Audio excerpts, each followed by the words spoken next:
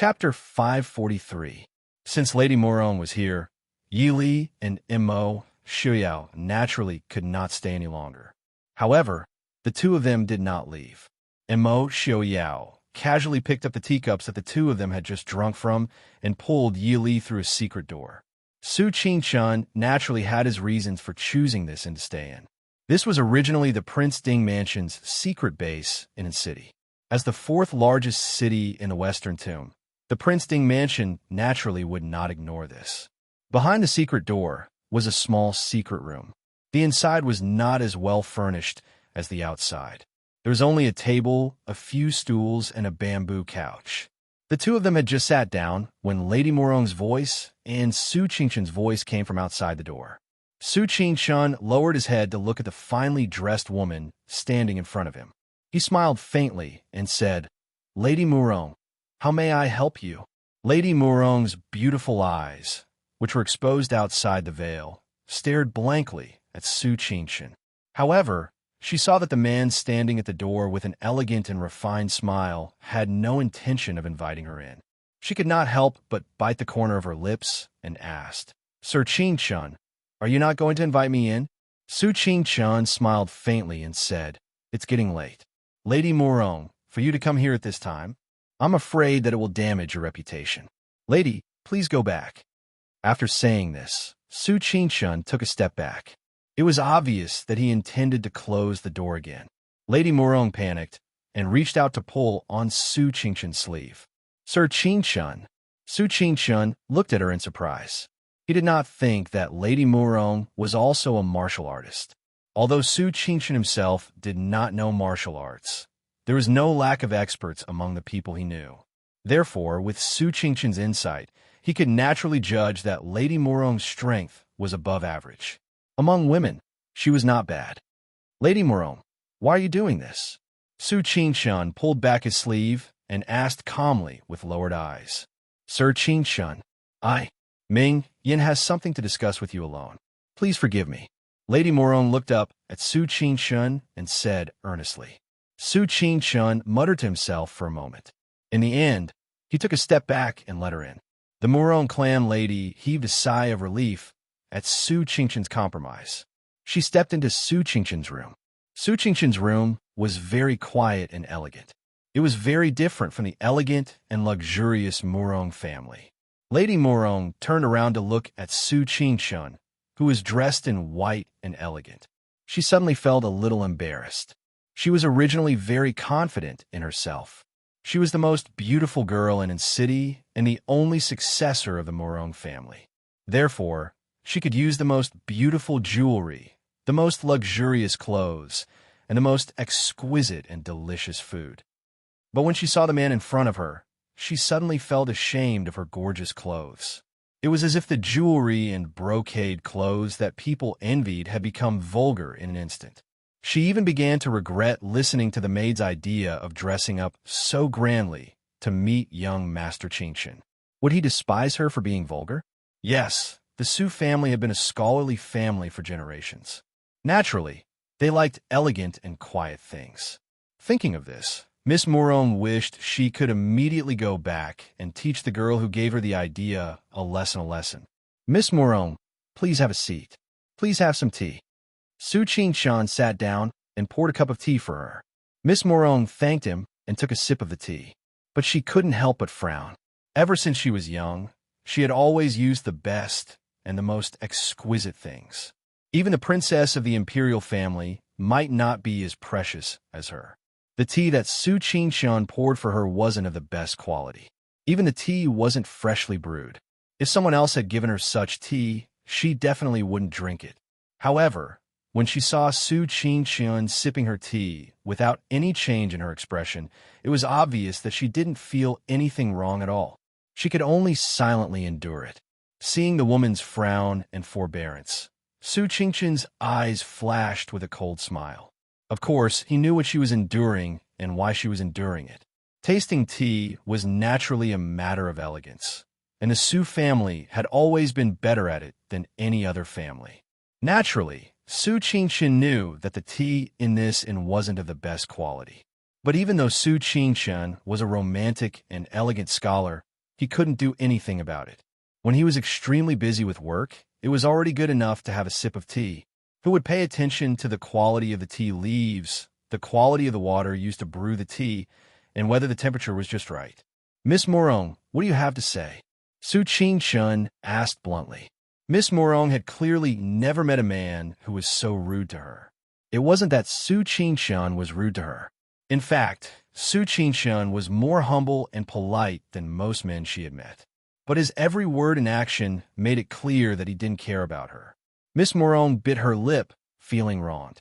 She raised her hand and removed the veil that had been covering her face, revealing a beautiful face. However, this time, Miss Morong was disappointed. Su Qingshun's eyes didn't waver at all when he looked at her. It was as if it had nothing to do with him whether the woman in front of him had a veil over her face or whether she was beautiful and beautiful. Miss Morong stared at Su Qingshun for a long time. When she was finally sure that he didn't care about her appearance, she lowered her eyes to hide her vexation and frustration. My name is Murong Mingyan. Greetings, Sir Qingshun. The room was silent, but Murong Mingyan was secretly gloomy. She had only noticed Sir Qingshun's gentle and refined appearance, but had forgotten that he had dared to slap her granduncle and the Murong family in the face. How could he be an easy person to talk to? After waiting for a long time for Su Qingshun to speak, Murong Mingyan stared at the cold-hearted man in front of her with grief. She gritted her teeth and said, Sir Qingshun, are you willing to marry into the Murong family? When these words came out, not to mention the shadow guard who was secretly protecting Su Qingshun, even Imo, Xiaoyao, and Yili, who were in the secret room, couldn't help but change their expressions. Yili's charming face sank and said coldly, This Murong Mingyan has guts. Imo, Xiaoyao nodded in agreement. Indeed, she has guts. The Murong family dared to steal his woman. Did they not want to live anymore? Su Qingshun, who was outside, was as calm as ever. He said indifferently, Miss Murong, what do you mean? A bitter smile appeared on Murong Mingyan's beautiful face. She stared blankly at Su Qingshun and said, Sir Qingshun, you must have heard my grandfather's words. They will choose one of the top 10 experts to be my son-in-law. Su Qingshun lowered his eyes and said, I don't know martial arts. Not to mention the top 10 experts.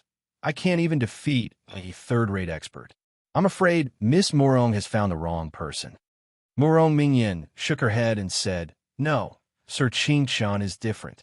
Sir Qingshun is famous throughout the world and has outstanding wisdom. If Sir Qingshun is willing to marry into the Murong family, even if my grandfather is the world's #1 expert, he will give him up. Looking at Su Qingshun's indifferent expression, Murong Mingyan said hesitantly, Sir, you're not willing? I'm not worthy of Miss Morong. Su Qingshun said modestly. In reality, he was rejecting Murong Mingyan's suggestion. Murong Mingyan's expression changed slightly. Why? As long as you marry me, the entire Murong family will be yours. Isn't having the entire Murong family 1,000 times better than Sir Qingshun working for Prince Ding in Glass City? Or am I not beautiful enough and not worthy of Sir Qingshun? Chapter 544.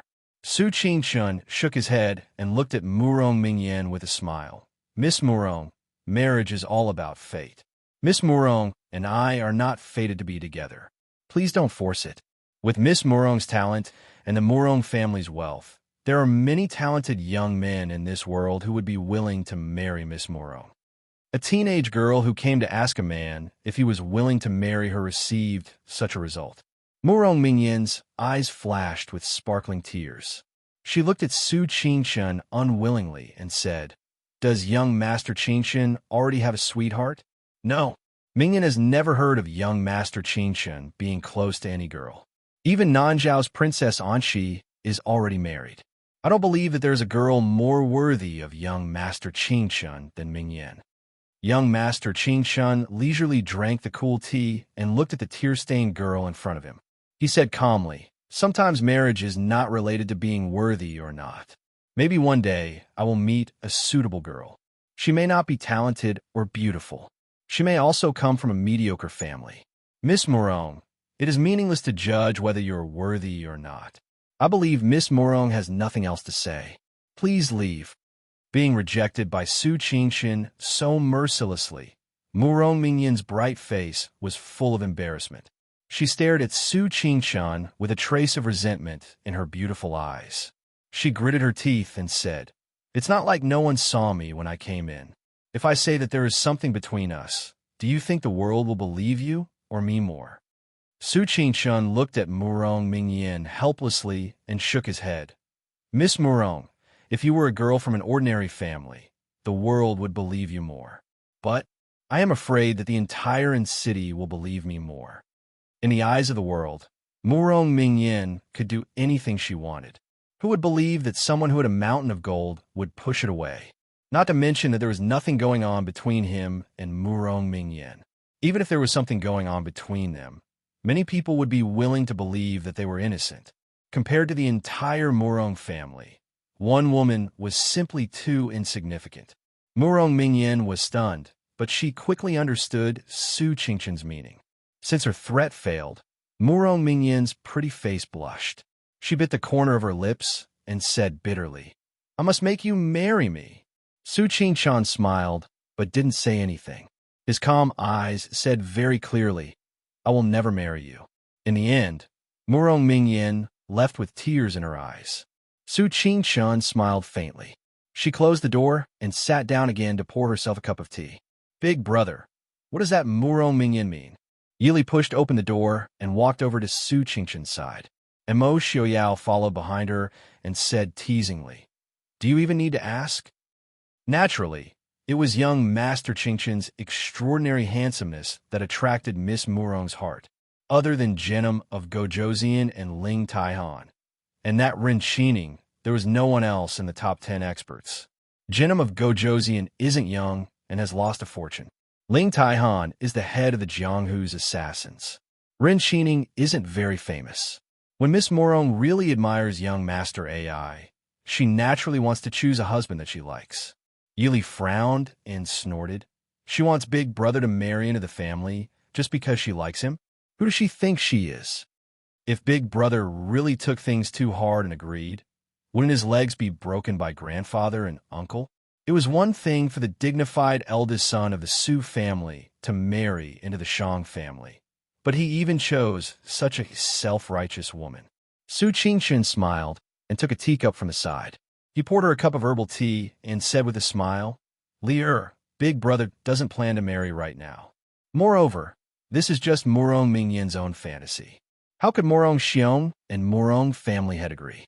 Between us, Pavilion Master Ling is more likely. Murong family definitely wouldn't let their daughter marry into the family of the Emperor of Xiling, so their choices were extremely limited. If they wanted to fight against Genom of Gojoseon, Miss Murong could only marry Mo Jingqi, Ling Taihan, and Mo Xiaoyao. Unfortunately, Mo Xiaoyao didn't appear at all, so the final choice would only be between Mo Jingqi and Ling Taihan.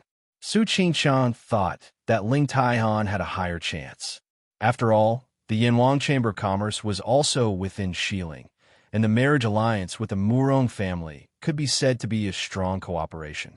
Moreover, Ling Taihan and Genom of Gojoseon had a grudge, but the Yanwang Chamber of Commerce and Ling Taihan had existed steadily for so many years. This also showed that Genom of Gojoseon was afraid of Ling Taihan. Mo Xiaoyao frowned and thought, not necessarily. If young Master Qingshan is really willing to marry into the Murong family, Murong Xiong might give up on Ling Taihan. The marriage alliance between the Murong family and the Yanwang Chamber of Commerce was good, but in the end, the family head would no longer be a member of the Murong family. However, if the wise young Master Qingshan married into the family, it would be completely different. He could rely on the relationship between the Su family and the Prince Ding Mansion to contain the Emperor of Shiling's family. He also had young Master Qingshan's peerless strategy and Murong Xiong's peerless martial arts. Genom of Gojoseon would have to think twice if he wanted to make a move on the Murong family. So, Brother Qingshan, this time you really have to be careful. Mo Xiaoyao earnestly warned. If he wasn't careful and lost a smart person to share the burden of government affairs, it would really cause him a lot of trouble. Su Qingshun thought about the possibility of what Mo Xiaoyao said. After a moment, he nodded and said with a smile, "Many thanks to Prince for the reminder." Since he said this, he naturally had a plan to deal with it. Mo Xiaoyao didn't say anything more. He held Yi Li's hand and stood up, saying, "Big brother can use whoever you need. Li, and I will also stay in the city. Be careful." Su Qingshun nodded indifferently and watched them leave. After sending off Mo Xiaoyao and Yi Li, Su Qingshun frowned and thought about what might happen tomorrow. Under the candlelight, his handsome lips curved into a faint smile. There were many things that he didn't want to take too far if he could make concessions, but he hoped that the Murong family would be as tactful tomorrow. Young Master Qingshun. A shadow guard stood at the door and reported. Su Qingshun sat up straight and asked, "What's the matter?" The shadow guard walked in and presented a letter with both hands, saying, "The White Tiger just sent news." Su Qingshun took the letter and the shadow guard respectfully retreated. Su Qingshun opened the sealed envelope and saw a White Tiger logo on it. Su Qingshun picked at the handsome letter. This Ren Qining. He didn't seem to reveal his talent, but he was actually quite interesting.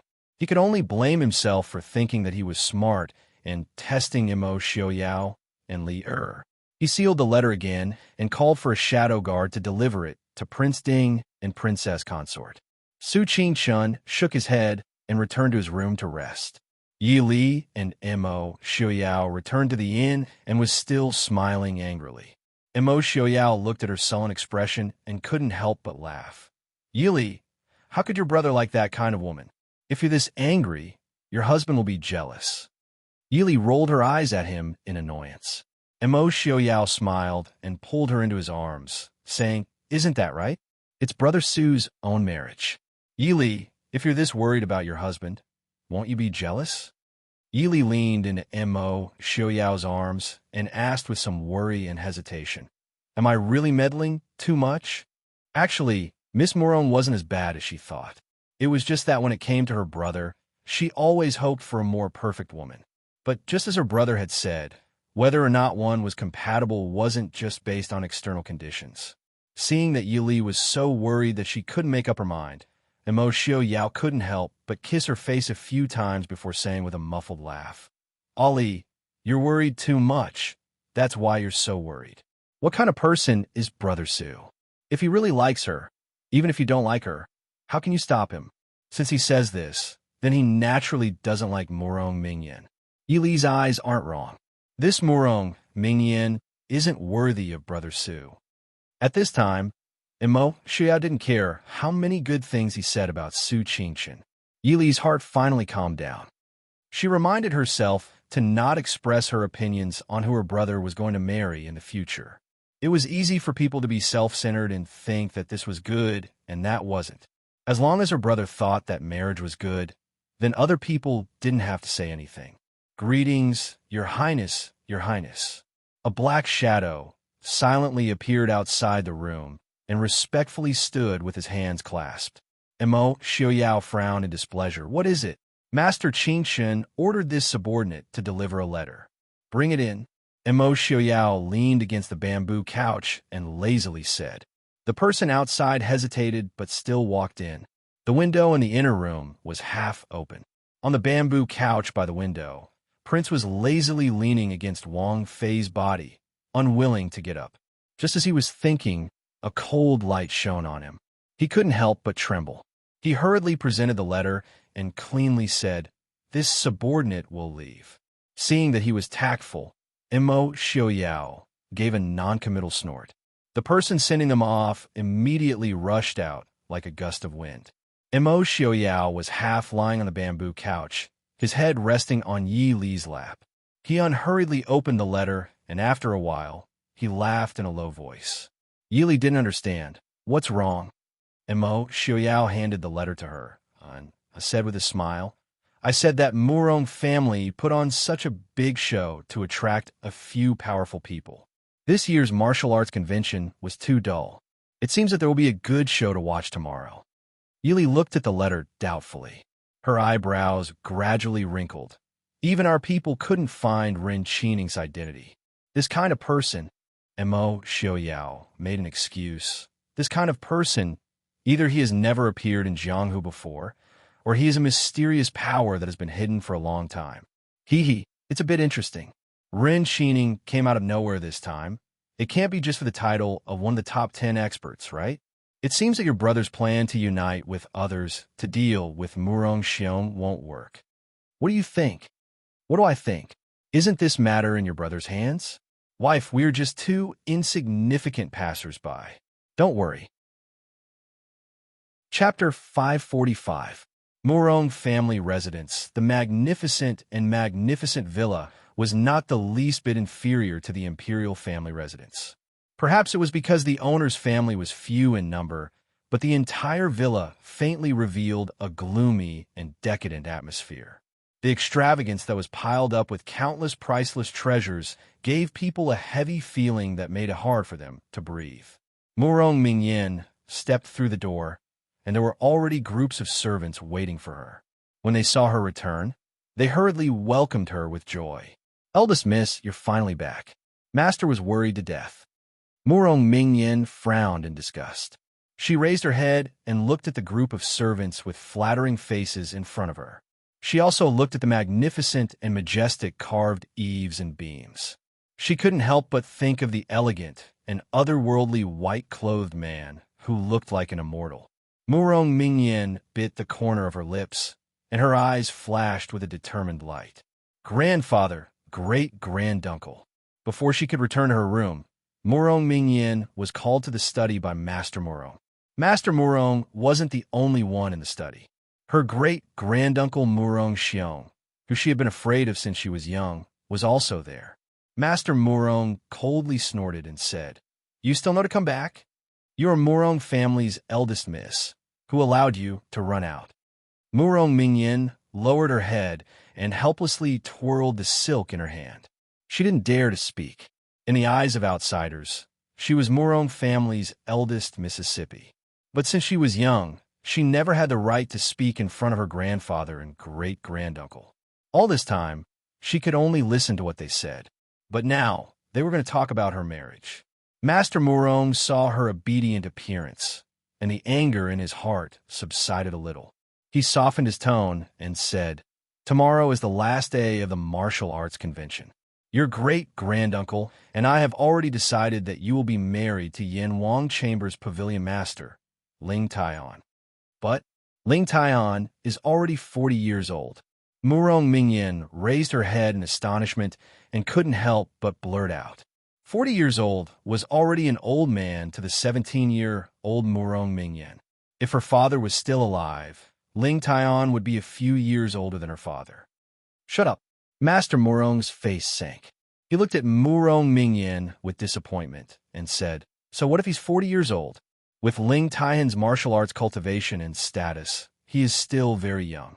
How many people in this world do you think can stand up to Lei Jinting? I actually wanted to marry you to Prince Ding, but it's a pity that he doesn't like you and isn't even willing to come." Being mercilessly ridiculed by her own instructions, Murong Mingyan was so embarrassed that her entire face flushed red. Very quickly, her complexion turned deathly pale, and she was unable to speak for a long time. In the end, she was his granddaughter, and she was his only bloodline in the world. Seeing her like this, Master Murong sighed and eased his expression. He said patiently, "We deliberately made such a scene for your sake. There are only a few truly capable people in this world. Prince Ding's refusal to come shows that he doesn't care about you or Murong family's wealth. Moreover, everyone knows that Prince Ding is deeply in love with Princess Ding. Even the capital of the Northwest is named after her. Prince Ding won't abandon his wife for the sake of his reputation and the Su family. Even if you marry him, you can only be a concubine. As for Emperor Chu and Prince Li, Emperor Chu already has the Lu family by his side. There's no room for us to interfere. I'm afraid that Prince Li won't be able to do much. But Ling Taihan is different. He is the master of Yin Wang Chamber. He lives in Xiling, and he has a good relationship with Prince Ding. It was precisely because of this identity that no one dared to offend him, even though he was not involved in any fights. Furthermore, Ling Taihan hasn't married yet. If you marry him, You'll be the wife of the pavilion master of the king of Hell's Pavilion. You also have the support of the Murong family. Who in this world would dare to give you any face? Murong Mingyin stubbornly bit her lip and didn't answer, even if her grandfather praised Ling Taian. In Murong Mingyin's eyes, how could Ling Taian, who was dressed in plain clothes and looked ordinary, compare to the elegant young Master Qingchen? If Yili was here, she would definitely scoff at Murong Mingyin's taste. It wasn't that Yili thought Ling Taian was better than Su Qingchen, but the two were completely different types.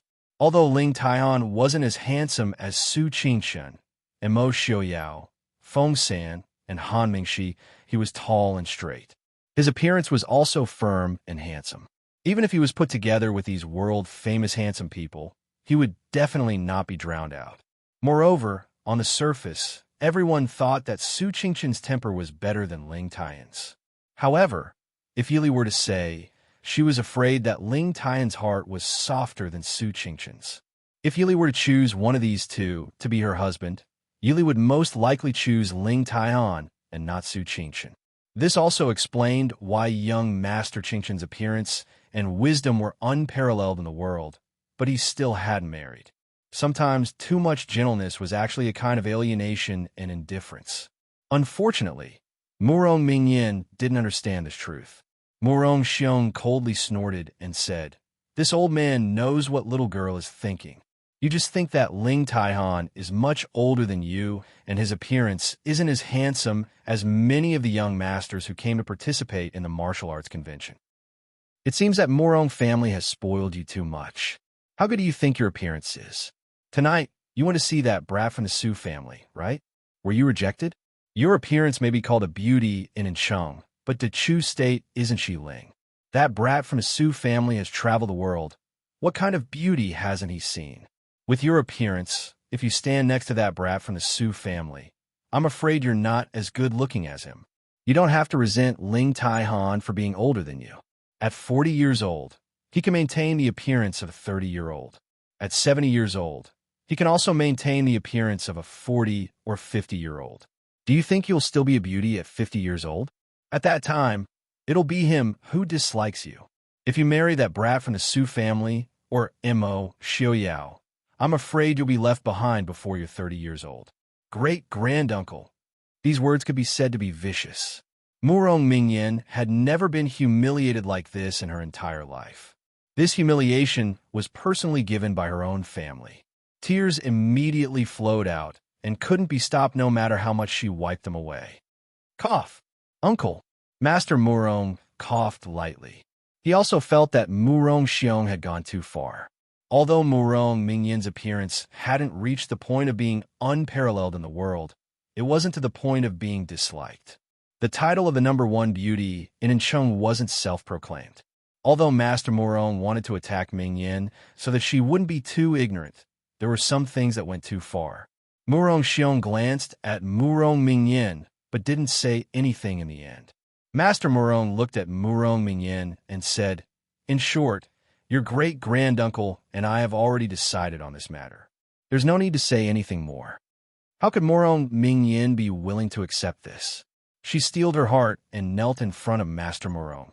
"Grandfather, Mingyin has a better idea. Pavilion Master Ling might not be the best choice." Master Murong raised his gray eyebrows. It wasn't that he looked down on Murong Mingyin, but he was very clear about his granddaughter's capabilities. Naturally, he didn't believe that Murong Mingyin had any good ideas. Murong Mingyin quickly said, "Young Master Qingchen." Master Murong's expression changed, and he said angrily, "I've said so much to you, but you're still stubborn.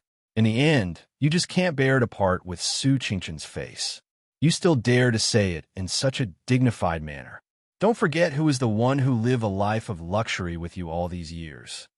Murong Mingyin looked at Master Murong with tears in her eyes. Murong Xiong frowned and raised his hand to stop his nephew from shouting. He stared at Murong Mingyin and said, "Tell me about it." Murong Mingyin was overjoyed and quickly said, "Young Master Qingchen's wisdom is unparalleled. If we can make him agree to marry into the Murong family." Chapter 546. Master Murong snorted and sneered. Marry into the family? Don't you know what kind of family the Su family is? It's already hard enough for him to agree to marry you, but you still want to marry into the family. Master Murong was also unhappy when he said this. There is nothing more disgusting than having someone who was proud of his family admit that he was inferior to others. However, in the eyes of the world, even if the Su family was poor, their status was much higher than the Murong family. The so-called scholarly family, Humph. Murong Mingyin thought of Su Qingqian's ruthlessness, and her beautiful eyes couldn't help but dim. She continued, Great-granduncle and grandfather are very resourceful, so they must have a way. If young Master Qingqian can become a member of the Murong family, we don't need to get involved with the assassin organization because of his relationship with Princess Ding. The Emperor of Xiling won't dare to touch the Murong family easily. Moreover, with young Master Qingqian's help, the Murong family will rise to a higher level. Master Murong hesitated when he heard this. It would be best if the Murong family could rise to a higher level. Once Su Qingqian married into the Murong family and the Su family would be relatives. Most importantly, the next generation of the Murong family would be the son of the famous young Master Qingqian. At that time, who would dare to say that the descendants of the Murong family were businessmen who reeked of money? However, the Su family had always been indifferent. How could they agree to such a proposal? Master Murong looked at Murong Xiong and hesitated for a moment before saying, If so, Su Qingqian is indeed more suitable than Ling Taihan. After all, Ling Taihan is the head of the assassins. I'm afraid it won't be easy to control him. But this matter, I'm afraid it won't be easy. Murong Xiong narrowed his eyes and pondered. His eyes emitted a sharp light. He said proudly, What's not easy about it? It's his blessing that I, Murong Xiong, am willing to marry my great niece. It wasn't because Murong Mingyin was good enough for Su Qingqian, but because Murong Mingyin was his great niece. As a #1 expert in the world, he was confident that Su Qingqian would not refuse this proposal. Master Murong looked at Murong Mingyin, who was kneeling on the ground with eyes full of expectation, and then looked at Murong Xiong, who was full of confidence. In the end, he agreed. It could be said that they had come to the martial arts tournament in high spirits, but they had returned in disappointment. On the second day of the martial arts competition, half of the top 10 experts had died before the third day of the competition. As for how they died, everyone was well aware. After all, everyone wants to be the son-in-law of the richest man in the world, but the Murong family only has one daughter. Naturally, he had to reduce his enemies as much as possible. Therefore, when the competition started and only half of the original top 10 experts appeared, no one felt the slightest bit surprised. Genom of Gojoseon turned to look at Ling Taihan, who was resting with his eyes closed, and asked with a smile, Pavilion Master Ling, are you interested in testing your skills on stage this year? Although his face was calm, as usual, Genom of Gojoseon was very cautious of Ling Taihan in his heart. In this meeting, he could not see through Ling Taihan's depth. In other words, even if Ling Taihan was not stronger than him, he was definitely not weaker than him. However, Ling Taihan was 10 years younger than him. Thinking about Mo Xiaoyao, who was 7 or 8 years younger than Ling Taihan, Genom of Gojoseon suddenly felt a trace of exhaustion and helplessness. Compared to Mo Xiaoyao, he was already old. The one who should have competed with Mo Xiaoyao was his son, but unfortunately, his son was far from being able to compare to Mo Liufeng's son. Turning around to look at Lei Tingfeng, who was sitting behind him, Genom of Gojoseon began to reflect on whether he had arranged things too well for Tungfeng, to the point where he was inferior to Mo Xiaoyao in every aspect. Perhaps when he goes back, he should let him take charge. Ling Taihan opened his eyes and said indifferently, Not interested.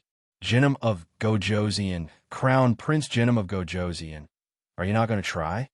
Among these so-called rookies, other than the youth called Ren Qining, who is somewhat interesting, the others were simply not worthy of Ling Taihan's attention. Ling Taihan, who had just fought with Mo Xiaoyao, had no interest in fighting with the younger generation. Moreover, there were stronger opponents in his city right now. Ling Taihan lowered his eyes and looked at his right hand resting on the armrest. Then, he casually turned his gaze to the magnificent Murong family villa not far away. Jinnum of Gojoseon laughed loudly. Tongfeng's insignificant martial arts is not good enough for him to compete on the stage. He is also not a person of Jianghu, so there is no need for him to care about this little dispute.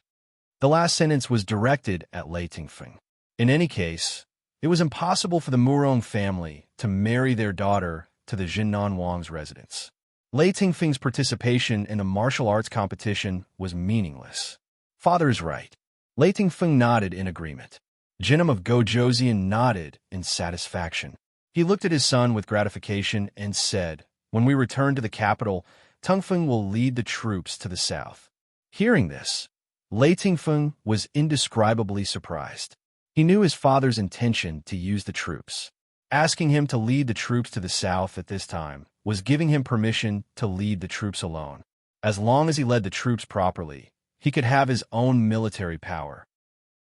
Seeing that he understood his meaning, Jinnum of Gojoseon patted him on the shoulder and said, "You are not young anymore. It is time for you to take charge. Father is also old. Father is at the peak of his life. This child thanks father." Lei Tingfeng said. Jinnum of Gojoseon and his son said this without any intention of hiding it from others. Even Su Qingshan, who was dozing off to the side, did not seem to care. This was originally Jinnum of Gojoseon's test of Su Qingshan. Young Master Qingshan was famous throughout the world, but many things could not be done with talent alone. He also needed to be decisive and ruthless. The terrain at the border between Nanzhao and Xiling was complicated. It was impossible to end the battle quickly. Thus, from the start, Jinnum of Gojoseon had the idea of attacking Nanzhao first. He had not planned on a quick sneak attack. Thus, keeping it a secret was not so important. Or rather, if he could test Su Qingshan's true depths, even if he leaked a bit of military intelligence, Jinnum of Gojoseon would feel it was worth it. If Su Qingshan chose to save Nanzhao, it meant that this person was soft-hearted and did not need to be feared. If Su Qingshan chose to stand by and watch, there was also no need to be too worried.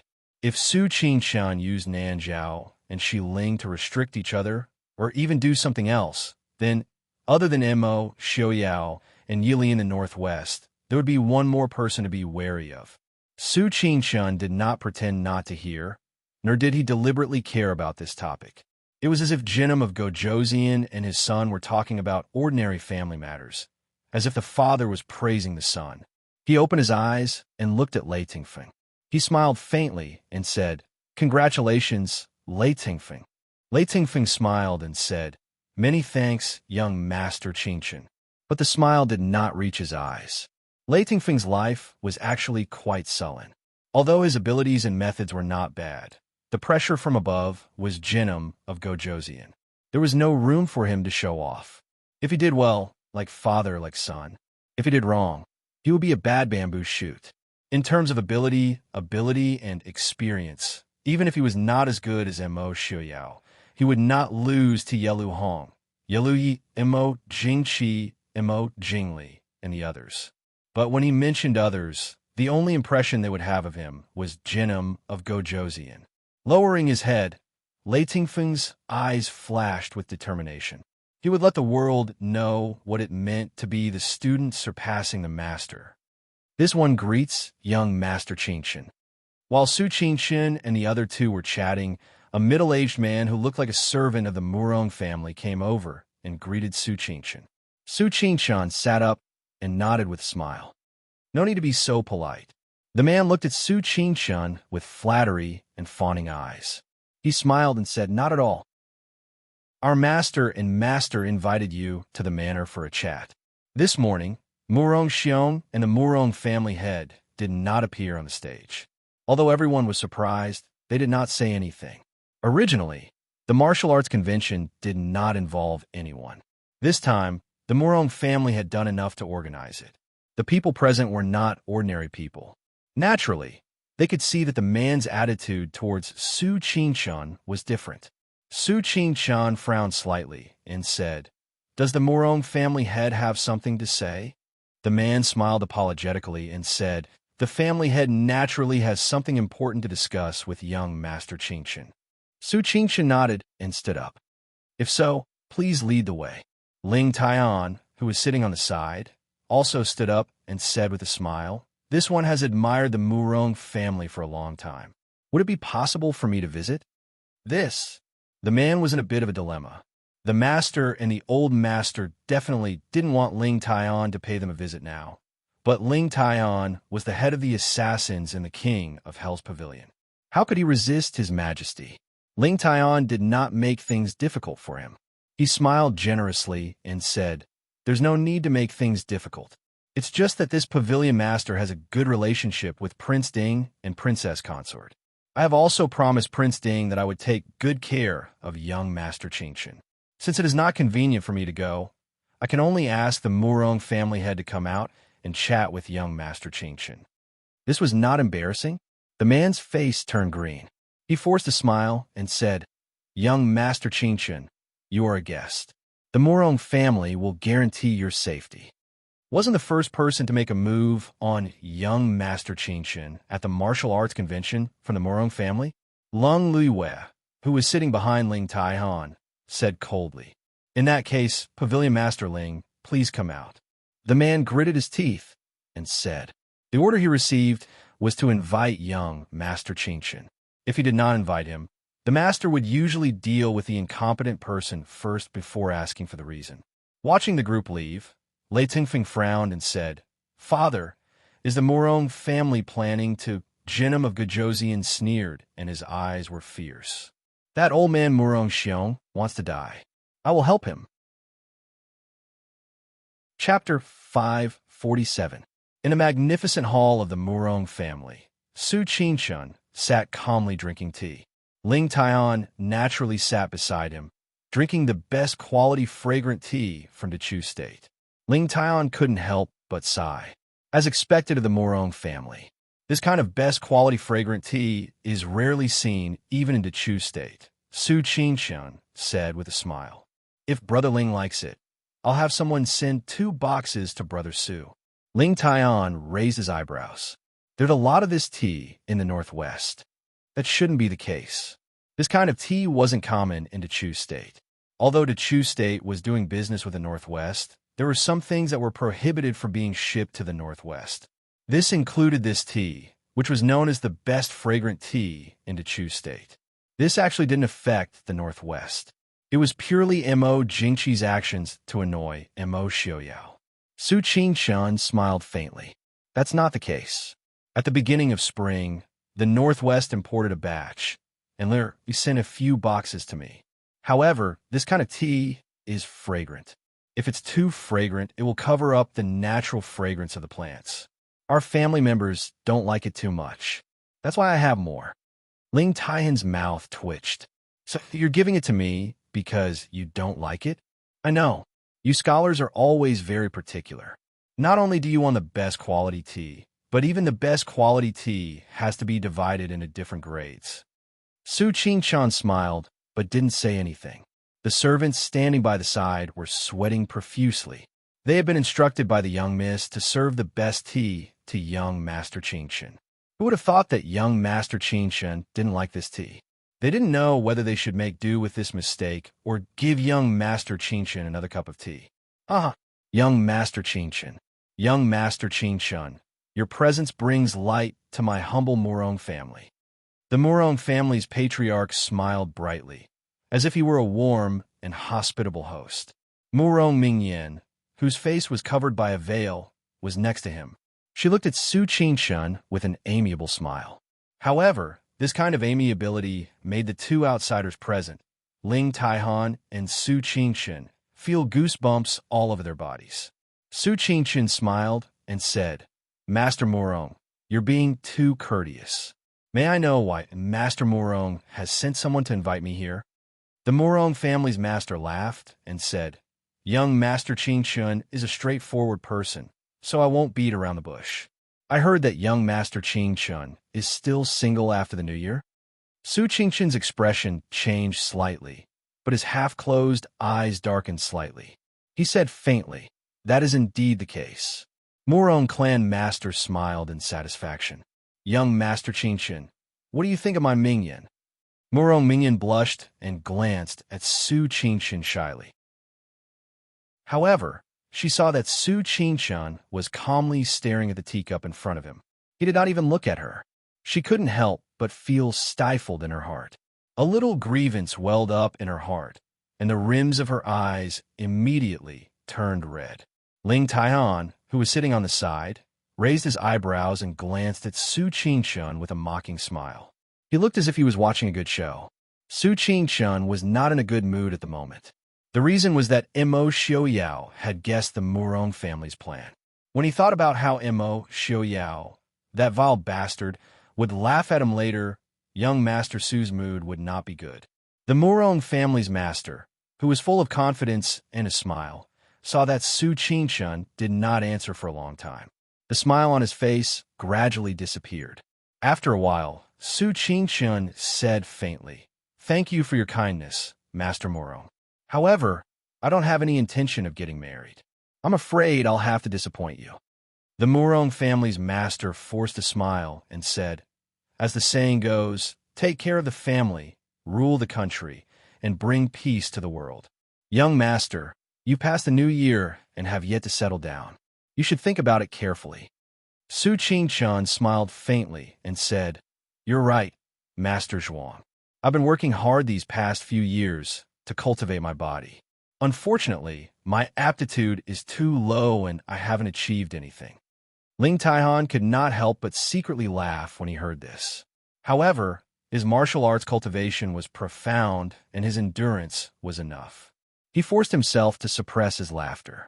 Master Murong had said that he would govern the country and bring peace to the world. Su Qingshan had taken that out of context. Ancient people said that cultivating one's body would govern the country and bring peace to the world. Young Master Su was still working hard on cultivating his body.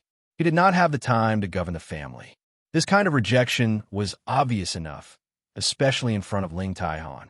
It could be said that he had cut off the possibility of the Murong family choosing another path. Master Murong's face darkened. He said coldly, "If that's the case, why did young Master Qingshan stay alone with Mingyu last night? Could it be that young Master Su is well-educated and does not know that men and women should not touch each other? Do you not know the importance of a girl's reputation? Could it be that young Master Qingshan does not intend to give the Murong family an explanation?" Explanation? Su Qingshan frowned and looked at Master Murong and Murong Mingyan in confusion. The confusion and doubt in her calm eyes almost made the two people unable to maintain the expression on their faces. Su Qingshan said, "Young Lady Murong came to visit last night. Originally, I wanted to talk at the door, but young Lady Murong insisted on talking with me alone. Or did Master Murong think that it would be better for us to be in a deadlock at the door and be seen by passers-by? In addition, even if we talked in private, Master Murong must know my identity. I can guarantee that there were no less than 4 people in the room at that time. Moreover, I did not touch young Lady Murong's finger." Murong Mingyan was ashamed and ashamed. She said with tears in her eyes, "Young Master Qingshan, is Mingyan really not worthy of your attention?" Su Qingshan frowned and said indifferently, "I'm sorry." At this point, it was already a deadlock. Ling Taihan thought about whether he should say something or not. No matter what, it was important for him to get Su Qingshan out of the Murong family in one piece. He did not care about other people, but he was afraid that the old monster Murong Xion would suddenly make a move. If that happened, they would be in danger today. Master Murong's face darkened. He stared at Su Qingshan and said, "Young Master Qingshan, even if you don't think for yourself, you should think for Prince Ding and Princess Ding, right?" Su Qingshan raised her eyebrows. "Master Murong, please forgive me for not understanding your words." Master Murong sneered, "Not only does my Murong family own 60% of Shiling country's business, we also have a lot of business in the Chu State and Li City in the Northwest. Speaking of which, the Northwest iron mines are all bought from the Chu State and Shiling, right? Coincidentally, 70% of the iron mines I buy in Li City are bought from Shi Ling from the Morong family. For a normal family, they might not use much iron in their lifetime. But for the Prince Ding mansion, which had nearly 1 million soldiers, they would not have weapons without iron mines. Therefore, iron mines were a very important issue for the Northwest. The Morong family was rich, so how could they not see such a huge benefit? As early as when the Northwest and the Chu state had just broken off relations, the Morong family had already taken the initiative to contact the Prince Ding mansion. Su Qingshun lowered his eyes and did not speak. If Master Morong could see him, he would definitely see the sneer and coldness in his cold eyes. Unfortunately, Master Morong did not see it, so he took Su Qingshun's silence as a compromise. He nodded proudly and laughed. Young Master Qingshun, why don't you think about it carefully? Although my Morong family is a merchant family, our wealth is comparable to that of a country. After marrying into the Morong family, young Master Qingshun will be the next master. Isn't it 1,000 times better than being Prince Ding's assistant? Cough, cough. With such shocking words, even Pavilion Master Ling, who was as calm as a mountain, almost choked on his tea. Ling Taian looked at Master Morong with admiration. You want Su Qingshun to marry into the family? You really dare to dream. If Su Qingshun does not destroy your Morong family, I will compensate you with the Yanwang Chamber of Commerce. Ling Taian and Su Qingshun had known each other for a long time. Although they did not meet often, it did not prevent him from understanding Su Qingshun, because this was the experience he gained from personal experience. Chapter 548. In the end, the two of them were politely escorted out by the servants of the Morong family, who flattered Su Qingshun along the way. It seemed that the servants of the Morong family had already decided that young Master Qingshun would be the future son-in-law of the Morong family. When they were far away from the Morong family, Ling Taihan finally couldn't hold back his laughter. He then looked at Su Qingshun and laughed loudly. Su Qingshun looked at him coldly and asked indifferently, "Is it very funny?" Ling Taihan generously admitted, "It's not bad. After so many years, young Master Qingshun has finally entertained me for once." Young Master Qingshun had always been the one to laugh at other people's jokes. This time, it was finally others' turn to laugh at him, being forced to marry into the family. If this news were spread, who knew how many jaws would drop? Su Qingshun glanced at him, then turned and walked in the direction of the city. Ling Taian looked at his back and rubbed his chin. He threw his second sister and third brother to the back of his mind and followed him with a look of anticipation. Su Qingshun didn't know martial arts, so he could only walk slowly. Ling Taian followed beside him very easily. Young Master Qingshun, have you thought of how to deal with the Morong family?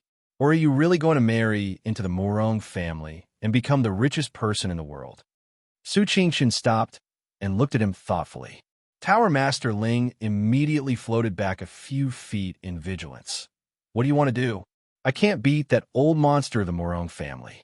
Su Qingshun smiled. Someone told me that as long as there's an expert on the same level as Tower Master Ling, it'll be enough to deal with Morong Xiong. Mo Xiuyao. Ling Taian gritted his teeth and glanced at Su Qingshun. No problem. Tell Mo Xiuyao to come himself. I also want to see if he has improved. Also, what benefits do I get from helping you deal with the Morong family? Friends are friends. Business was business. Dealing with the Morong family was a big matter, so he wouldn't do it without some benefits. Su Qingshun clasped his hands behind his back and said calmly, "Of course I won't disappoint you, Brother Ling. But if I want to deal with the Morong family, it's not enough to have just you and me. We need a partner." Ling Taihan frowned and said in a deep voice, "Enchanting?" Ling Taihan was able to become the head of the Yanwang Chamber of Commerce at such a young age and become one of the top 4 experts in Jianghu. Naturally, he wasn't stupid. Within Shilling's borders, it would be extremely difficult to deal with the Morong family, a behemoth that even the royal family feared, without official permission. Enchanting will cooperate with you. The enmity between him and Mo Lufang is known to the whole world. There are no eternal friends in this world, and, similarly, there are no eternal enemies. Enchanting will come and find us himself. Leaving these words behind, young Master Chen flew away. Only Ling Taian was left behind. He shook his head and sighed helplessly. It seems like the Murong family's fate is already at its end. Otherwise, how could they have offended this god? Prince Jinnum of Gojoseon looked at the competition on the stage with a solemn expression. Lei Tongfeng, who was sitting behind him, knew that his father's thoughts were no longer on the stage. How is it? Jinnum of Gojoseon asked the gold-robed guard in front of him.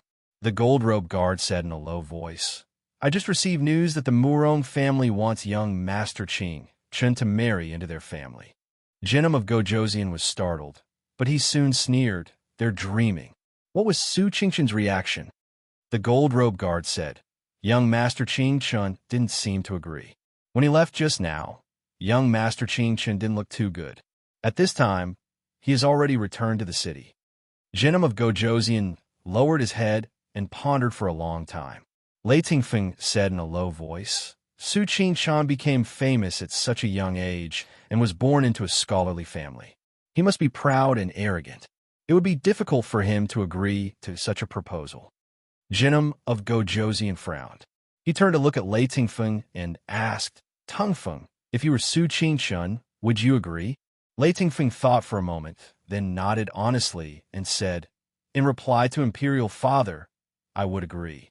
Jinnum of Gojoseon nodded and smiled. What you said is the truth. Let's go back to the city. Standing up, Jinnum of Gojoseon turned and walked out of the arena. Lei Tingfeng naturally followed immediately. Lung Luiwei, who was sitting to the side, saw the two people leave. She then looked at the seats in the front row that were mostly empty. She thought for a moment and said, Third brother, let's go too. Sickly Scholar naturally wouldn't refute Lung Luiwei's words. He nodded and also stood up to leave. Rin Qining, who was currently sparring in the arena, glanced at the empty seats below from the corner of his eye. A cold light flashed in his eyes, and he flipped his sword to send his opponent off the arena.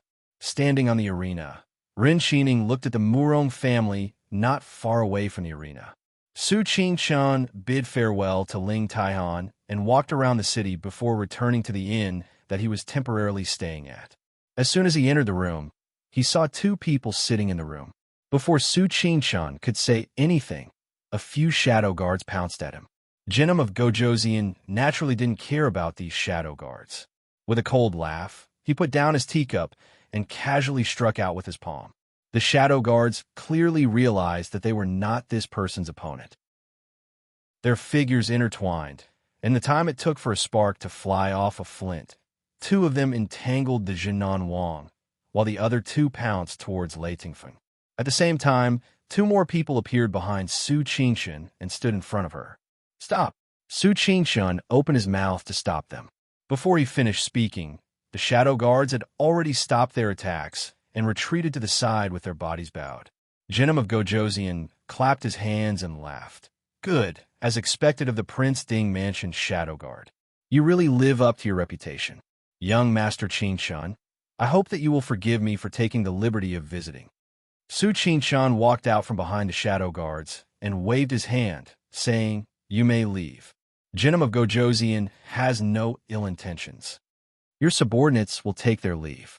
The shadow guards didn't delay and left after confirming Su Qingchan's words. Jinnum of Gojoseon raised his eyebrows and couldn't help but look at this gentle and graceful young Master Qingchan in a new light. Oh? How can young Master Qingchan be so sure that I have no ill intentions? Su Qingchan laughed. If Jinnum of Gojoseon wanted to ambush me, you could have done it anywhere. Why wait in the inn? Jinnum of Gojoseon nodded and said, That's right. I really envy Prince Ding. Not only does he have a wise person like young Master Qingchan to assist him, but his subordinates are also well-trained. Originally, I wanted to sneak in quietly, but I didn't expect to be discovered. What's more, they were actually able to keep their composure. Su Qingchan walked over to Jinnum of Gojoseon and sat down. He took a celadon teacup and poured himself a cup of tea. He smiled and said, Prince Ding, you flatter me.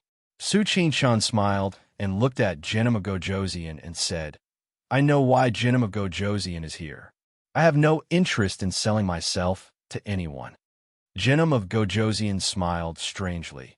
The Morong family's wealth is comparable to that of a country.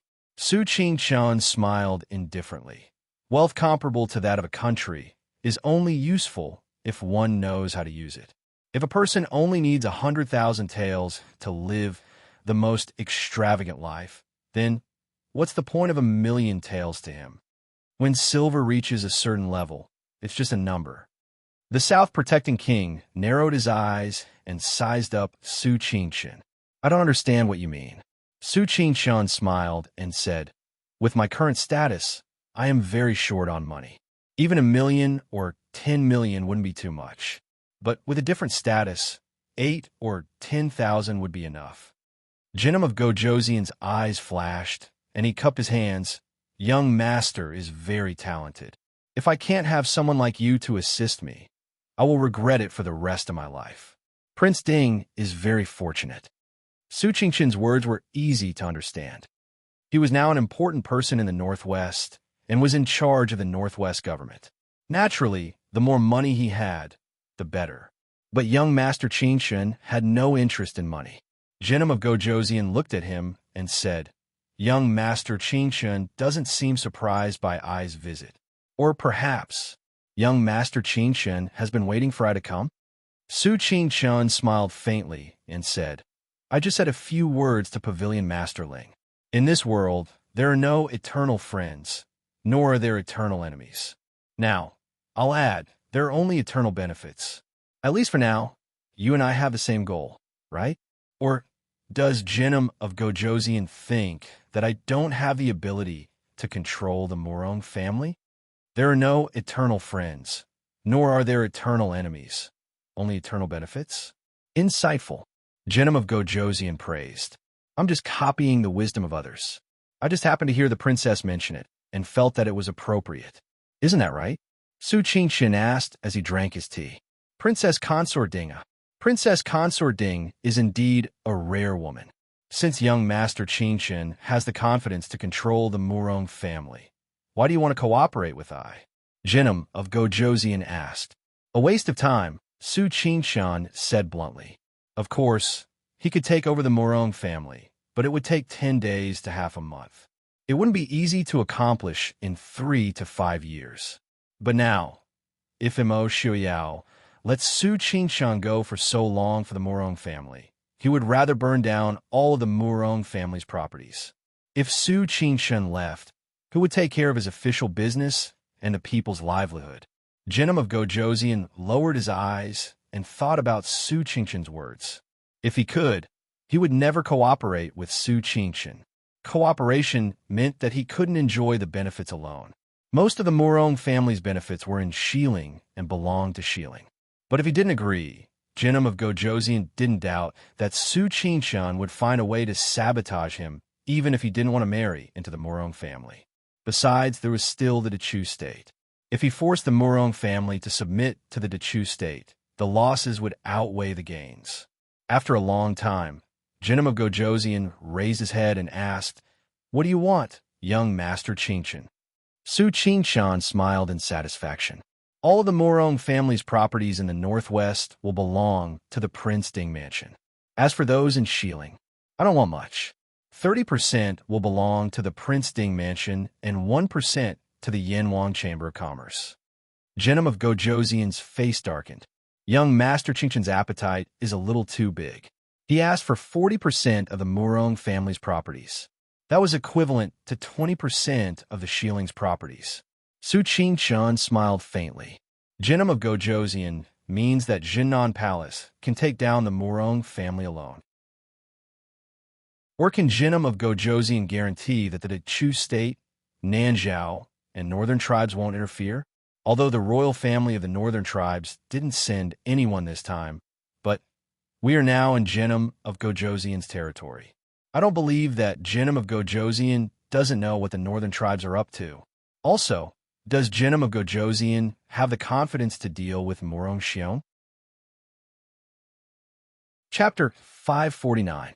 Does Jenim of Gojoseon have the confidence to deal with Morong Xiong? Su Qingqian's words were understated, But in Jinnum of Gojoseon's ears, it had a completely different meaning. Jianghu's experts seemed unable to affect the overall situation, but experts at Murong Xiong's level couldn't help but make people wary. No matter how much he had the upper hand, if he were to fight to the death, even if he had to risk his life to take your life, there were not many people in this world who would be able to resist him. The higher one's position, the more they cherished their lives. Jinnum of Gojoseon naturally didn't want to let go of such a huge threat to himself. He wanted to unify the world and destroy Mo Liufeng's descendants. But if he died at the hands of someone from Jianghu, then he would have nothing left. Young Master Qingshen persuaded Ling Taihan to act. That's right. Ling Taihan has a good relationship with young Master Qingshen and Prince Ding. Jinnum of Gojoseon said in a deep voice. Su Qingshan smiled faintly and said, "Friendship is friendship. Business is business. I won't hide it from Prince. This time, I only came on the way from Nanzhao. I didn't bring many people from the northwest. However, if I can persuade Pavilion Master Ling to act, then I can also persuade the Yinhuang Chamber of Commerce to follow my orders. This time, I'm afraid that the Yinhuang Chamber of Commerce will have to contribute the most. Prince Ding giving up 10% of the profits isn't too much." Jinnum of Gojoseon had nothing to say. The 10% profit that Su Qingshan spoke of was 100,000 or even 1,000,000 taels of silver for him. Looking at the smiling young master in white sitting in front of him, Jinnum of Gojoseon once again felt something stuck in his chest. He couldn't spit it out or swallow it. I don't understand why young Master Qingshan wants to act against the Murong family. Speaking of which, the existence of the Murong family isn't without benefits for the Northwest, right? Jinnum of Gojoseon asked. As long as the Murong family existed, the Northwest economy would never catch up to the Dechu state. Compared to the hundreds of families contending in the Dechu state, the Murong family of West Hill had been the dominant family for too long. Su Qingshan took a sip of tea and sighed softly. I did think of cooperating with the Murong family. Unfortunately, some people are too ignorant. Now that the Murong family is able to become a hidden danger in Xiling, it may not be impossible for them to become a hidden danger in Ding Wangfu in the future. Jinnan Wang was silent for a while before he respectfully said, I understand. I will do as young Master Qingshan said. If there's anything you need me to do, young Master Qingshan can just send someone to inform Tingfeng. Lei Tingfeng understood that his father wanted him to take care of this matter. He nodded and cupped his hands towards Su Qingshan. I hope young Master Qingshan can give me some pointers. Su Qingshan smiled faintly. Your Highness is too serious. Not long after Jinnum of Gojoseon and his son left, Ling Taihan floated in through the half-open window. He looked at Su Qingshan and smiled. It's rare that young Master Qingshan would think of me. I didn't waste my efforts to make friends with you. If I could have more friends like you, I wouldn't have to worry about the livelihood of those idiots at home. Su Qingshan looked up and smiled. So Pavilion Master Ling agrees? Ling Taihan nodded. Of course I agree. Why wouldn't I agree to such a good thing? With this deal, it won't be a problem to prevent the Yinhuang Chamber of Commerce from opening for 3 to 5 years. But you're a lot more generous this time. I thought that even if you didn't want to take the lead, you would at least split it with Lei Jinting. Su Qingshan said, West Hill is Jinnum of Gojoseon's territory after all. If we push them too hard, we'll only lose the chicken and the eggs. It's already not bad to get 30% without risking anything. Any more, and we'll be hated by others. Ling Taihan frowned. You've helped Lei Jinting this time. He's been thinking about making a move on the Murong family for a long time. Aren't you afraid that he'll make things difficult for you after he calms down? West Hill's national treasury isn't rich. Once he calms down, I'm afraid that even the 1,000,000 soldiers of the Prince Ding Mansion won't be able to withstand him.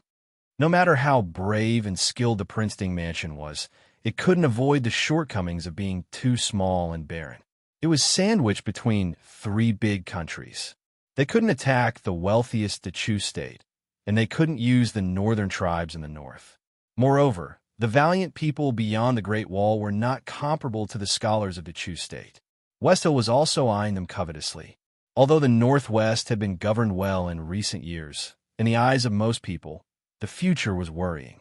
Su Qingshun gracefully used the cup lid to gently brush the tea leaves floating on the surface of the water. She laughed softly. It's easy to destroy many things, but to rebuild, it's extremely difficult. If Leijinting thinks that West Hill's business can be revived as long as the Murong family falls, I'm afraid he'll be disappointed, although he can get a large sum of military funds. But at least in 3 to 5 years, West Hill will only be poorer than before. Shaking the Murong family was equivalent to shaking the entire West Hill's economy. Without 3 to 5 years, no matter how talented the masters were, they wouldn't be able to save it. Moreover, in this era, except when they were poor, the nobles generally didn't pay much attention to businessmen. Naturally, those who were proficient in finance were even rarer.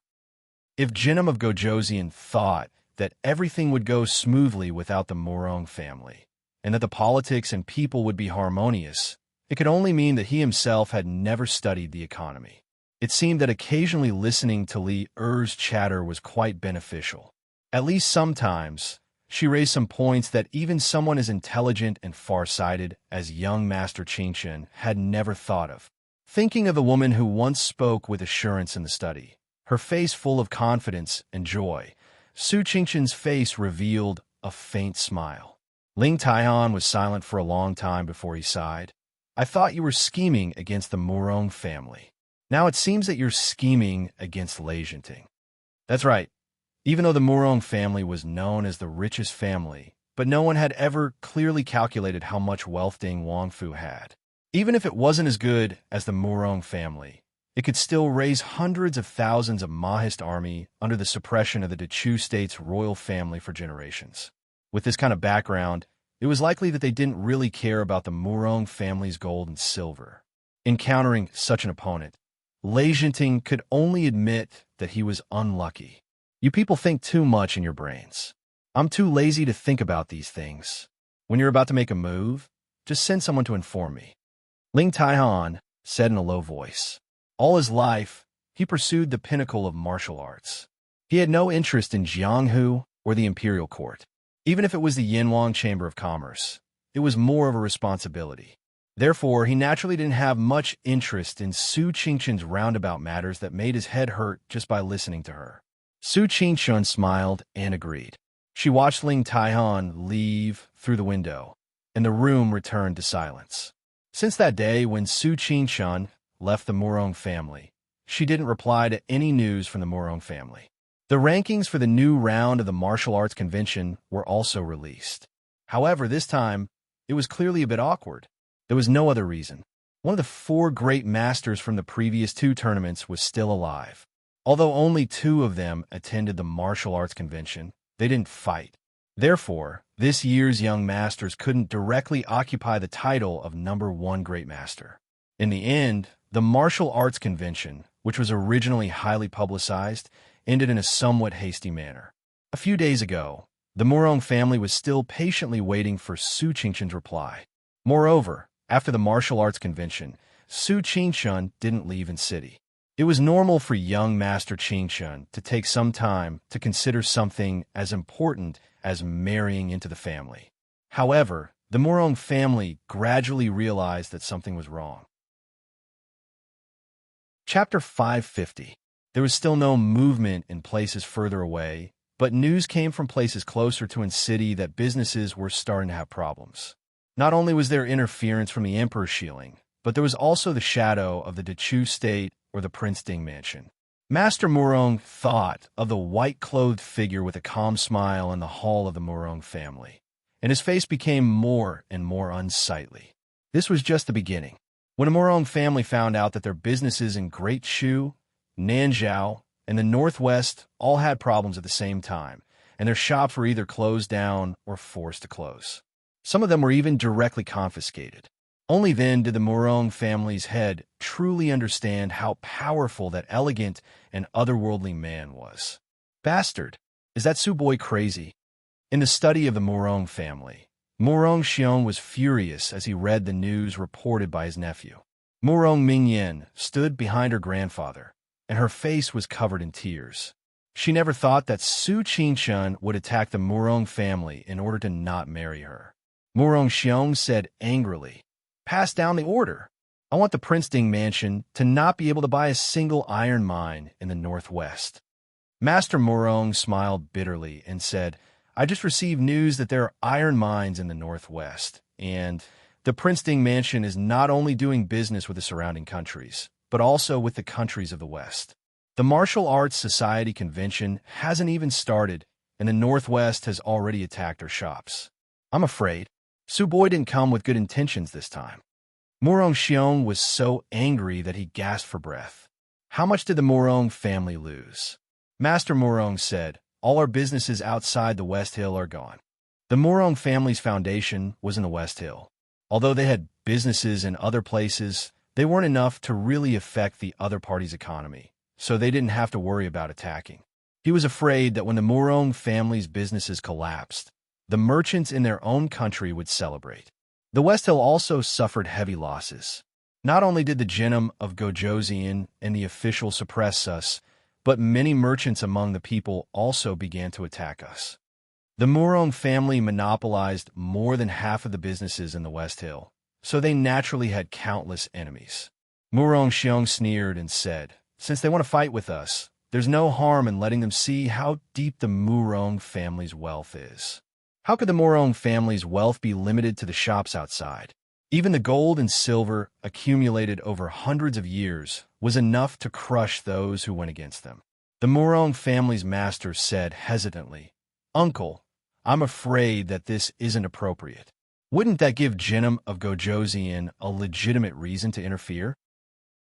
If the conflict between the merchants was too serious and affected the common people, Genome of Gojoseon could directly order his army to wipe out the Murong family, and no one would say anything."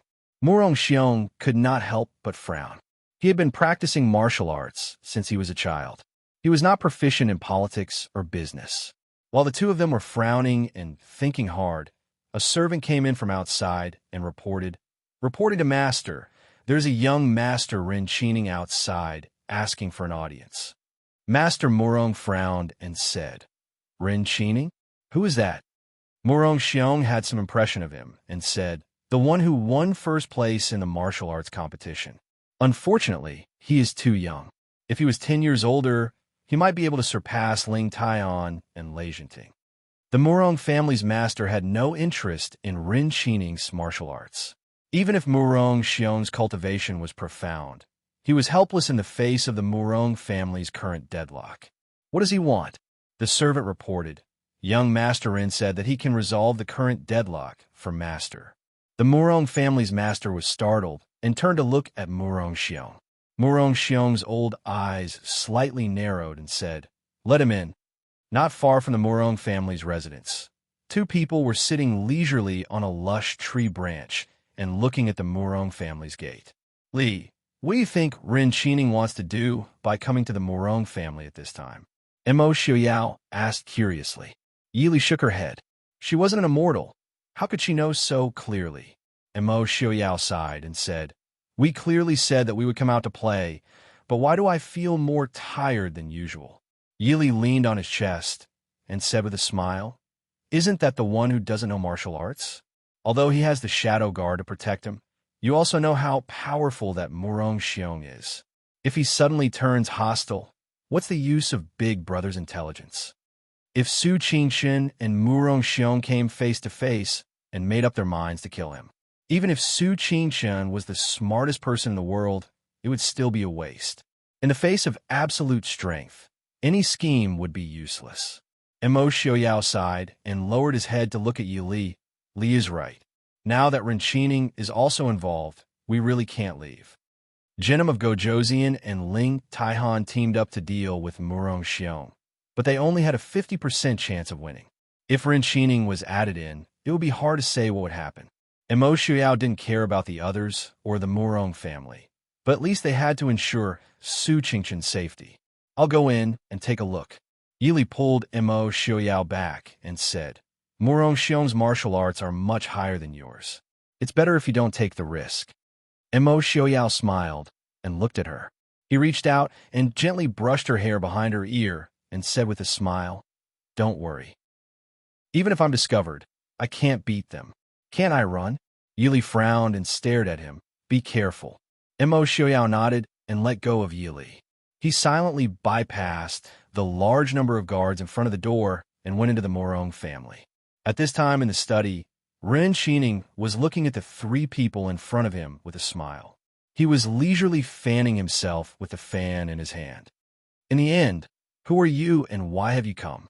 Morong family's head coldly looked at the gentle and scholarly-looking man in front of him. He was very clear that this person was different from young Master Qing Chun.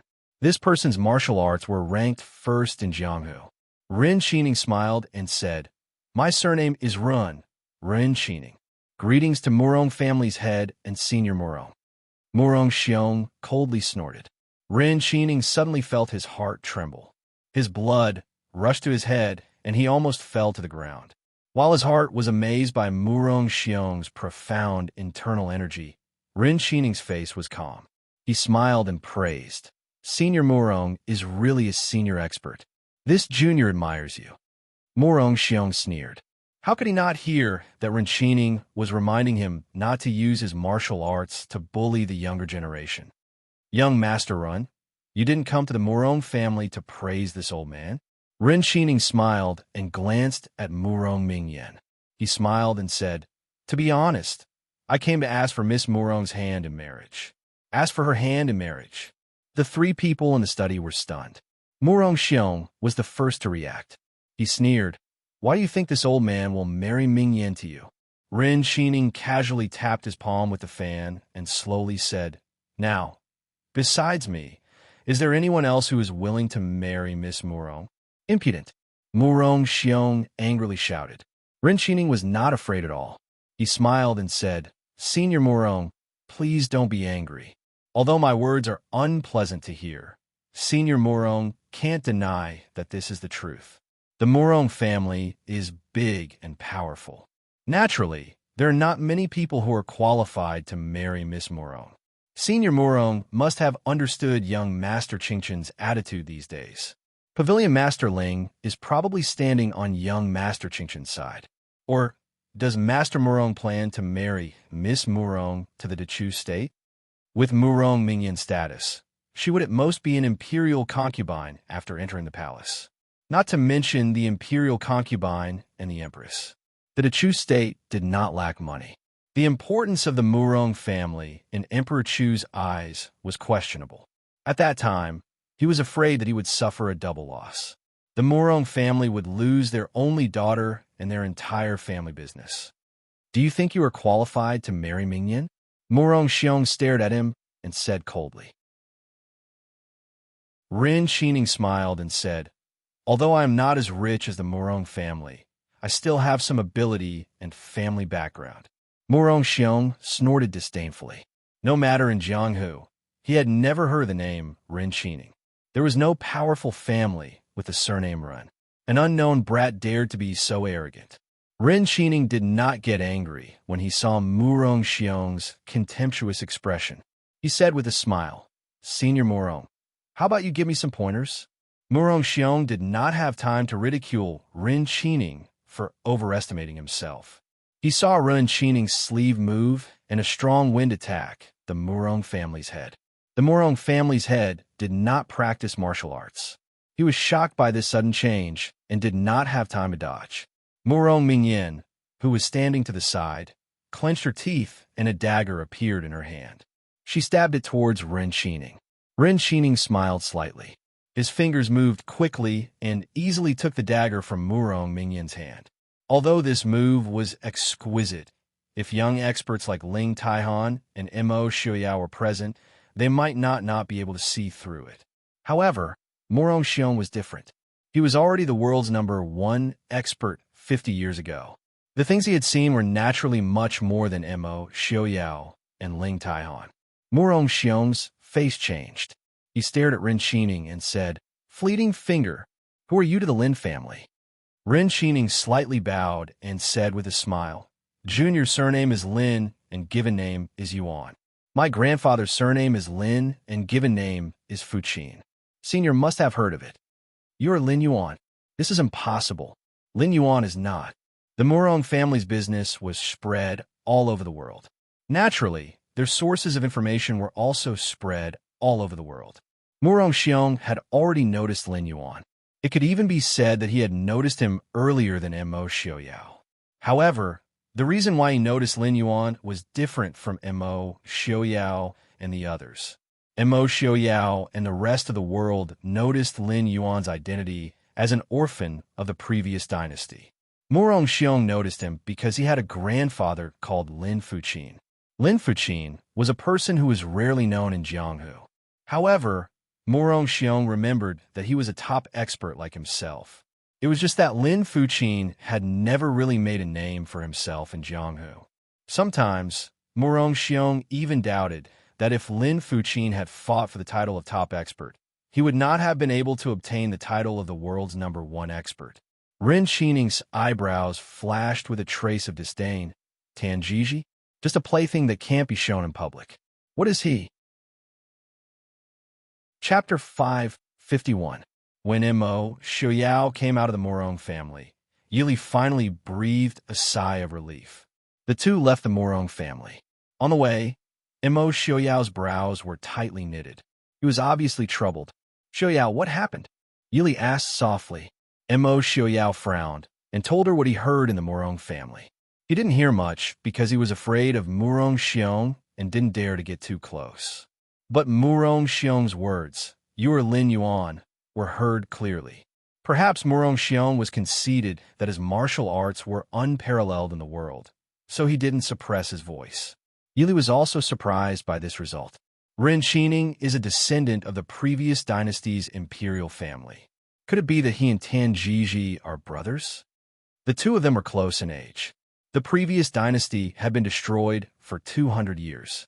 It would be strange if two orphans of the previous dynasty suddenly appeared at the same time. Mo Xiaoyao shook his head. No, if they were brothers, they wouldn't both be called Lin Yuan. In addition, when Ren Qining talked about Tanjiji, his tone was full of disdain. If they were biological brothers, even if they were dissatisfied, they wouldn't use that kind of tone. Ren Qining's attitude was clearly degrading Tanjiji to the point that he was worse than a servant. It seems that we need to investigate this previous dynasty's imperial family. Yili smiled. Mo Xiaoyao nodded in agreement. Let's go. We'll go back and tell your big brother about this. After hearing the news brought by Mo Xiaoyao and Yili, young Master Qing Shun didn't panic. Seeing young Master Qing Chen's calm appearance, Prince Ding suddenly felt that he was meddling in other people's business. Yili looked at Su Qingshun worriedly. Big brother? Su Qingshun smiled. Don't worry. Ren Qining can't affect the overall situation. Mo Xiaoyao hugged Yili and rested his chin on her shoulder. He smiled. Ren Qining is full of confidence. Young Master Qingshun is unwilling to marry Miss Murong. But isn't there a descendant of the royal family who is willing to marry her? Su Qingshun casually knocked on the edge of the table, the smile on her lips like a tranquil pear blossom. Does Ren Qining have the ability to directly face the threat of Shiling de Chu State and Yanwang Chamber of Commerce? Mo Xiaoyao raised his eyebrows, clearly wanting to go against him. What if he does? Su Qingshun raised his eyelids and said indifferently, if he has the ability, he could just raise the banner of reviving the country. Why must you marry Murong Mingyan? Mo Xiaoyao rubbed his nose helplessly. It was so boring talking to smart people. What do you think he'll do? Su Qingshun said, move the Murong family's businesses as soon as possible. Save as many as you can. Yili said, will Murong Xiong accept this result? Murong Xiong's temperament seemed to be that of an old man's. How could he accept this result? Even if the Murong family was saved, a few layers of skin will be scraped off. Su Qingshun said, Ren Qining isn't a god. If the Murong family doesn't want to be annihilated, they can only accept his proposal. This person, although he's not a concern this time, Prince, we probably have to pay more attention to this person in the future. This one has a premonition that this person is 10 times, 100 times more troublesome than Tanjiji. Mo Xiaoyao had never really taken Tanjiji seriously. Moreover, now that Princess Anshi had ascended the throne and Shu Manlin had been killed, Tan Jiji was probably hiding somewhere like a drowning dog. However, since even Su Qingqian had taken notice of this person, Imo Shuyao naturally wouldn't make a small mistake. Imo Shuyao lowered his eyebrows and thought for a while. He frowned and said, "We've also sent people to investigate the Chu State, Xiling, and even Nanzhao. We couldn't find anything about this Ren Qining. It's as if this person appeared out of thin air. Since he's so confident that he can save the Morong family, he must have a lot of power under him. How can we not find anything?" Yili thought for a while and said, "If it's not that we didn't investigate thoroughly, then he's not even in the territory we investigated." Mo Xiaoyao was startled. Not into Chu State or Xiling. Could it be the northern tribes? No, the northern tribes are xenophobic by nature. Moreover, it's very difficult for people from the Central Plains to survive outside the pass. Then, there was a moment of silence in the room. The three of them looked at each other and said in unison, "The Northeast." The northeast of the Chu State was also called the Barbarian Land like the other borders. The people of the Central Plains called it the Northern Territory. Originally, many small tribes gathered there and fought among themselves.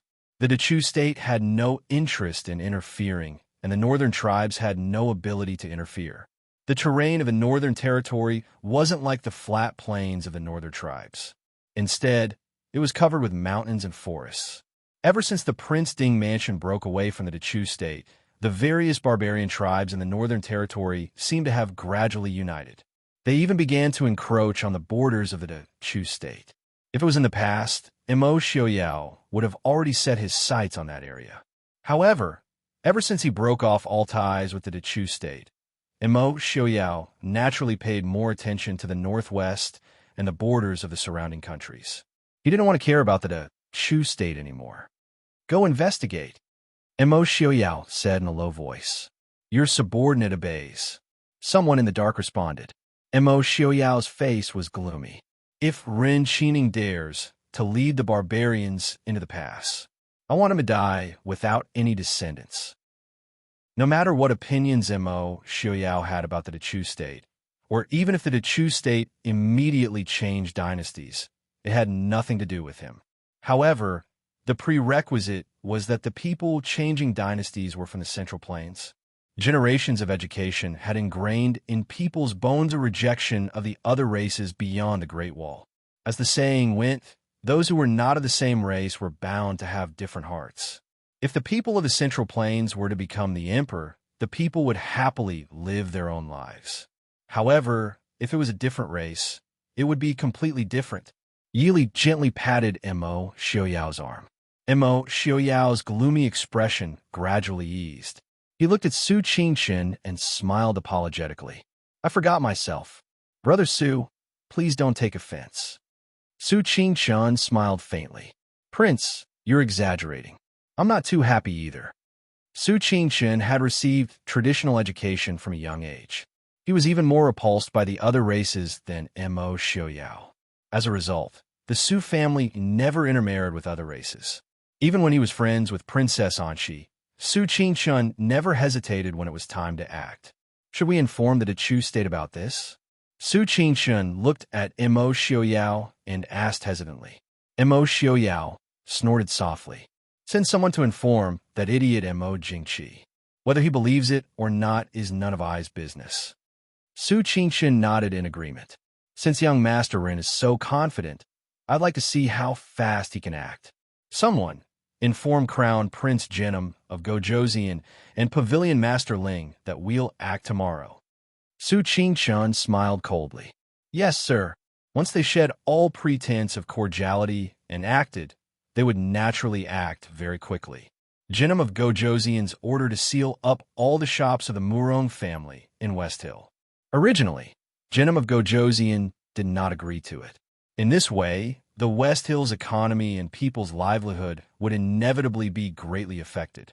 However, young Master Qingqian said with a smile, "So your Highness wants to see Ren Qining empty the entire Murong family before taking action?" Genom of Gojoseon had no choice but to accept young Master Qingqian's suggestion to act in advance. If Renqining was really a descendant of the previous dynasty, the Dechu state and the Princeton mansion would not be the only ones who had a grudge against Renqining. Back when the previous dynasty destroyed West Hill, they also had a hand in it. Chapter 552. Su Qingshun. Outside the Murong family's gate, Murong Xiong and Master Murong stared at the fairy-like man in front of them. Murong Mingyin's eyes were filled with hidden bitterness. Su Qingshun smiled gently and politely. He looked at the people in front of him and cupped his hands. Senior Murong, Master Ren. Renqining's face was gloomy. He had secretly made a lot of arrangements these days, but he didn't expect Su Qingshun to act so quickly. He glanced at Jack Hinama Gojosian and Ling Taihan standing next to Su Qingshun and smiled. Master Qingshun is indeed extraordinary.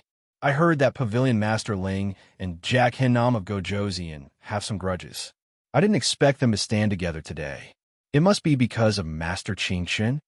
Su Qingshun smiled and said, "The world is bustling for profit, and the world is bustling for profit.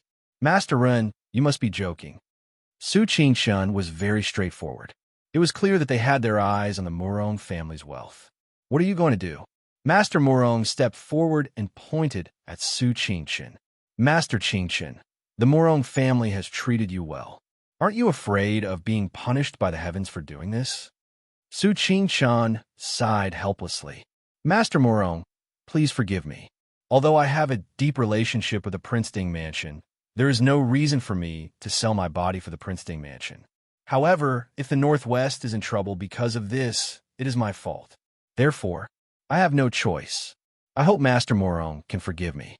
Master Murong was so angry that his chest heaved up and down. He looked like he was about to vomit blood. Ling Taian and Lei Tingfeng couldn't help but lower their heads and laugh. They all knew the cause and effect of the matter. Su Qingshun's words were very gentle and pleasant to the ears, but in the ears of Ling Taihan and Lei Tingfeng, it was, "I don't want to marry your granddaughter, but you insist that I marry her. If I don't marry you, I will stop the Northwest business. I have no choice but to destroy your Murong family. How dare you?" Murong Xiong roared and flew towards Su Qingshun, who was standing at the front. This time, Murong Xiong was originally full of confidence when he returned to Jianghu. With his reputation in martial arts, he should have been respected and obeyed by everyone. To be able to catch his eye and marry into the Murong family was naturally a great favor and charity, but he did not expect to meet Su Qingshun, who did not know how to appreciate favors.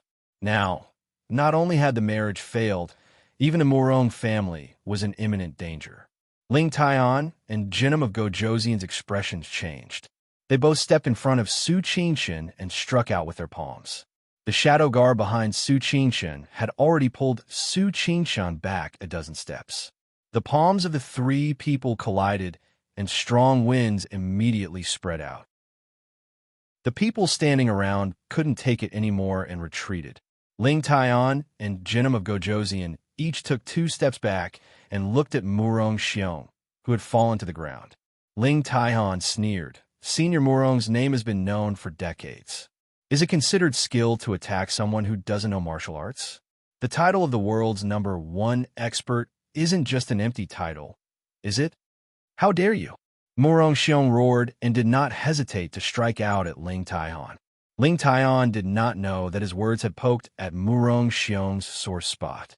Although he had won the title of the world's #1 expert, he did not have the slightest confidence in defeating Renqining's grandfather, Lin Fuqin. It was just that Lin Fuqin did not fight with him and did not compete with him. Now that he heard Ling Taihan's words, it was as if he knew the truth of the past and could mock him.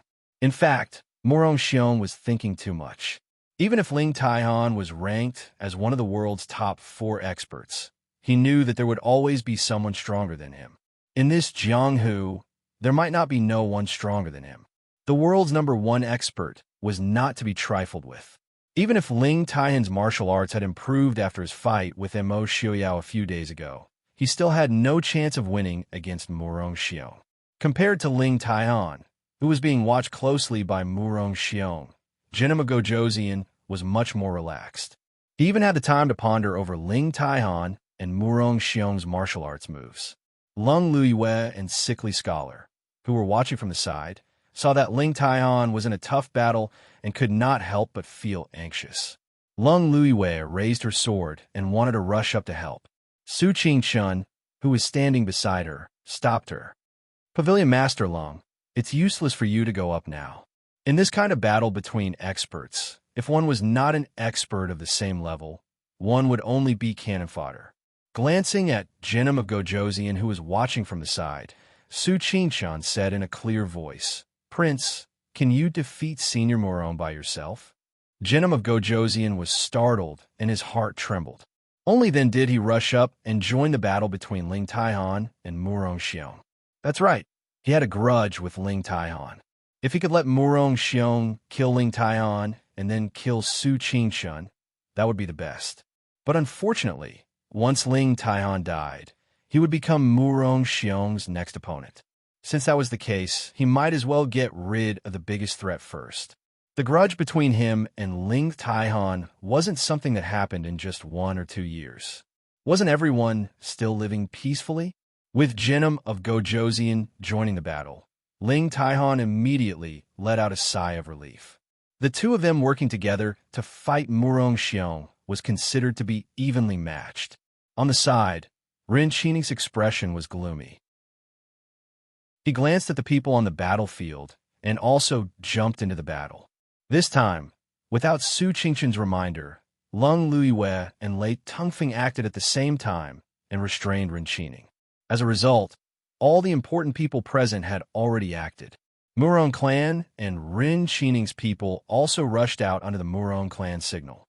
The Yanwang Chamber of Commerce and Jinim of Gojoseon's gold-robed guards behind Su Qingshan also stepped forward. They didn't want to show any weakness and engaged in close combat. The Murong clan was instantly filled with blood. "Why are you doing this to me?"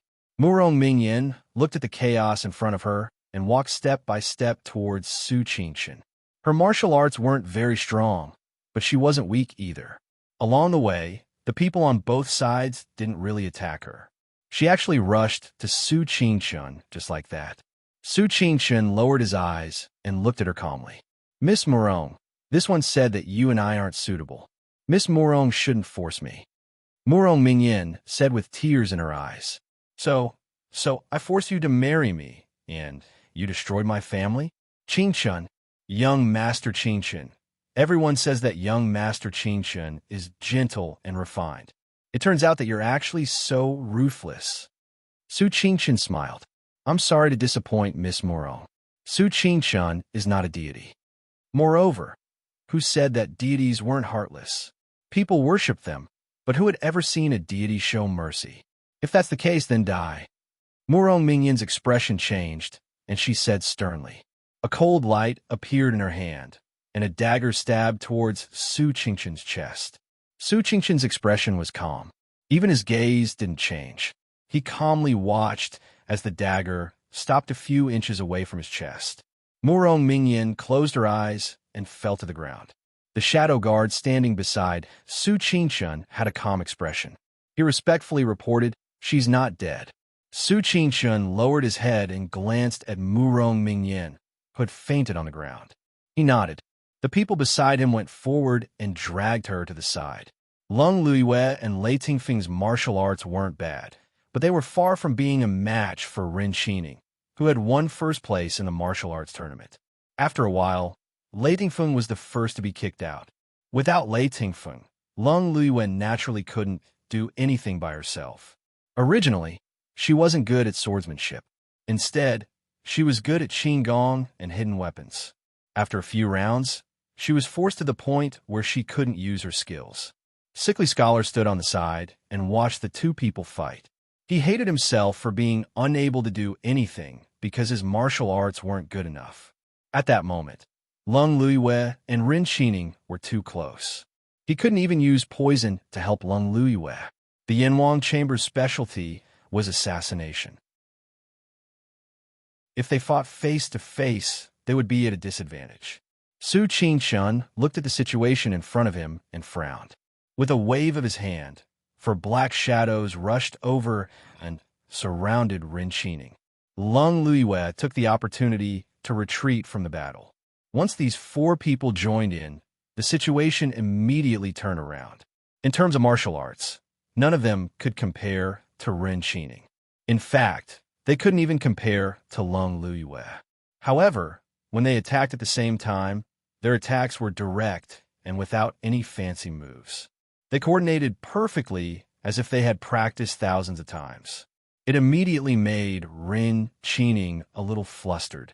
Lung Luiyue coughed lightly and wiped away the blood on her lips. She praised, Prince Ding Mansion's Qi Lin really lives up to his reputation. Lung Luiyue had also dealt with the Prince Ding Mansion shadow guard before. Naturally, she could see that these 4 people were completely different from the shadow guard. She casually thought about it and figured out the identity of these people. Su Qingchun was also very satisfied. Lear was right.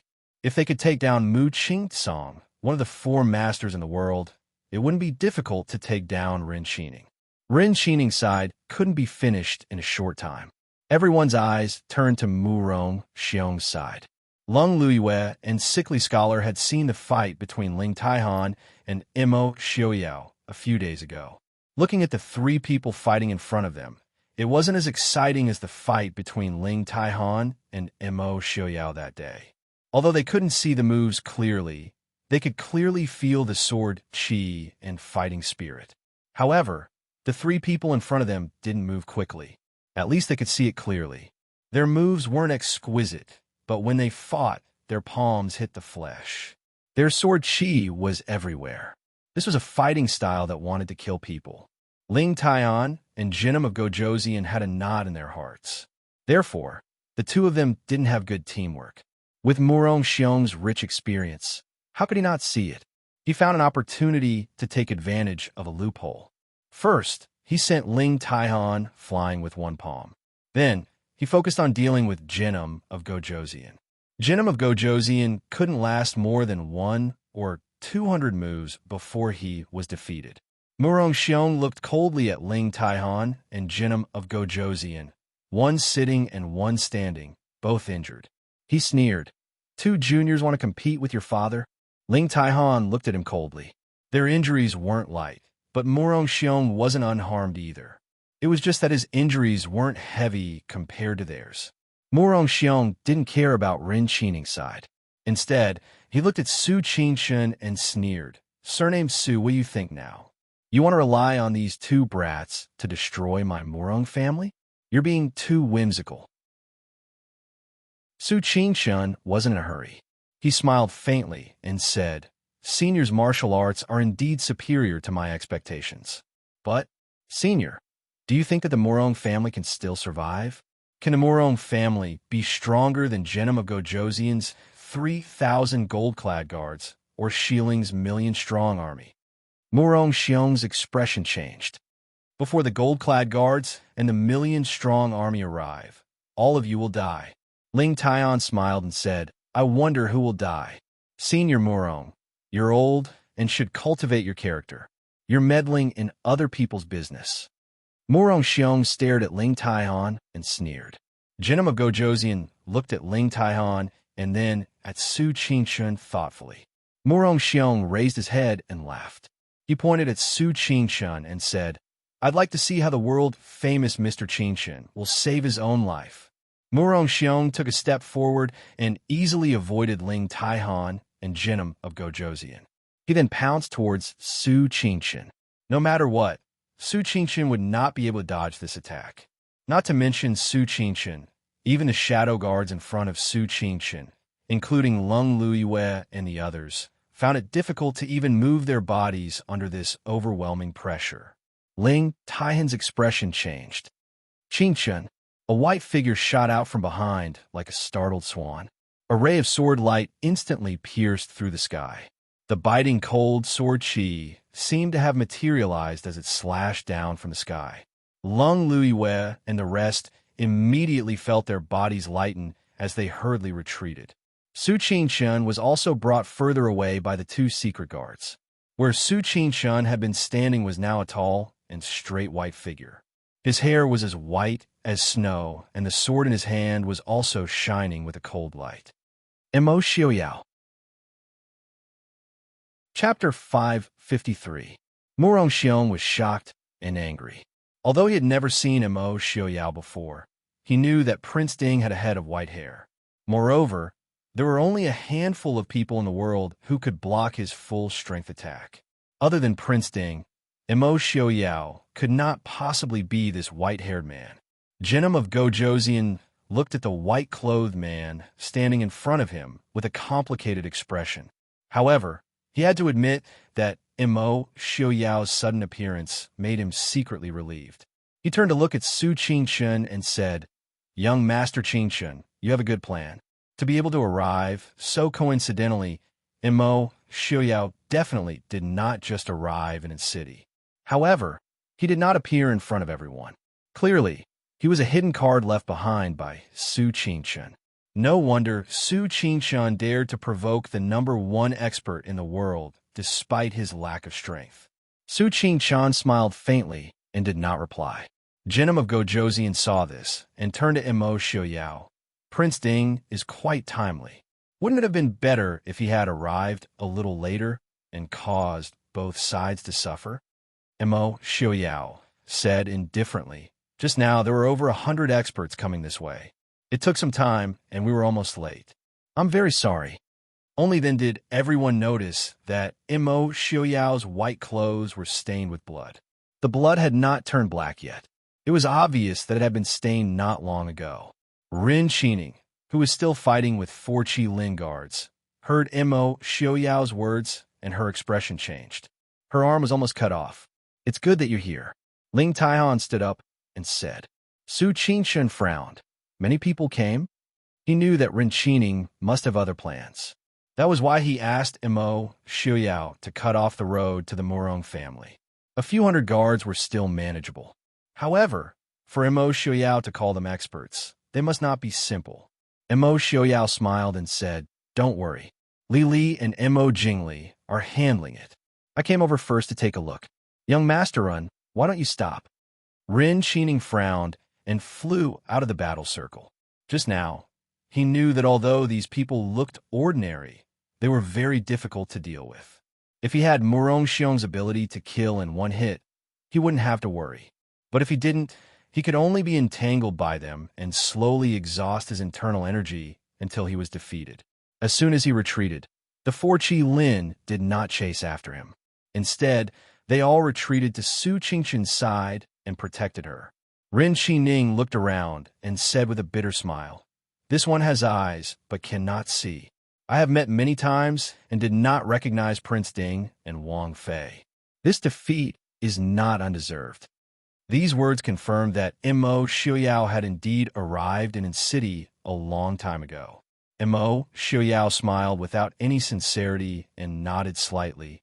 "I originally just wanted to walk around and join the fun. I didn't expect young Master Rin to make I feel so surprised and could only stay for a few more days. Isn't today's matter a coincidence? So, if you didn't act smart and send people to follow me, I would have left long ago. So today's defeat is also because you asked for it."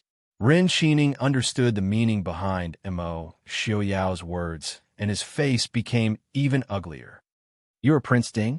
Murong Xiong stared at Imo Xiaoyao and asked in a low voice. Imo Xiaoyao raised his head and said proudly, "That is I." Murong Xiong could be considered a figure in Jianghu, but the Prince Ding mansion had never lacked geniuses. Every generation of Prince Ding was a stunning figure. How could Imo Xiaoyao pay attention to someone like Murong Xiong who didn't know anything other than martial arts? Murong Xiong sneered, "What a good Prince Ding. This old man wants to see what kind of ability you have." The sword in Imo Xiaoyao's hand trembled, and he smiled faintly. "Why don't you try? Pavilion Master Ling, can you still move?" While they were talking, Ling Taihan and Jinim of Gojoseon took the opportunity to adjust their breathing. Hearing Imo Xiaoyao's words, they immediately moved their feet. The three of them formed a triangle around Murong Xiong. At this time, no one wanted to overestimate themselves and fight Murong Xiong one-on-one. Moreover, apart from Ling Taihan, the other two weren't people of Jianghu. Naturally, They couldn't be expected to follow the rules of Jianghu. Killing the opponent was the most important thing. Ren Qining suddenly intervened and stood in front of Jinim of Gojoseon. He smiled and said, "The three of you, it's fine if it's 2 against 1, but 3 against 1 is unsightly. Why don't I experience a few moves from Jinim of Gojoseon?" Mo Xiaoyao smiled. "Young Master Run, please do as you wish." After saying this, he didn't pay attention to the others and waved his sword. A biting cold light flashed towards Murong Xiong. Ling Taihan didn't hold back either. He waved his sword and sword chi surged. The two of them worked together much better than Jinim of Gojoseon. Even Murong Xiong wasn't as relaxed as he was. On the other side, Ren Qining naturally began to fight with Jinim of Gojoseon. On the road to the Murong clan, there was also a bloody and chaotic battle. One side of the battle wore the clothes of ordinary people and used all kinds of weapons. However, each of them had extraordinary skills. On the other side, Mo Jingli's bodyguards were faintly unable to stop them. Mo Jingli swung his sword and killed an enemy. He felt a strong wind coming from behind his head and hurriedly wanted to dodge, but it was too late. Just as he saw a long sword stabbing towards his chest, a white shadow flitted past. The sword that was hurriedly stabbing towards his chest paused. Mo Jingli quickly dodged, and when he turned back, he saw that the person had fallen to the ground. Not far away, the plain-clothed woman was graceful, but her methods were swift and fierce. Her moves were simple and clear. In the blink of an eye, there were 3 or 4 corpses lying in front of her. Mo Jingli was stunned. He looked at Yi Li with a complicated expression. Yi Li slashed a person's neck with her sword. When she turned around, she saw Mo Jingli standing behind her and looking at her in a daze. She couldn't help but frown and say, "Your Highness Princely, how can you be distracted even on the battlefield?" Only then did Mo Jingli come back to his senses. He looked at Yi Li strangely and said, "How can you be like this?" Yi Li was speechless and rolled her eyes at the sky. She couldn't understand what Mo Jingli wanted to say. She turned around and the dagger in her hand flashed coldly. She cut off an enemy's wrist, but Mo Jingli pulled her back again. Yi Li frowned. She looked angrily at Mo Jingli and said angrily, "What do you want to do?" On the side, the shadow guard and Qi Lin of the Princeling mansion saw their Wang Fei being held back by Prince Li and approached Yi Li with interest. They separated the enemies around the two. Yi Li saw the situation and took a deep breath. She pushed aside Mo Jingli's hand and said in a deep voice, "Prince Li, if you have something to say, can't you wait until after this is over?" Mo Jingli looked at her and was silent inside. "When this is over, can I find you to talk to?" Mo Jingli had never thought that he, as a prince, needed to charge in a battle like a normal soldier. So when his subordinates were still fighting, he didn't feel any shame in standing here and gossiping. Mo Jingli stared at Yi Li and said, "You never told me that you were so skilled." Yi Li heard the hidden condemnation and rolled her eyes. She really had enough of Mo Jingli's old words. It was as though every time they met, he would bring up the same topic. It was as though she had wronged him. "What does my skills have to do with you, Prince?" During the time the two were facing off, the people of the Princeling mansion and Prince Li worked together to finish off their opponents. Yi Li was too lazy to pay attention to Mo Jingli, who was going crazy. She turned and headed back to the Morong family. Chapter 554. Before she could turn around, she saw a group of people approaching. Yi Li couldn't help but frown. Ren Qining couldn't have hidden so many people near in city without anyone noticing. Mo Jingli glanced at them and said, "It's Imperial Brother." It was indeed Mo Jingqi and his group of highly skilled guards. Yi Li frowned. They didn't bring many people with them this time, so they chose to work with Mo Jingli to intercept Ren Qining's people. Of course, this was because Mo Jingli had taken advantage of many of the Murong family's businesses into Chu State. On the other hand, although Mo Jingli wasn't a reliable person, Yi Li still felt that this person had a bottom line compared to the sometimes calm and sometimes crazy Mo Jingqi. She didn't expect that Mo Jingqi, who cherishes life so much, didn't leave when his city was obviously in chaos. Instead, he brought people to the Morong family. What is he doing here now? Mo Jingli laughed coldly. What else can I do? Naturally, he's here to loot a burning house. Yili smiled coldly. Loot a burning house? Who could he rob?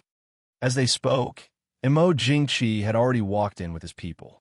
When he saw Mo Jingli, his originally smiling face became gloomy and distorted when he saw Yili. Princess Ding, why are you here? Yili smiled faintly. In city is Shiling's territory. The people of Shiling have never said that they don't want me here. Why can't I be here? Mo Jingqi's eyes were probing. Since Princess Ding is here, then Prince Ding is naturally here too? Yili smiled and said, Does Emperor Chu want to have tea with our prince? Mo Jingqi looked at Yili and the guards beside her. His eyes flashed, and he turned to Mo Jingli and asked, Why is Imperial Brother here? Mo Jingli solemnly said, I came to join the fun and happened to run into Princess Ding. Isn't Imperial Brother here as well? Mo Jingqi said, Is that so? From his tone, it was clear that he did not believe Mo Jingli's explanation. Mo Jingli knew that Mo Jingqi was suspecting that he might be in cahoots with Mo Xiaoyao. He didn't explain, nodding and saying seriously, Yes. I have to go to the Morong family first. If Prince Li and Emperor Chu still have things to say, I will take my leave first. Yili smiled faintly. Mo Jingli said, I also have to go to the Morong family. Let's go to Ba together. Imperial Brother, Mo Jingqi said in a low voice, Of course I have to go and take a look. As he said this, his gaze kept lingering on Yili. Yili didn't care and walked casually beside Mo Jingli. She didn't care about Mo Jingqi's expression and talked with Mo Jingli as they walked towards the Morong family. Mo Jingqi walked alone on the other side. His gaze sweeping over the two of them was dark and cold, causing them to tremble in fear. Yili glanced indifferently at Mo Jingqi, who was staring at her from time to time. She obviously knew what Mo Jingqi was thinking. He was thinking about whether or not he could use her to threaten Mo Xiaoyao. Unfortunately, she wouldn't give him the chance. She glanced at Mo Jingli, who was only a step away from her. If Mo Jingqi wanted to make a move, Mo Jingli and his bodyguards would become her best shields. Furthermore, with Mo Jingqi's personality, he wouldn't dare to make a move before he knew which side Mo Jingli was on. When they arrived at the Morong family, the large-scale battle had already ended. In the open space in front of the Morong family's gate, only Mo Xiaoyao and a few others were fighting fiercely. Powerful sword chi and palm chi flew in all directions, smashing the surrounding trees and even the eaves. It was a complete mess. Big brother. Yili walked to Su Qingchen's side and said softly. Su Qingchen glanced at Mo Jingli and Mo Jingqi, who were following behind Yili, then looked at the blood that had accidentally splattered on her body. He couldn't help but sigh. After carefully sizing up Yili, he asked softly, Is Lear injured? Yili shook her head and said, Big brother, don't worry. Lear isn't injured. How long have they been fighting? Su Qingchen muttered to himself for a moment, then frowned and said, It's been 2 hours. Yili said, Xiaoyao has also met Murong Xiong before. Since he said that he and Pavilion Masterling can deal with Murong Xiong together, there shouldn't be any problems. However, we have to prevent Genom of Gojoseon from taking advantage of the situation after the battle. Su Qingchen nodded and smiled. I also have the same thoughts. So, let Genom of Gojoseon and Rin Qining fight for a while longer. Genom of Gojoseon had already been injured when he fought with Murong Xiong before, and his injuries were even more serious than Ling Taiyan's. If he fought with Rin Qining again, his vitality would be greatly damaged, and he wouldn't have the energy to do anything else. Therefore, Su Qingchen watched the battle for a long time and didn't have the slightest intention of asking Qi Lin to help Genom of Gojoseon. Mo Xiaoyao still couldn't see it, but the battle between Rin Qining and Genom of Gojoseon was about to end. As Su Qingchen and Yili spoke, the two of them simultaneously sent out a palm strike with all their strength. Then they both retreated 7 or 8 steps before stabilizing their bodies. Rin Qining's face was pale. He furrowed his brows and finally spat out a mouthful of blood. Even though Jinim of Gojoseon didn't spit out blood, there was a trickle of blood at the corner of his lips, and his body swayed. Lei Tingfeng hurriedly went forward to support him. Rin Qining and Jinim of Gojoseon were almost 20 years apart in age. Even though Jinim of Gojoseon was injured first, it was enough for Rin Qining to be proud that the two of them were able to fight to a draw. Fuwang, how are you? Lei Tingfeng supported Jinim of Gojoseon and asked with concern.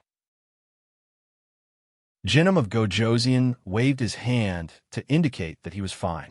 He raised his head to look at Rin Qining and said, Rin Gongzi is very skilled. Rin Qining's injuries weren't light either. He forced a smile and said, Prince overpraises me. He glanced to the side and saw Yili standing next to Su Qingchen. He grimaced helplessly and said, this one was blind and didn't recognize Prince Ding and Wang Fei. This time, I've really been busy.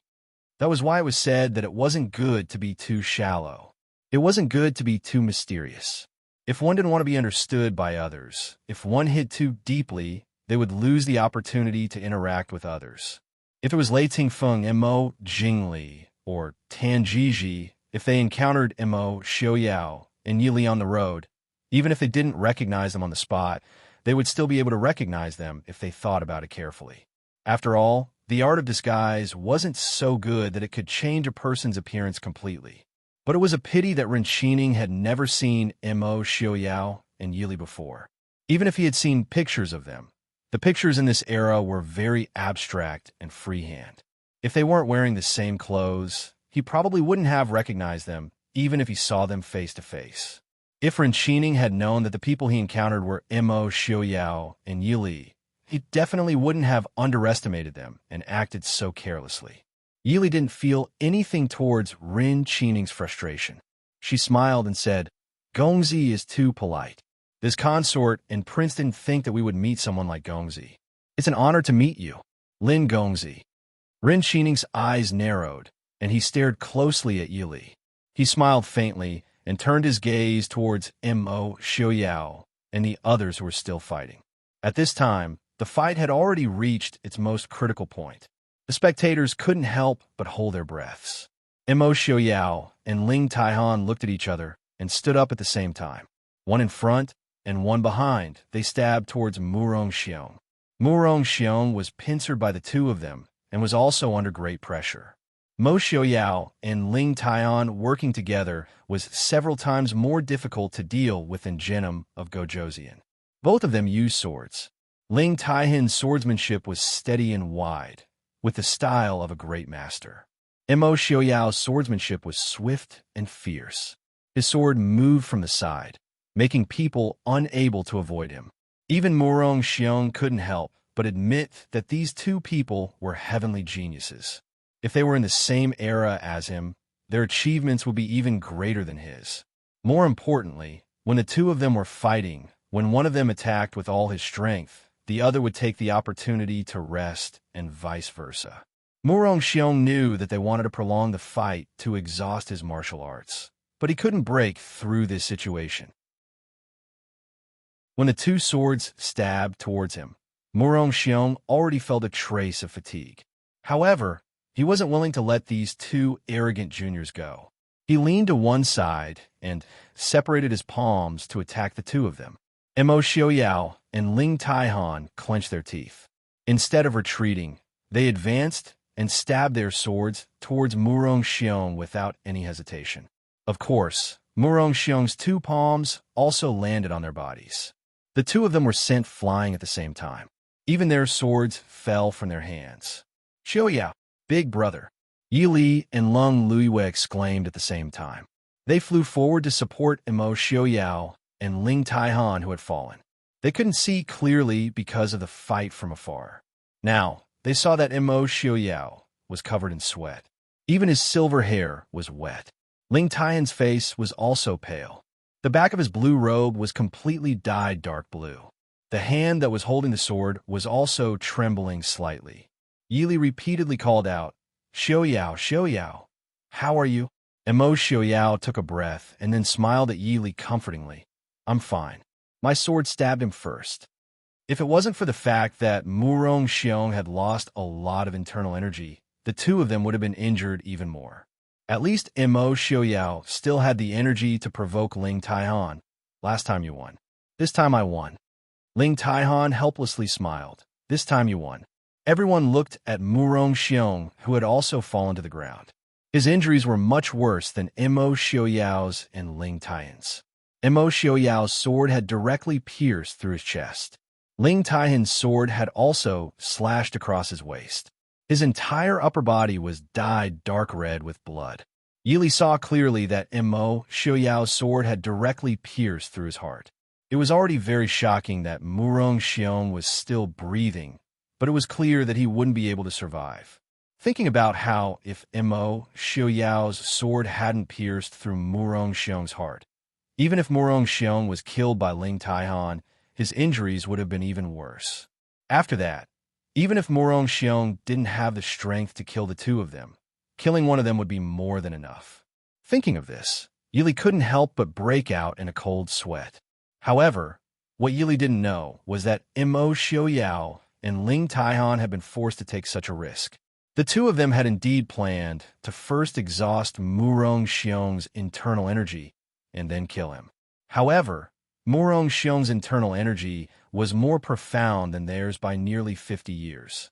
Murong Xiong had consumed a lot of his internal energy, but the two of them had consumed a lot more.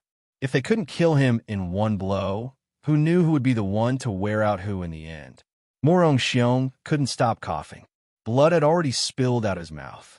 He stared unwillingly at Emo Xiaoyao and Ling Taihan and sternly said, Good Prince Ding.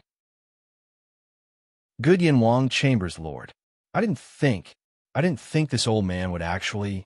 The unparalleled expert of the past had actually died at the hands of two juniors. Before Murong Xiong could finish what he wanted to say, he died with his eyes wide open.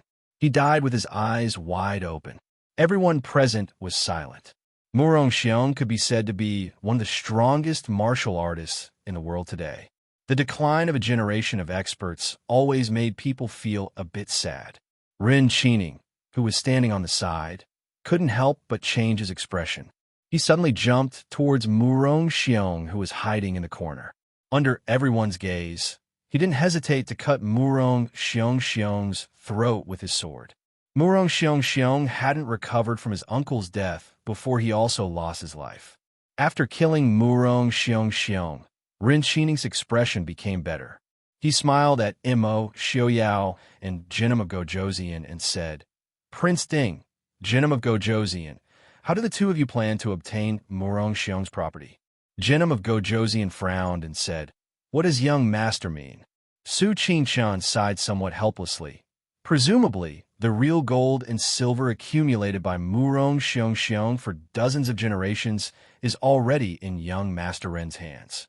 Right? Murong Xiong couldn't touch the shops, trade routes, and farmland of Murong Xiong. What was left was the countless gold and silver accumulated by dozens of generations. Ren Qining smiled and said, Young Master Qingshan is really wise. Speaking of which, this one is lucky. If it wasn't for this, I'm afraid I wouldn't be able to leave in city alive today. After killing Murong Xiong, only he knew the whereabouts of these treasures. This was his protective talisman. Chapter 555. Prince Ding, Jinim of Gojoseon. How do the two of you plan to obtain the Murong family's property? Faced with this sudden change, everyone couldn't help but look at each other. Jinim of Gojoseon pushed away Lei Tongfing's hand and coldly stared at Ren Qining. What does young Master Ren want to do? For the sake of the Murong family, the price and energy he spent far exceeded that of Emo Xiaoyao and Su Qingshan. Therefore, he couldn't tolerate the cooked duck flying away like this. Emo Xiaoyao was still lying on the ground, unable to get up. He leaned his head against Yi Li's chest and lazily looked at Ren Qining. I already said that I only came to join in the fun, so I really did come to join in the fun. The matter of the Murong family's property. I don't have the final say. Ah, Murong Xiong. That old fellow is very powerful. Li, your husband's injury is very serious. Seeing his pale face, but smiling at her as usual, Yi Li's heart ached. Is it very painful?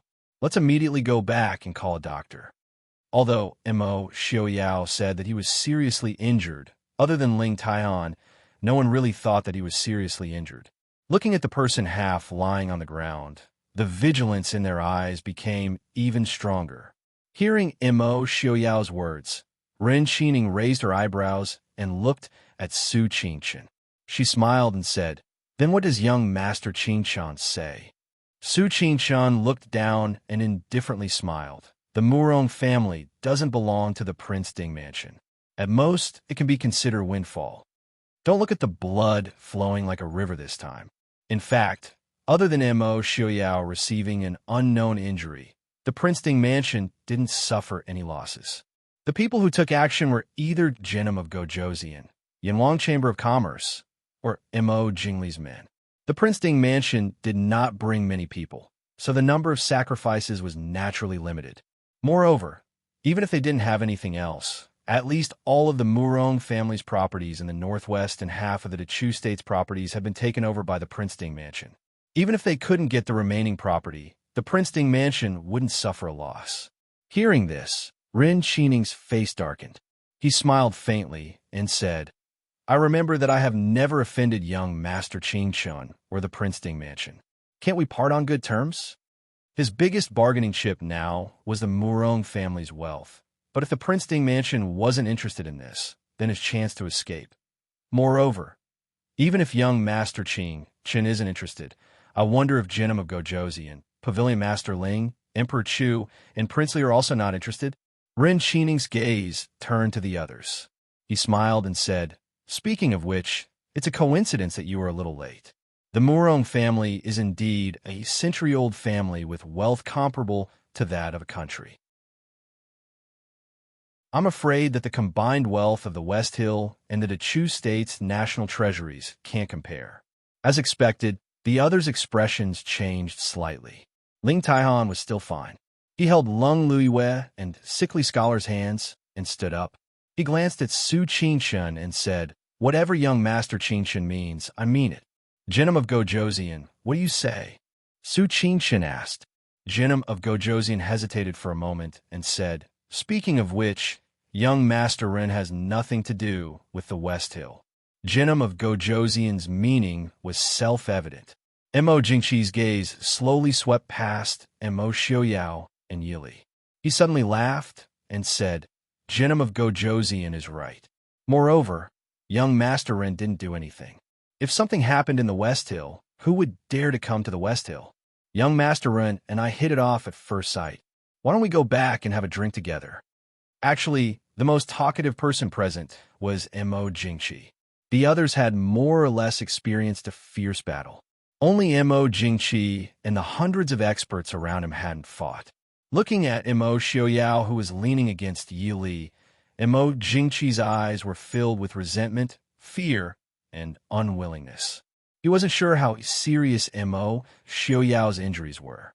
He also didn't dare to bet that his subordinates wouldn't be able to kill him. Therefore, he didn't dare to act rashly. If it was someone else, Mo Jingqi might have given it a try. However, the person who was injured was Mo Xiaoyao.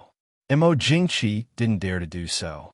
Back then, Mo Xiaoyao's injuries were so severe that many imperial physicians had said that he wouldn't live past a month. However, he managed to survive. Many people said that he wouldn't recover in his lifetime. However, in less than 10 years, he was standing in front of Jinim of Gojoseon again. His martial arts were even better than before. Faintly, Mo Jingqi had a strange thought in his mind. Mo Xiaoyao can't be killed. Su Qingshan sighed helplessly. He glanced at Mo Jingqi, who was looking at him provocatively. The ruler of a country could provoke a strategist from Glass City and still be so arrogant. How promising. I understand the intentions of Jinim of Gojoseon and Emperor Chu. Since that's the case, young Master Run, hand over the whereabouts of the Murong family's treasures. before you leave Xiling, the Princeton mansion won't make things difficult for you. In other words, once he left Xiling, things might not be the same. He nodded and smiled. Thank you for your mercy, young Master Qingchen.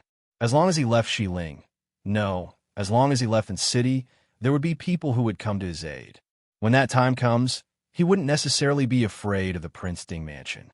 However, it seemed like he couldn't keep the treasures that he had obtained with great difficulty. Fortunately, he wasn't completely unprepared. Everyone present was a powerful figure. Naturally, they wouldn't go back on their word on this kind of matter. Ren Xining straightforwardly handed over the address and account book of the Murong family's treasure. The gold and silver accumulated by more than 10 generations of Murong family heads was indeed astonishing. After confirming that it was indeed the Murong family's treasure, Ren Xining didn't care about how they were going to divide it. He cleanly bid them farewell. After all, it wouldn't be his turn to divide it. Before Ren Xining left, he took with him the last surviving descendant of the Murong family, Murong Mingyan. According to the original agreement with Genom of Gojoseon, the Princeton mansion would get 30% of the Murong family's property, the Yanwang Chamber of Commerce would get 10%, and the rest would go to Genom of Gojoseon. Mo Jingqi only got a portion that Ren Xining specially gave him. Although he was jealous of Mo Xiaoyao and Genom of Gojoseon, he still remembered that this was under someone else's roof, so he didn't say anything. As for Mo Jingli, he had another agreement with the Princeton mansion. Naturally, it had nothing to do with the Murong family's property. When Yi Li and the others returned to Qingyuan Inn, the entire inn was already empty. From the shopkeeper to the cleaning staff, everyone had disappeared. Yi Li and the others already knew that Qingyuan Inn was related to Ren Xining, so they weren't too surprised. For safety's sake, they all moved to the inn that Su Qingshan was temporarily staying at. Genom of Gojoseon left Lei Tongfeng to deal with the aftermath and rushed back to the Emperor of Xiling City on the same day. Mo Xiaoyao's injuries really weren't light. He was forced by Yi Li to lie on the bed to recuperate and couldn't get out of bed to move. For Mo Xiaoyao, lying on the bed to recuperate was more painful than killing him. However, Yi Li had been frightened by his injuries and ordered him to stay on the bed to rest. Therefore, Master Prince Ding became even more persistent in pestering Wang Fei to accompany him to recuperate. Master Qing Chen's face became uglier by the day as he worked outside. Reporting to Prince Wang Fei, Emperor Chu and Li Wang have come. The guard outside the door reported. Mo Xiaoyao, who was lazily lying on the bed with his head raised as Yi Li fed him fruit, frowned and said impatiently, "What have they come for?" The guard outside stilled. How could he know why those two had come to find the prince? But this didn't affect the displeasure in his prince's tone. He hurriedly asked, should this subordinate invite them back? The room was quiet for a while before Yi Li's voice came. Invite Emperor Chu and Li Wang in. Chapter 556. The door to the room opened. Mo Jingqi and Mo Jingli entered together. Within the room, the screen separating the inner and outer rooms had already been removed. As soon as the two entered, they saw Mo Xiaoyao half reclining on the bed. His white hair was casually scattered on the bed, and his white robes made him appear particularly cold and distant. Yi Li sat on the edge of the bed, casually putting down the apple she had just peeled. Nodding her head, she smiled and said, "Emperor Chu, Prince of Li, please sit." The two silently sat down. The imperial bodyguards were standing guard outside, and Yi Li was being held back by Mo Xiaoyao. Naturally, they could not expect anyone to serve them tea. Fortunately, the two were not here to drink tea. Mo Xiaoyao glanced at the two, asking, "What business do you have with I at this time?" Such a casual tone was nothing in Mo Jingli's ears. However, in Mo Jingqi's ears, it was completely different. When Mo Xiaoyao was still in the Chu capital, he would never have used such a casual and perfunctory tone to speak to him. Even if the politeness and submission in his tone were fake, he would at least put on an act. However, right now, Mo Xiaoyao's tone was as if the person in front of him was not the monarch of a country, but a random cat or dog. If he was happy, he would say a few words, and if he was unhappy, he would ignore him. Seeing that Mo Jingqi was about to fly into a rage, Mo Jingli inadvertently coughed lightly and asked, "Imperial brother, don't you have something to ask Prince Ding?" Although he also found Mo Xiaoyao displeasing to the eye, it had to be said that seeing his imperial brother's face darken with anger, Mo Jingqi felt rather happy. Mo Jingqi took a deep breath, suppressing the anger in his heart. Staring at Mo Xiaoyao, he asked, "Where did Princess Changle go?" Mo Xiaoyao looked doubtfully at Mo Jingqi. Only after quite a while did he lightly scoff. Indifferently, he asked, "Princess Changle is your daughter. How would I know where she went?" Mo Jingqi sneered. "Changle went missing in the Nanjiao Palace. Who else could it be but you?" Mo Xiaoyao's lips curled up, his tone mocking. "That's right. Princess Changle went missing from the Nanjiao Palace. How would I know why she went to the Nanjiao Palace? How would I know when she went to the Nanjiao Palace? Mo Jingqi, your daughter is missing and you come to ask me for her. Are you going to ask I for her one day when your dragon throne is gone?" You. Mo Jingqi's complexion alternated between green and white. Finally, unable to restrain himself, he slapped the table and stood up, glaring angrily at Mo Xiaoyao. How could Mo Xiaoyao take Mo Jingqi's anger seriously? Lying back on the soft pillow, he gazed impatiently at Yi Li. "Li, I'm hungry." Yi Li helplessly picked up an apple from the side, cutting it into small pieces and feeding it to him. Mo Xiaoyao ate happily, not forgetting to share with Yi Li. Li too. The food that Lei Tingfeng sent over is not bad. Seeing the two people before him acting as if there was no one else present, Mo Jingqi was so angry that his hair stood on end, but there was nothing he could do. He could only leave in a huff. Seeing that he was about to leave, Mo Xiaoyao gave him a look and said, "Wait." Mo Jingqi gritted his teeth and said, "What else do you want to say?" Mo Xiaoyao looked at him with a smile that wasn't a smile. After thinking for a bit, he said, "It's rare for you to specially visit I, so I'll tell you a piece of good news for free. Speaking of which, the Run Gongzi that you met a few days ago is the current commander of the northern region, the orphan of the previous dynasty, Lin Yuan." This news immediately made Mo Jingqi dizzy, unable to recover for a long time. Mo Jingli frowned and said, "If Ren Qining is Lin Yuan, then who is Tan Jiji?" Mo Xiaoyao shrugged, indicating that he didn't know. Mo Jingqi laughed coldly and said, "You think I'll believe your nonsense?" Although he said this, Mo Jingqi's heart was faintly shaken. This was because he knew that Mo Xiaoyao wouldn't use this kind of thing to tease him. Seeing Mo Xiaoyao's slightly mocking expression, Mo Jingqi hated that he couldn't find a hole to hide in. The Tan Jiji that he trusted was a remnant of the previous dynasty, and the Ren Qining that he had just saved 2 days ago was also a remnant of the previous dynasty. If this spread out, where would he put his face as the emperor? He couldn't be bothered to argue with Mo Xiaoyao anymore. Mo Jingqi's face darkened as he flicked his sleeves and left. Mo Jingli was a step slower than him, walking behind him. He hesitantly turned around to look at Mo Xiaoyao and asked, "Ren Qining really?" Mo Xiaoyao laughed disdainfully and said, "I don't have candy to eat if I lie to you." Mo Jingqi, that trash, didn't hear anything when someone else was tampering with the land of the Dechu state. In these few years, Ren Qining has taken over the entire northern region, and his hand have already reached the Dechu state. What is that trash doing? This is also good, lest one day I can't stand it anymore and destroy him first. You tell Mo Jingqi that when he becomes the emperor of 10,000 countries, I will send him a sword on behalf of Emperor Taizu to help him die for his country. Mo Jingli was speechless. He turned around and walked out. Outside the door, Mo Jingqi clearly heard Mo Xiaoyao's words.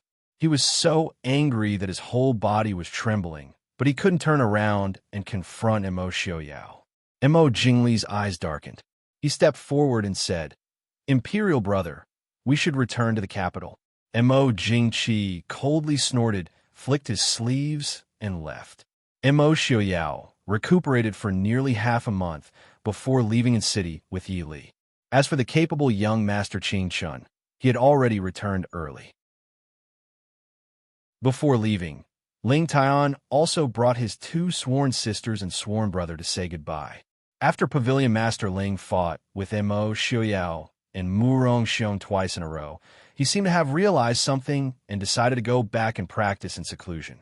And city, which was originally bustling with noise and excitement, had already gradually quieted down. When Yi Li and Mo Xiaoyao left, only Lei Tingfeng came to see them off. He still had to stay in city to clean up the mess left behind by the Murong clan's destruction. In comparison, although the Prince Ding mansion didn't achieve its goal, it was the most profitable. Because they didn't have to pay anything, all they got was net profit. They didn't even have to clean up the mess. The two of them traveled slowly. By the time they returned to the northwest, it was already the end of September, close to October. Just as they returned to Glass City, they hadn't even entered the Grand Prince Ding mansion when a white and tender little bun, wearing an ink-colored brocade, rushed out guiltily. Mo Xiaobao hugged Yi Li and cried earth-shatteringly, "Mother, your words don't count. Woo-woo, you clearly said that you would come to see Xiaobao the next day. Woo-wah, Mother doesn't want Xiaobao anymore. Xiaobao is a child that no one wants. Woo-woo." Yi Li couldn't help but frown. Who taught this child all these messy things? But looking at the tearful little bun, even Xiaobao, who usually hated being called the most, came out. It could be seen that he was really sad. Ever since Mo Xiaobao was born, she had always kept it by her side. This was the first time she left for such a long time. Seeing her son crying to the point of hiccups, Yi Li hurriedly lowered her head and kissed his teary little face. She said softly, "I'm sorry, Mother was wrong. How can Mother not want Xiaobao? Xiaobao is Mother's precious darling." Being kissed by Mother in front of so many people, Mo Xiaobao still felt a little embarrassed. His little face immediately turned red like an apple. But he really missed Mother.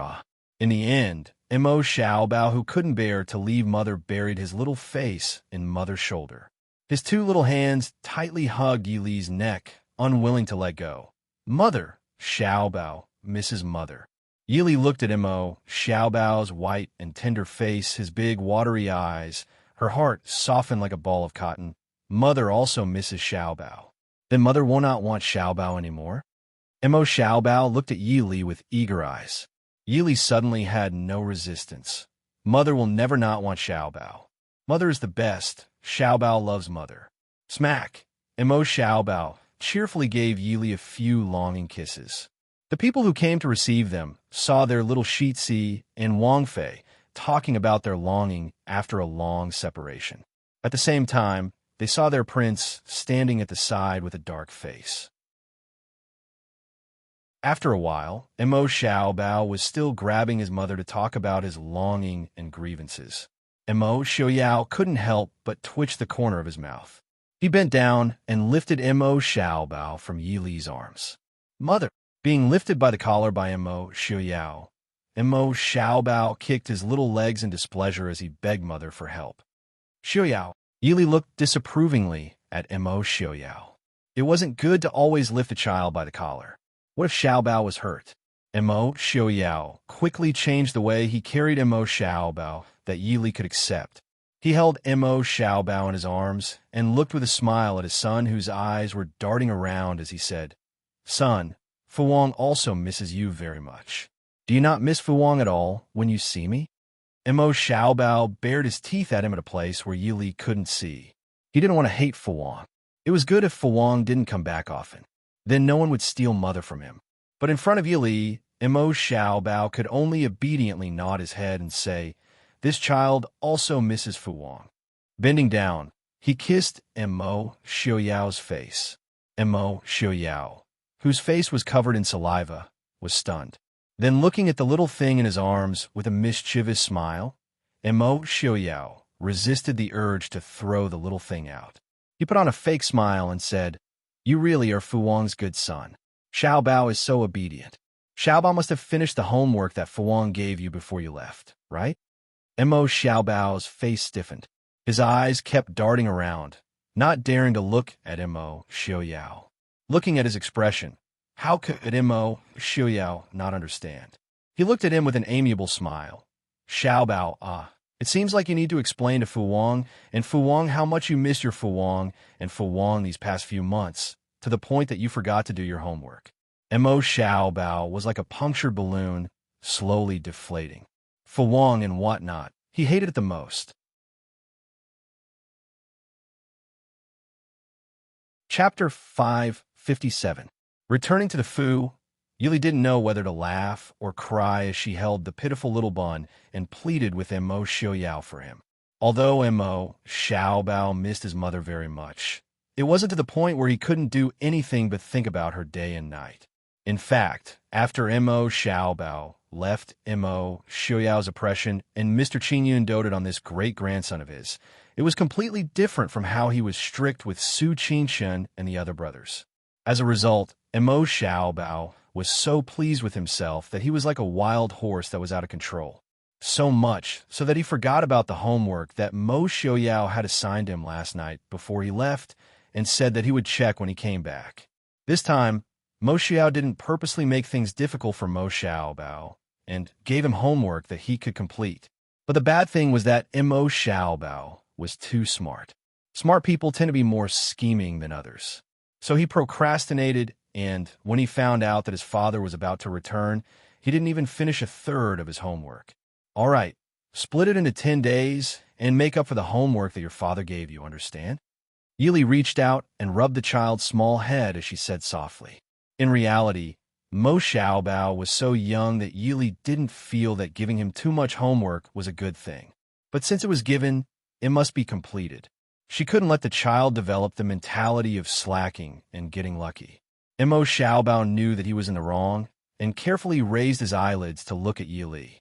In a soft voice, he said, "Mother, this child knows his mistake." Yili nodded with a smile. "If you know your mistake and can change, then you're a good child. Then can this child go a few days later to accompany Taigong?" Mo Xiaobao said shyly. Yili couldn't help but smile. "All right, we'll go see Taigong tomorrow, and then tell Taigong that we'll go to the academy in a few days. But you can't be like this in the future.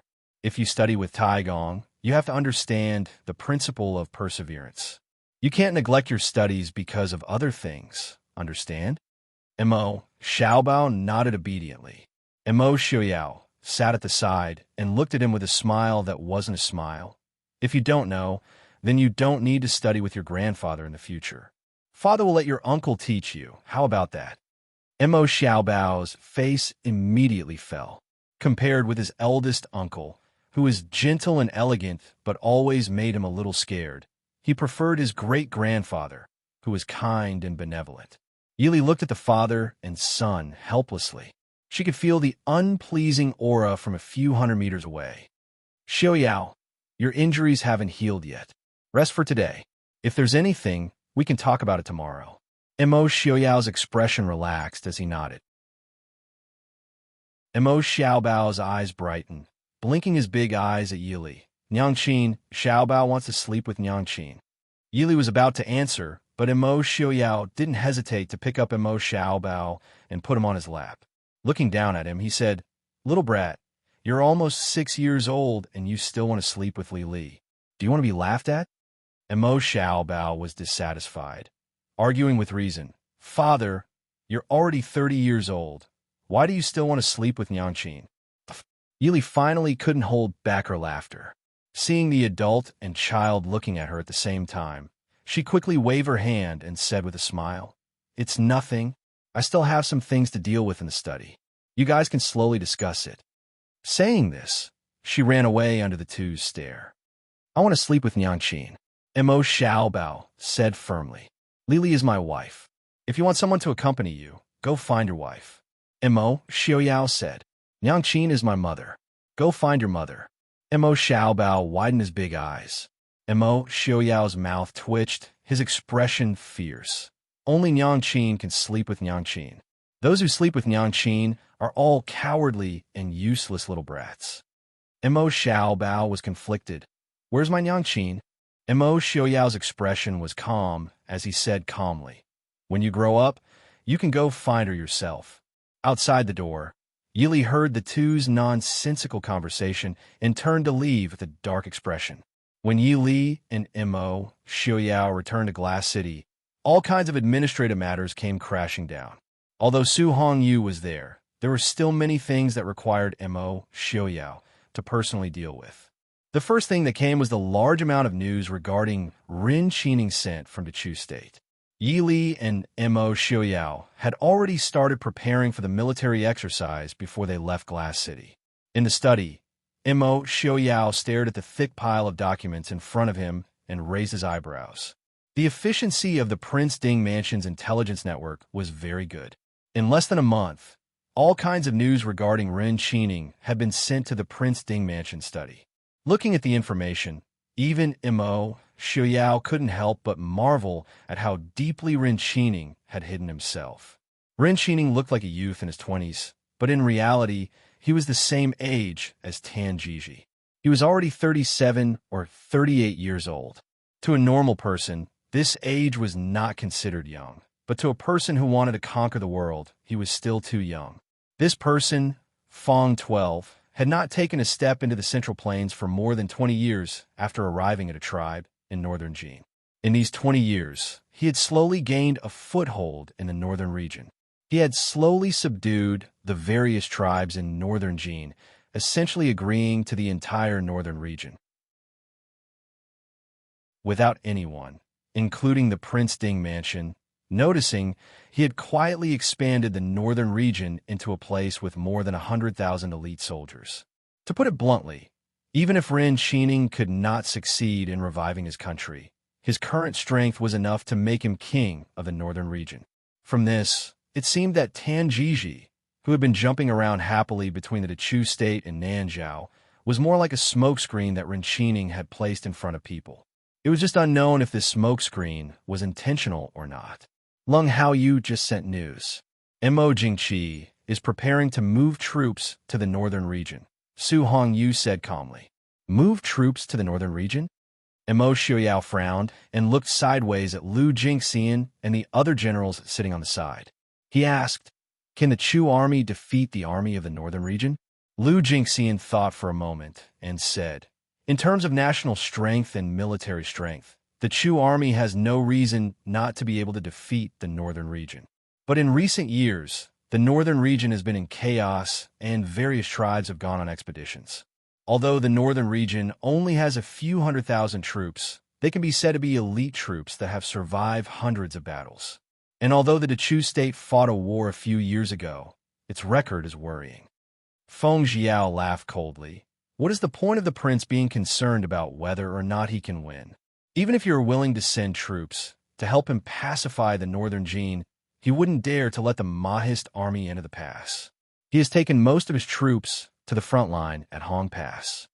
Mo Xiaoyao smiled in a rare, good-natured manner. "I am just worried that Mo Jingqi is too useless.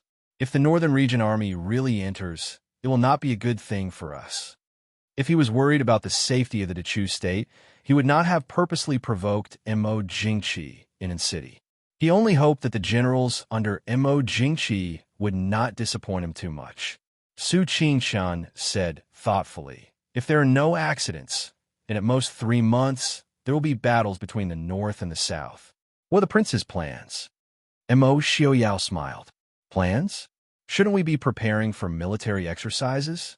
Shilling will fight Nanzhao, and the Chu state will fight the northern region. Let's just play with ourselves." Everyone was speechless. Playing with ourselves? Prince, you really have a good personality. Chapter 558. After discussing the matter of Ren Qining, the topic of conversation naturally turned to the military exercises that had been prepared for several months. Regardless of whether it was Su Hongyu and the other civil officials, or Lu Jingxian and Zhang Qilan and the other military generals, this was undoubtedly an extremely novel matter. In this era, battles were fought from time to time. As a result, there were many who questioned the true significance of this so-called military exercise. However, regardless of what was said, preparations had been made for several months. Everyone was looking forward to it.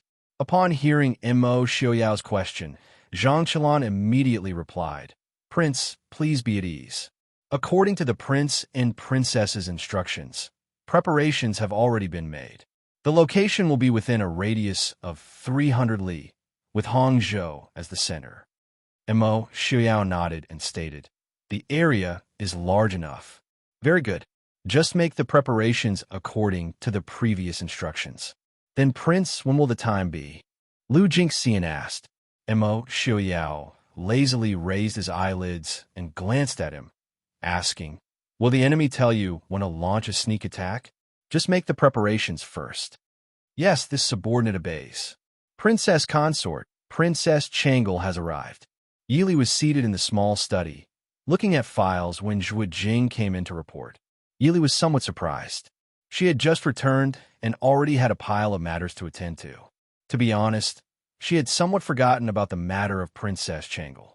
Setting down her brush, Yili said, "Invite her in." Not long after, Princess Changle stepped into the study. After not seeing her for 2 months, the originally delicate and charming little princess seemed to have lost some weight. Her entire person seemed to have matured greatly. However, her originally bright eyes were now somewhat dim and sorrowful. "Greetings to Princess Ding." Princess Changle curtsied and saluted. Yili stepped forward and pulled her up. After sizing her up, she said, "The princess seems to have lost quite a bit of weight. Is it because the servants are not taking good care of you?" Princess Changle promptly shook her head and replied, "Princess Consort's words are too serious. The servants of the prince's estate treat Wuyo very well." After following Feng Zhiyao and company back to Glass City, Princess Changle abandoned her original title of princess and used the nickname given to her by the empress. Therefore, other than Feng Zhiyao, Zhuo Jing, and a few others who followed her to Nanzhao, everyone else in the Prince Ding mansion called her Miss Wuyo. They didn't even mention the surname Mo. Seeing Princess Changle grow up so much, Yili sighed helplessly in her heart.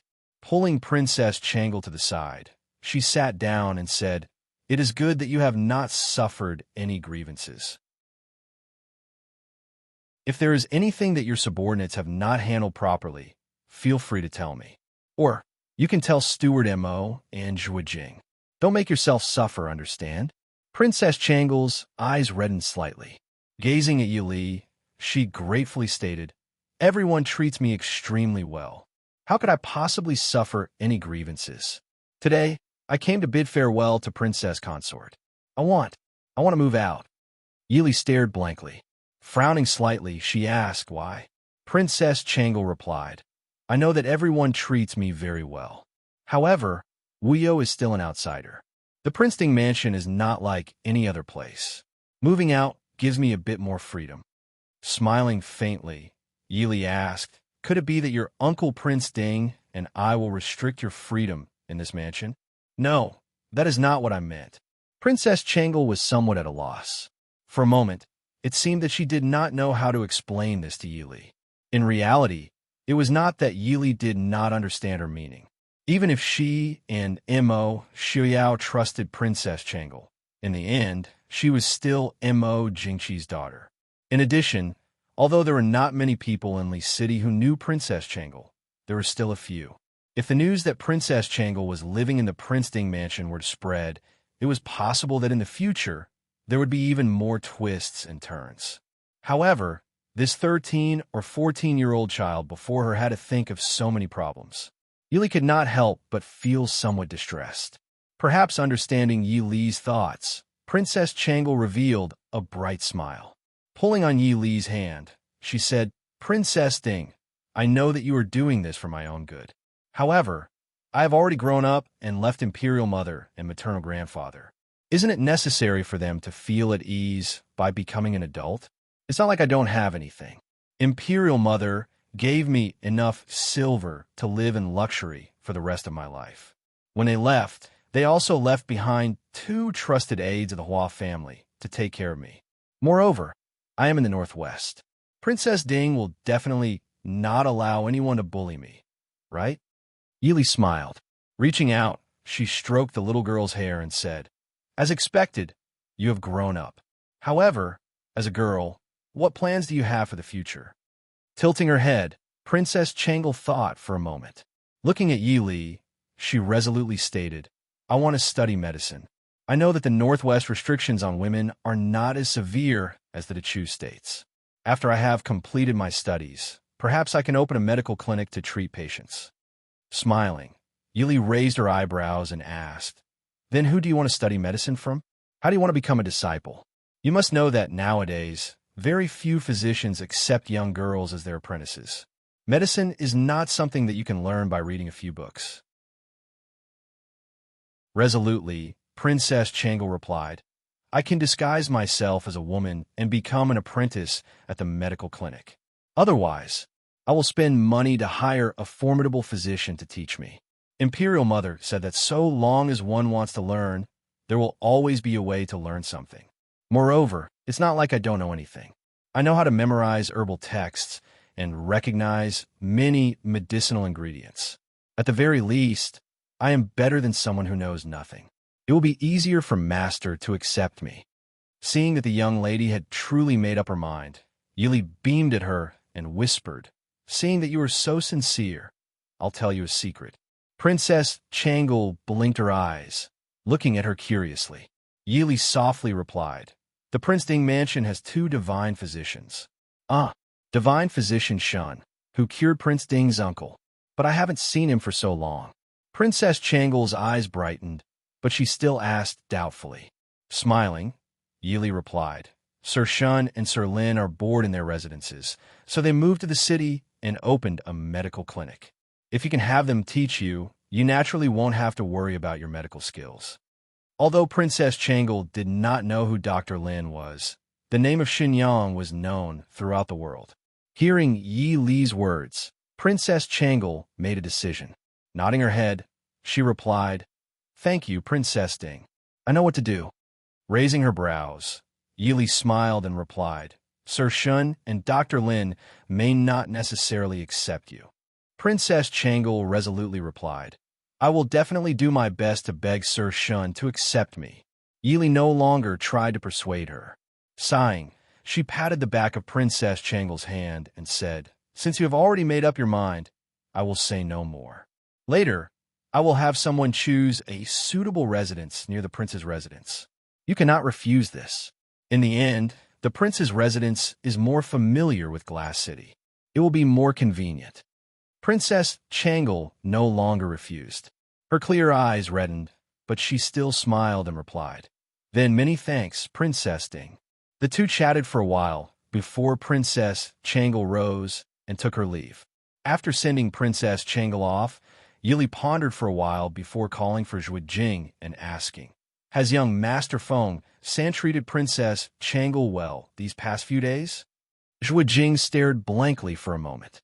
Although he did not understand the meaning behind Princess Changle's question, he still answered truthfully. There was nothing good or bad about it. Princess Changle lived in the guest courtyard and did not often meet with young Master Feng San. Yili frowned slightly. Thinking for a while, she asked, "Then what about on the way back?" Zhuo Jing replied, "On the way back." Young Master Feng San did not seem too willing to get close to Princess Changle. This subordinate remembers that once again we missed the town and rested in the wilderness. Lin Han asked young Master Feng San to deliver some food to Princess Changle.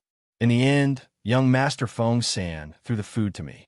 However, young Master Feng San did not treat Princess Changle rudely. Yili nodded and said, "I understand. Later, have Feng San come over when he is finished." This subordinate, Feng Jiao, requests an audience with Princess Changle. Less than an hour later, Feng Jiao appeared outside Yi Li's study. "Enter." Hearing Yi Li's words, Feng Jiao stepped into the study. Smiling, he said, "Princess Changle has summoned this subordinate so soon after returning. This subordinate feels extremely honored. What orders does Princess Changle have?" Yili was disinclined to pay attention to his mischievous smile. Setting down the dossier, she picked up the teacup by her side and took a sip before indifferently stating, Princess Changle wishes to use Princess Changle. Feng Jiao was startled. Before he could speak, he heard Yili continue. I have already agreed. Feng Jiao frowned. Somewhat disapproving, he asked, why? Princess Changle is still a young girl. How will she live by herself when she moves out? Yili smiled faintly and replied, a young girl? Princess Changle is already 14 years old. Although the Prince Ding mansion and the imperial family of the Dechu state are of the same bloodline, they have long been separated by blood, neither relative nor friend. How can a girl like her remain in the Prince Ding mansion? Feng Jiao stared fixedly at Yili. It was obvious that he did not believe her reasoning. Yili did not mind. Raising her eyebrows, she smiled and said, all right. Actually, this consort feels that young Master Feng seems to have an opinion about Princess Changle. Since this is the case, Princess Changle is no more than an insignificant young girl, while young Master Feng San is the prince's trusted aide. This consort will naturally take care of your feelings first. Feng Jiao's complexion was somewhat unsightly. When have I ever had an opinion about Princess Changle? Faced with Yi Li's smile that was not a smile, Feng Jiao could only silently rub his nose. Then, Princess Changle, there is no need for you to have her move out. After all, she is still a child. I've already said that it was she who wanted to move out. A girl living under someone else's roof is unavoidably sensitive. All along the way, you have been acting strangely towards her. Can you blame her for feeling uncomfortable living in the Prince Ding mansion? You also know that she is still a child. Since this is the case, the grudges of adults have nothing to do with her. Not only you, but I'm afraid that everyone in the mansion who knows of her identity also has a knot in their hearts. Although she would not be rude, how could a girl who was as meticulous as hair not be able to detect the attitude of others towards her? It was no wonder that Princess Changle had come to say her farewells on the second day of her return. However, this cannot be blamed on anyone. After all, her father was Mo Jingqi. Everyone knew that it was wrong to take their anger out on someone else. However, how many people were capable of doing so? I know that this matter is my fault. Princess Changle, please have her stay, Feng Jiao said. Yili shook her head and replied, Princess Changle has already decided to become an apprentice to a master and study medicine. It will be more convenient for her to live outside. The only reason I have asked you to come is to have you find a suitable residence for her, as well as take care of her outside. There are many people and matters within the Prince Ding mansion. Even if we instruct her, it is not certain that she will not be wronged. Feng Jiao was silent for a moment. He felt that Yi Li's words were reasonable. Nodding his head, he replied, this subordinate understands. Princess Changle, please be at ease. Chapter 559. At the end of the 10th month, the Dechu state officially declared war on the north. Almost at the same time, Shilin Jinim of Gojoseon ordered his son, Jinim of Gojoseon heir, Lake Tangfeng, to lead 200,000 soldiers to the border between the south and Nanzhao. For a time, all the countries began to mobilize their troops. Even the northern tribes, who were in the middle of the bitter cold, began to move. At this time, the military exercise that the Prince Ding mansion had been preparing for several months began. In the morning, the General Zhang Qilan, who was stationed in the camp 30 li outside of Li City, received an order.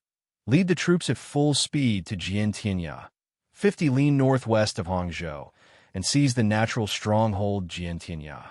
This order came too quickly and could be said to be completely unprepared. Fortunately, the Mahist army had always been well trained. In addition, everyone's hearts had been stretched taut recently, so they did not panic this time. When he received the order, Zhang Qilan was eating dinner with a few of his subordinates and discussing the military situation. Looking at the graceful but elegant handwriting on the letter, Zhang Qilan jumped up and shouted to his subordinates, "Pass down the order, break camp, and depart in an hour." But he felt strange. Why did this order look like Wang Fei's handwriting? The generals all paused. The braver ones quickly asked, "General, we are..." Zhang Qilan chuckled and said, "It's starting. Little ones, work harder. We have to beat that old guy until he cries for his father and mother." Everyone couldn't help but laugh. The atmosphere in the tent instantly relaxed. Zhang Qilan glared and roared, "Hurry up and get ready." Immediately, everyone dispersed out of the tent and went to dispatch their subordinates. After sending his subordinates away, Zhang Qilan looked at the letter in his hand again. He wiped his face and turned to prepare for his expedition. "General Zhang, sorry to disturb you so late at night." Outside the tent, an elegant voice said with a faint smile. Zhang Qilan paused and then realized who had spoken. He quickly went forward. The curtain outside the tent was lifted and the person outside walked in. Zhang Qilan hurriedly cupped his hands and said, "This subordinate greets Princess." Unlike usual, Yili was wearing a long gray cloak, but her hair was combed into a man's bun. From the white hem of the cloak, it could be seen that it was a man's clothing. Zhang Qilan had some doubts, but still asked, "Wang Fei, this is—" Yili smiled and said, "General Zhang is about to go to war. This one is not talented enough to recommend myself as an advisor. I hope General will not reject me." "Wang Fei is saying that she wants to march with us?" Zhang Qilan asked in surprise. Yili nodded. Zhang Qilan said with some difficulty, "This, Wang Fei's body is priceless." "What if—" Yili played with the folding fan in her hand and said with a smile, "There's no guarantee that nothing will happen in this world. Besides, I've been on the battlefield several times. Even if I can't help General Zhang, I won't drag you down." Zhang Qilan said he didn't dare. He naturally knew the abilities of this Wang Fei. With her help, it was like obtaining a powerful advisor and general out of nowhere. But Yi Li's status made him uneasy. Also, if this was the case, even if he won against Lu Jingxian, it could only be said that they had a slight advantage. Yi Li naturally saw the reason for his hesitation. She couldn't help but smile and say, "Speaking of this matter, it is actually General Zhang who is at a slight disadvantage. Does General Zhang know who is leading the Western Army?" Hearing this, Zhang Qilan suddenly had a bad feeling. His mind moved as he said, "Is it?" Yili nodded and said with a smile, "Yes, the other side is led by Prince Ding. Lu Jingxian is the deputy general." Zhang Qilan's face darkened. Even though he was much older than Prince Ding, when it came to commanding troops, he could only admit that he was inferior. When Mo Xiaoyao had conquered the south and Nanzhao, Zhang Qilan had accompanied him. He had probably never thought in his life that he would face off against Mo Xiaoyao. Yili looked at Zhang Qilan with a smile and said, "General, are you declaring defeat before the battle?" Zhang Qilan gritted his teeth and nodded. "Since that is the case, I will have to trouble Wang Fei." Declaring defeat before the battle was naturally impossible. So right now, he couldn't care about Yi Li's status. The more experts he had, the better. Even if he couldn't win, he had to bite off a piece of the other's flesh. What's more, the thought of exchanging blows with His Highness made his blood boil. Yili smiled faintly and said, "I don't dare. This one is Chu Junwei. General can just call me by my name." An hour later, the army had finished their preparations. At this time, the sky had already darkened, but the army had to march through the night. Glass City was 300 li away from Jiantian Cliff. The Black Cloud cavalry was fine, but it was impossible for the Mahist army's normal soldiers to arrive in a day. When the army set out, the generals by Zhang Qilan's side discovered that there was a young man with a gray cloak at the general's side. In the darkness of the night, even his appearance couldn't be seen clearly. "General, this is—" Zhang Qilan's face twisted slightly. He said in a low voice, "This is this general's military advisor. Where is Feng Jiao?" Feng Jiao was also on the list of generals for this exercise. However, young Master Feng San, who had always been by Mo Xiaoyao's side, was unfortunately assigned to the opposite side of Prince Ding. But from the start, Zhang Qilan had never seen this young master show his face. Yili said in a low voice, "Feng San has already left." Zhang Qilan was startled, but he quickly reacted. With over 10,000 soldiers, it was impossible for them to reach Jiantian Cliff without being discovered by Prince Ding. The worst thing was that there was a division of the Western Army that they had to pass through on their way to Jiantian Cliff. Wang Yu would definitely not allow them to reach Jiantianya so smoothly. Feng Jiao, leading the Black Cloud cavalry to open up a path in front, was much better than being stopped and beaten when they reached the place. In the darkness of the night, a group of people rode their horses forward. Behind them was a long line of Mahist army soldiers. Inside the Western Army camp, Mo Xiuyao was still dressed in white, his hair white like snow. He sat lazily in the large tent, looking at the map in front of him as if he was deep in thought.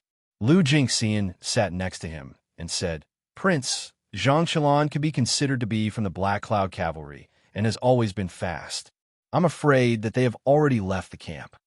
Mo Xiao nodded and raised his eyebrows. No matter how fast they are, they only have 10,000 Black Cloud Cavalry. If they want to rely on 10,000 Black Cloud Cavalry to snatch Jiantian Cliff from us, they must be dreaming. Lu Jingxian nodded and said with a frown, "However, although we have 50,000 Black Cloud Cavalry, our normal strength is clearly weaker than the enemy. The Black Cloud Cavalry's attacks are strong, but their defense is a bit weaker. Even if we take Jiantian Cliff first, to rely on 50,000 Black Cloud Cavalry to defend against 100,000 Mahist army's attacks will be a bit difficult." Mo Xiuyao looked at Lu Jingxian with a smile. "What? Is General Lu afraid of Zhang Qilan?" Lu Jingxian's expression changed. He stuck out his chest and said, "Who would be afraid of him? Prince, don't worry. I swear to defend Jiantian Cliff to the death." Mo Xiuyao waved his hand and said, "What do you mean, swear to the death? Don't forget that Jiantian Cliff is not the final goal. If we lose all of our men at Jiantian Cliff, how are we going to fight the later battles?"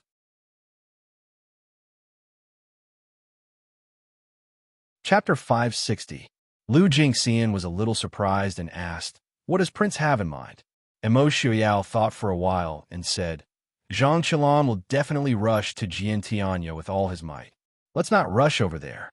No matter what, we are still faster than him. Let's add some obstacles to their path. Also, add a line of defense 20 li in front of Jiantianya. Even if Jiantianya cannot defend in the end, it will at least deplete half of their forces." "I understand."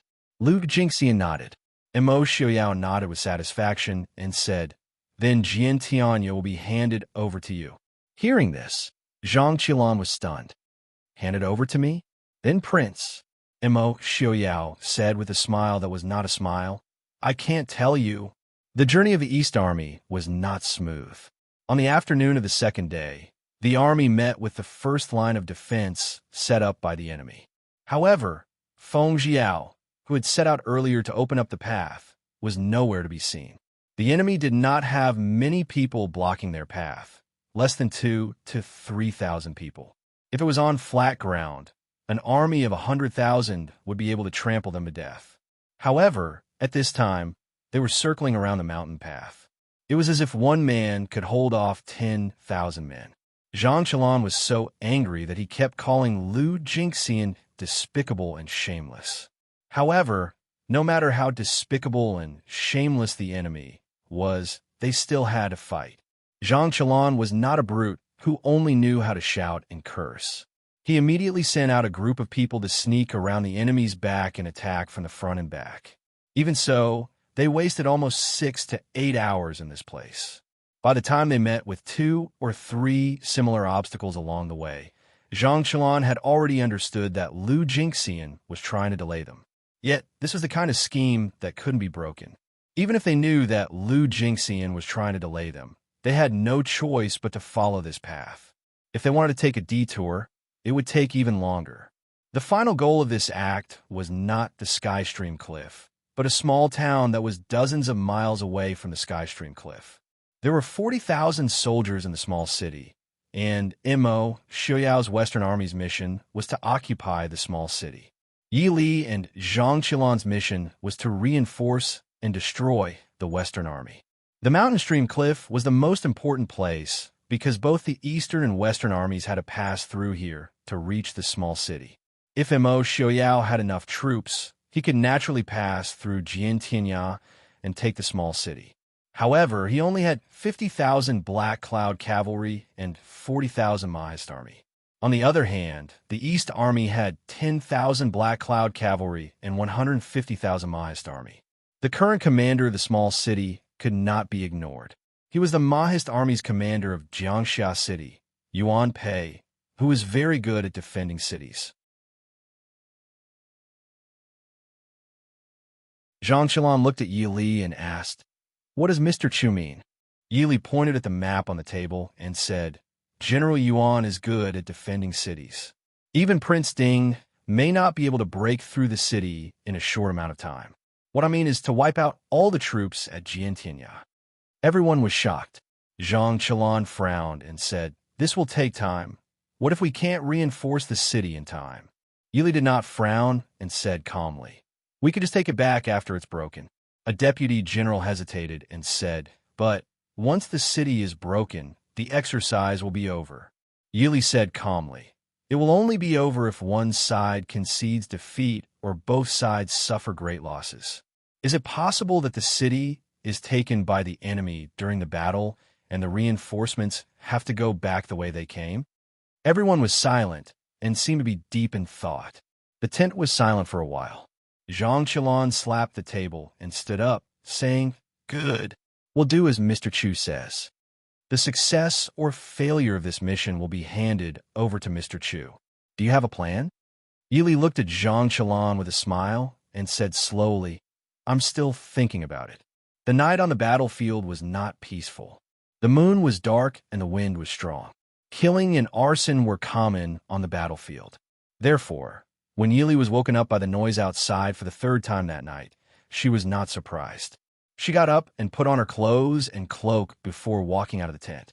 Qin Feng immediately appeared at the door. "Master." Yi Li frowned slightly and said, "Why aren't you resting?"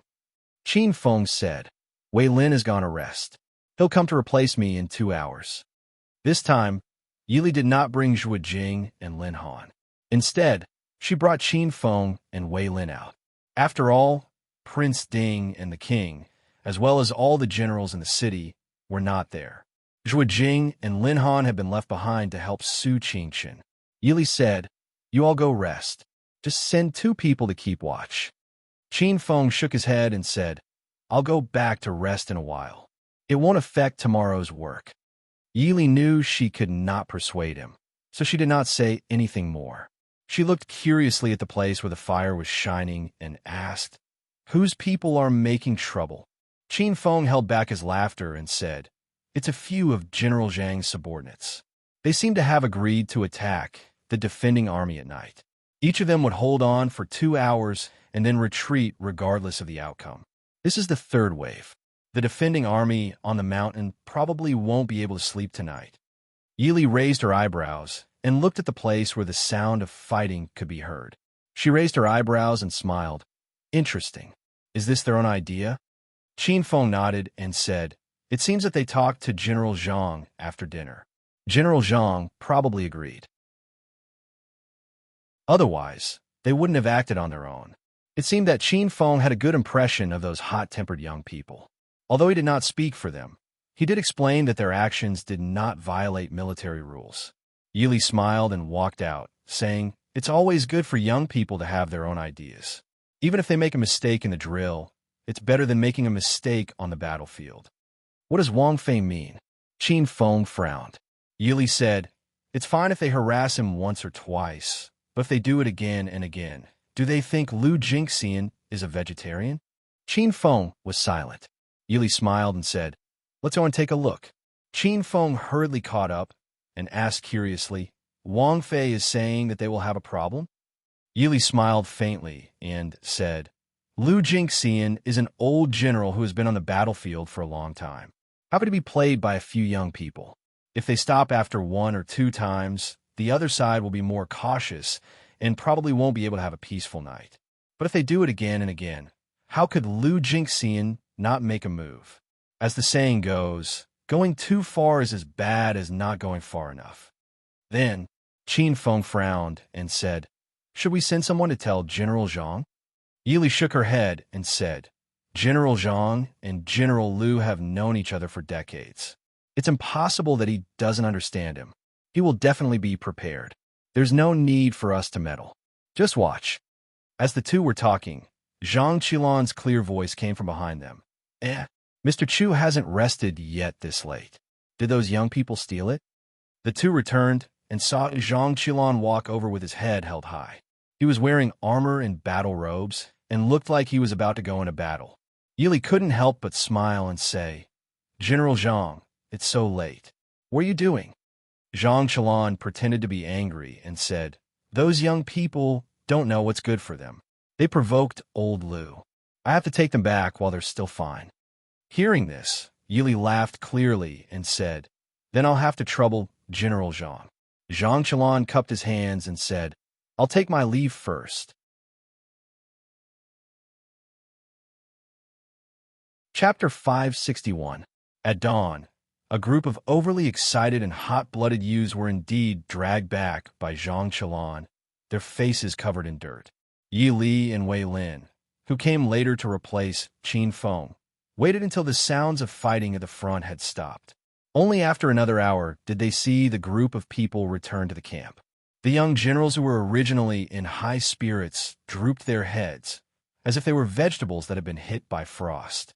As soon as they entered the camp, they saw Yili smiling at them while looking at a carriage. The expressions of the young generals became even more awkward. They felt that the general had found such a young military advisor who they didn't know where he came from. He didn't know anything and only said a few useless words from time to time, but the general valued him so much. These young men were naturally unconvinced. They all thought that they were much better than this pretty boy. Now that they had lost so much face in front of him, their expressions naturally didn't look too good. "Mr. Chu, you haven't rested yet?" Zhang Qilan saw Yi Li and naturally went up to greet her. Yi Li smiled and said, "General, you haven't rested either, right? You've worked hard, General. Are you all right?" Zhang Qilan sighed and said, "Fortunately, you're fine." He turned around and glared at everyone, then roared, "Why aren't you going back to rest? Are you waiting to be punished?" Hearing this, the young generals all scattered like birds and beasts. Seeing how everyone looked at Zhang Qilan as if he was a killing god, Yili couldn't help but laugh softly and say, "General clearly has no intention of punishing them. Why are you purposely scaring them?" Zhang Qilan sighed helplessly and said, "The people who came out this time are all young brats. Not only have they never been on a proper battlefield, but they're still hot-blooded and charging forward. If they really went on the battlefield, who knows what would happen?" It turned out that the first 2 waves of ambushes had caused the enemy to be flustered for a while. These brats got carried away and decided to take turns to fight until dawn. This way, the enemy naturally couldn't sleep for the entire night, but their own people could take turns to rest. His idea was not bad, but he forgot to observe the surrounding positions and the situation of the enemy. Halfway through the 3rd sneak attack, Lu Jingxian sent 2 groups of soldiers and horses to quietly flank them from both sides. If it wasn't for Zhang Qilan leading the troops, even if they didn't arrive in time, they wouldn't be able to match the 4,000 to 5,000 troops that they brought. Even those 4 to 5 young generals would have died there. The battlefield had always been cruel and merciless. If one didn't come from an aristocratic family, there wouldn't be many captains in an army of millions. Out of a few thousand captains, there would at most be less than 100 who could become deputy generals. And out of these less than 100 deputy generals, there would at most be 2 or 3 generals. It wasn't that these people didn't have the potential to become generals, but that in the process of becoming generals, they had already been engulfed by the shame of the battlefield. "Mr. Chu, please train these kids more in the future," Zhang Qilan said sincerely. He knew Princess Consort's abilities, not to mention the elusive and invincible Qi Lin, who was personally trained by Princess Consort. Qin Feng, Zhu Jing, and the others by Princess Consort's side were all rising stars if they were placed in the military camp. From this, it could be seen that Princess Consort's methods of teaching people were ingenious. Yili smiled and said, "General Zhang is a good general."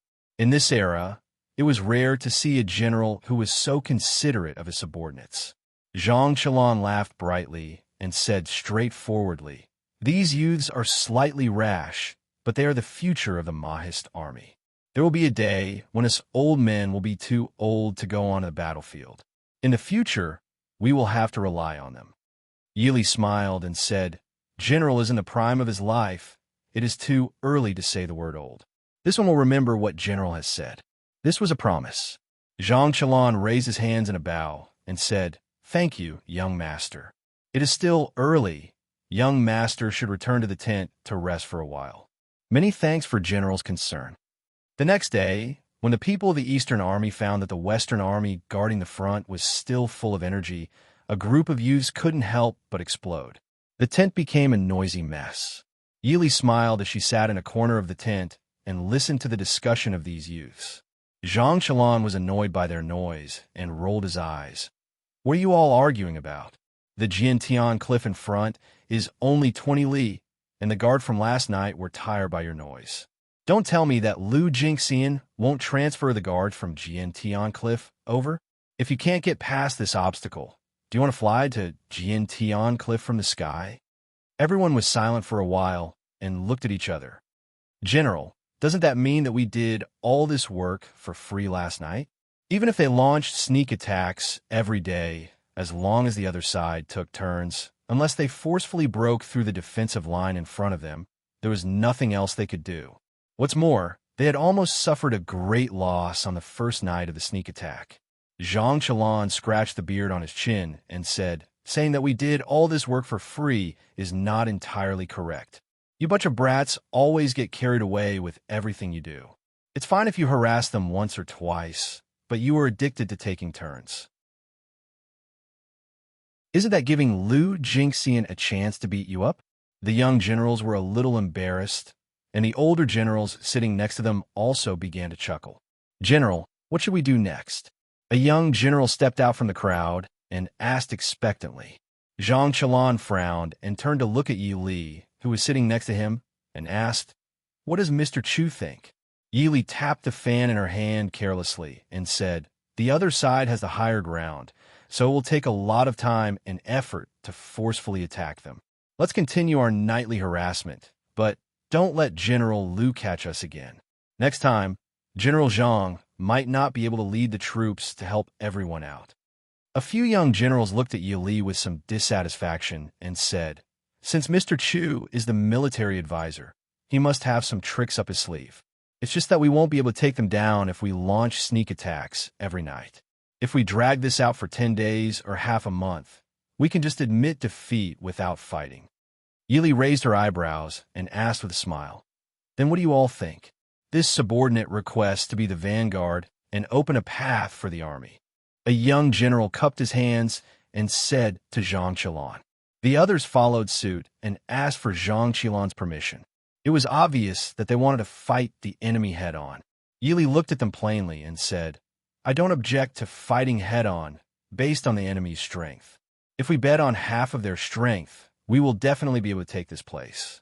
However, I would like to remind all of you that although this is just a drill, if this were a real battle, it would mean that at least half of the 100,000 soldiers here and outside would lose their lives on this small hill in front of Jintianya. So what? Someone asked softly. Yi Li smiled and said, If losing half of our soldiers, including the lives of all of you here, isn't a big deal, in that case, how would the remaining 50,000 soldiers pass through the Heavenly Stream Cliff, which was known as a natural barrier? How many soldiers will be left after they pass through? Or do you all think that, even if we manage to pass through, we will be able to save General Top Score from being surrounded? I would like to remind all of you that based on my understanding of Prince Ding, the number of soldiers left behind at Jiantianya is at most a third of the Western Army. The remaining 2/3 are fresh soldiers who have yet to participate in the battle.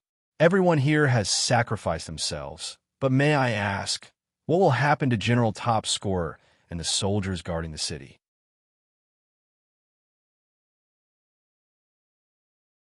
Chapter 562.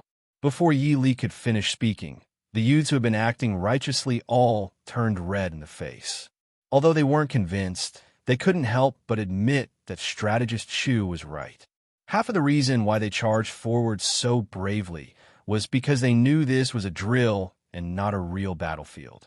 If this was a real battlefield, would they still charge forward so recklessly? Or even if they continued to charge forward so bravely, what kind of consequences would they cause?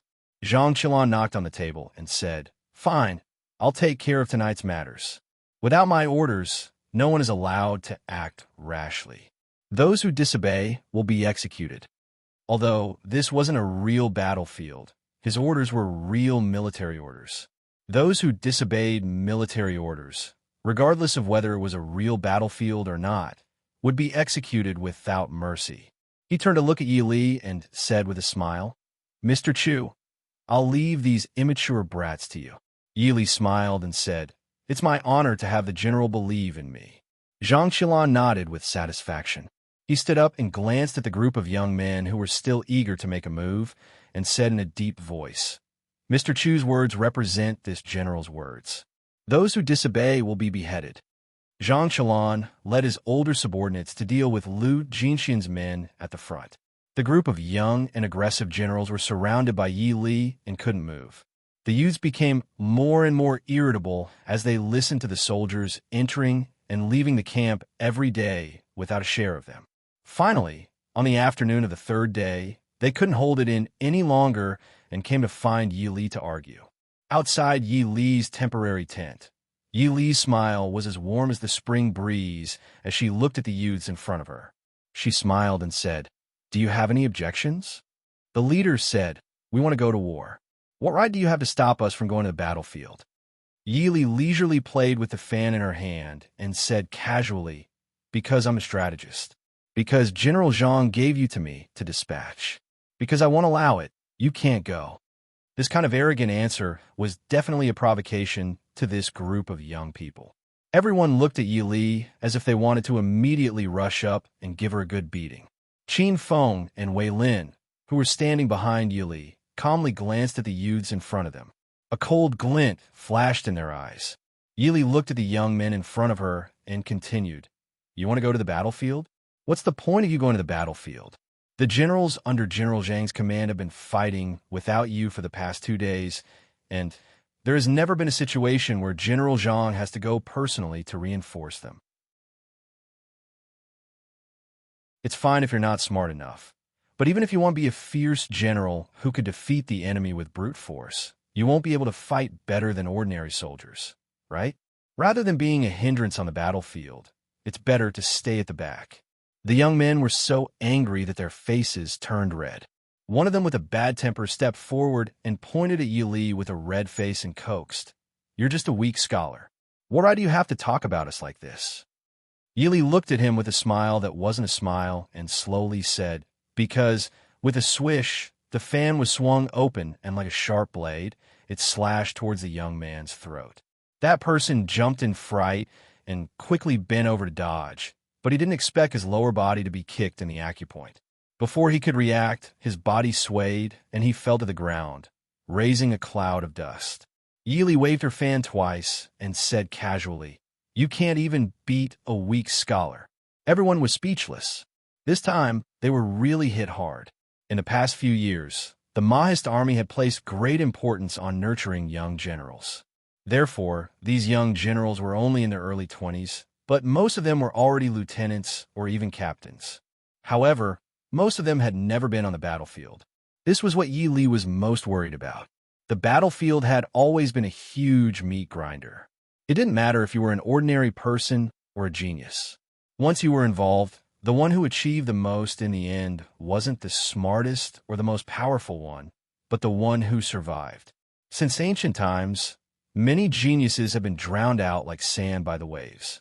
Although Yi Li didn't expect them to understand what a real battlefield was this time, and they would only be able to learn when they were on the battlefield, at least they had to suppress the arrogance of these geniuses. As if she didn't see everyone's shocked expressions, Yi Li looked at everyone with a smile and said, "Don't say that I bullied you. These 2 people learned from me. If you beat them, don't even talk about going to fight with General Lu. Even if you want to go to Xiling and destroy Jinim of Gojoseon, I won't stop you." Everyone looked at each other and exchanged glances. Yi Li seemed to be afraid that the fire wasn't burning hot enough and continued to pour oil on it. If you don't have confidence in fighting one-on-one, you can fight together. Qin Feng and Wei Lin could obviously understand Yi Li's meaning. Wei Lin snorted coldly and said, "Don't waste time. Let's fight together." This obviously contemptuous tone finally snapped the last string in everyone's mind. No one knew who shouted, but 5 or 6 young people all pounced towards Qin Feng and Wei Lin at the same time. Of course, Wei Lin, who had just drawn hatred to himself, was the one they focused on. Yi Li retreated to the side and leisurely leaned against Qin Feng and Wei Lin, moving among the youths with ease. Rather than a group fight, it was more like 2 people playing with a group of crazy kittens. These youths were indeed not as good as their peers in the Mahist army, but compared to Qin Feng and Wei Lin, who came from Qi Lin and were the best among them, they were not enough.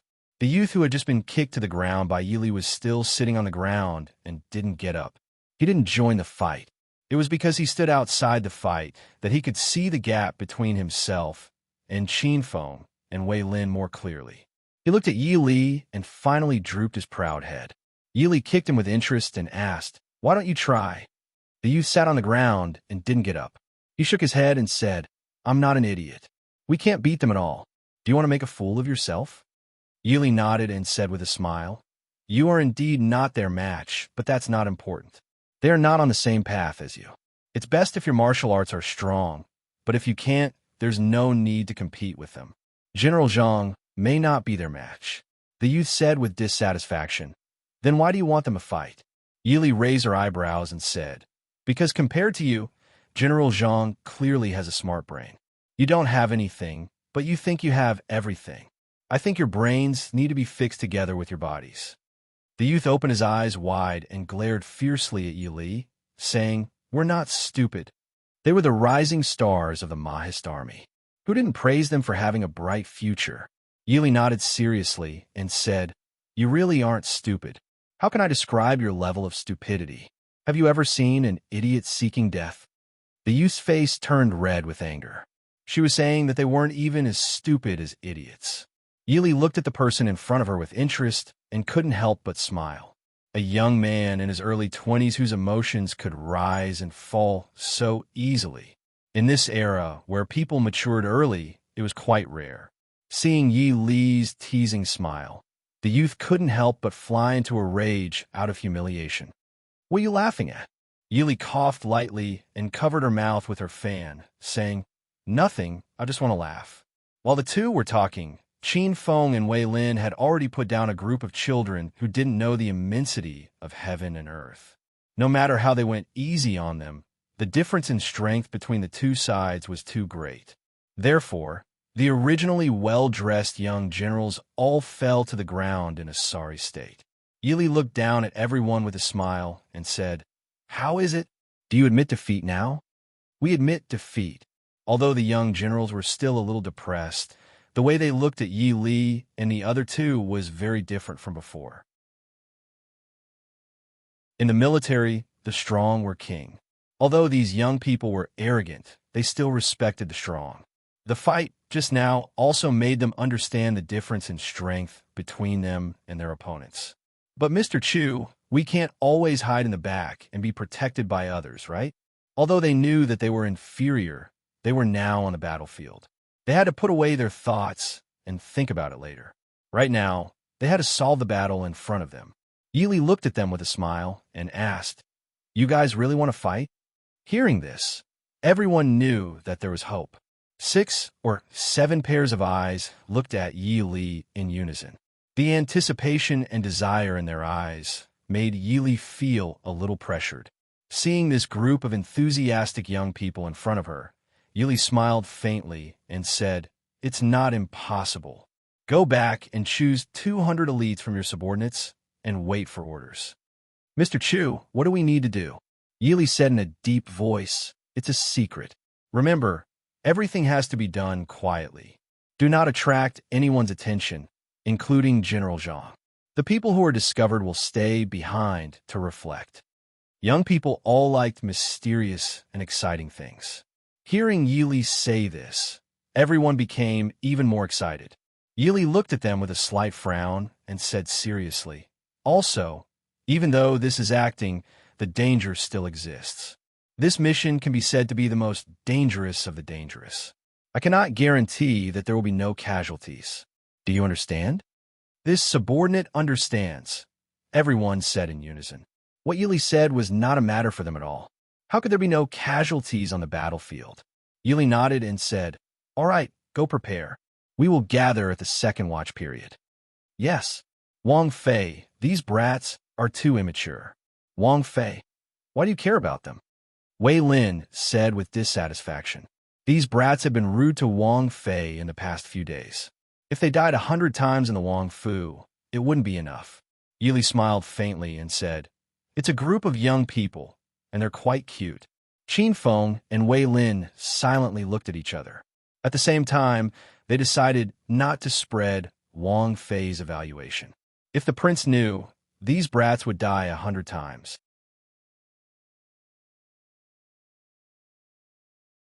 Chapter 563. Before the second day of the night, a group of young soldiers had followed Yi Li's instructions and quietly led their men out of the camp. It wasn't that they were completely convinced by Yi Li's mysterious military advisor, but if they didn't follow Yi Li, they wouldn't be able to fight. Since it was already like this, they could only tactfully follow his instructions. It was unknown if this group of young soldiers had some ability or if Zhang Qilan was being courteous, but a few of them actually led their men out of the camp without missing a single one. When they stood in front of Yi Li, they couldn't help but raise their chins and feel a little proud. Yi Li only smiled faintly and nodded his head in satisfaction as he looked at the group of over 1,000 men. Military advisor? What are we going to do? Someone couldn't help but ask. In the darkness, Yi Li spread out a map on the ground and squatted down. He used the torch in his hand to point at a few places on the map and said, "General Zhang is leading his men to attract the attention of the enemy. You guys follow me to climb up from these 2 places and go around to the back of Jiantianya." Someone frowned and said, "Since the military advisor already had a plan, why didn't you say so earlier? We could have sent men to scout the way." Yi Li looked at him and smiled. "Scout the way? Do you think that General Lu's men are wooden stakes and won't discover you guys? But we can't see the way at night. How are we going to get there?" Although they didn't know the details, they roughly knew where the path was after looking at the locations pointed out by the military advisor. This area was easy to defend and hard to attack. Even in the day, it was dangerous, much less at night. Yi Li stared at the young man who spoke and said, "That's why I said, I can't guarantee that there won't be any casualties. This is a battlefield." Everyone was shocked. That's right, this was a battlefield. On the battlefield, don't even talk about walking in the dark. Sometimes, even if one knew that they would die, they would still sacrifice their lives. Yi Li looked at them and said, "Those who aren't willing to go can still go back the way you came. I'll give you half an hour to communicate with your subordinates. I want to make it clear that it's not just dangerous to climb up. Even if we reach the cliff safely, it won't be a smooth journey. If you drop the ball on the road, you will be punished according to military law." In less than a quarter of an hour, everyone returned to Yi Li. Seeing that none of the teams retreated, Yi Li nodded in satisfaction. She turned around and said, "Let's go." Although it was already the second night watch period, the night wasn't tranquil. Not far away on a hillside, the 2 armies were engaged in a fierce battle.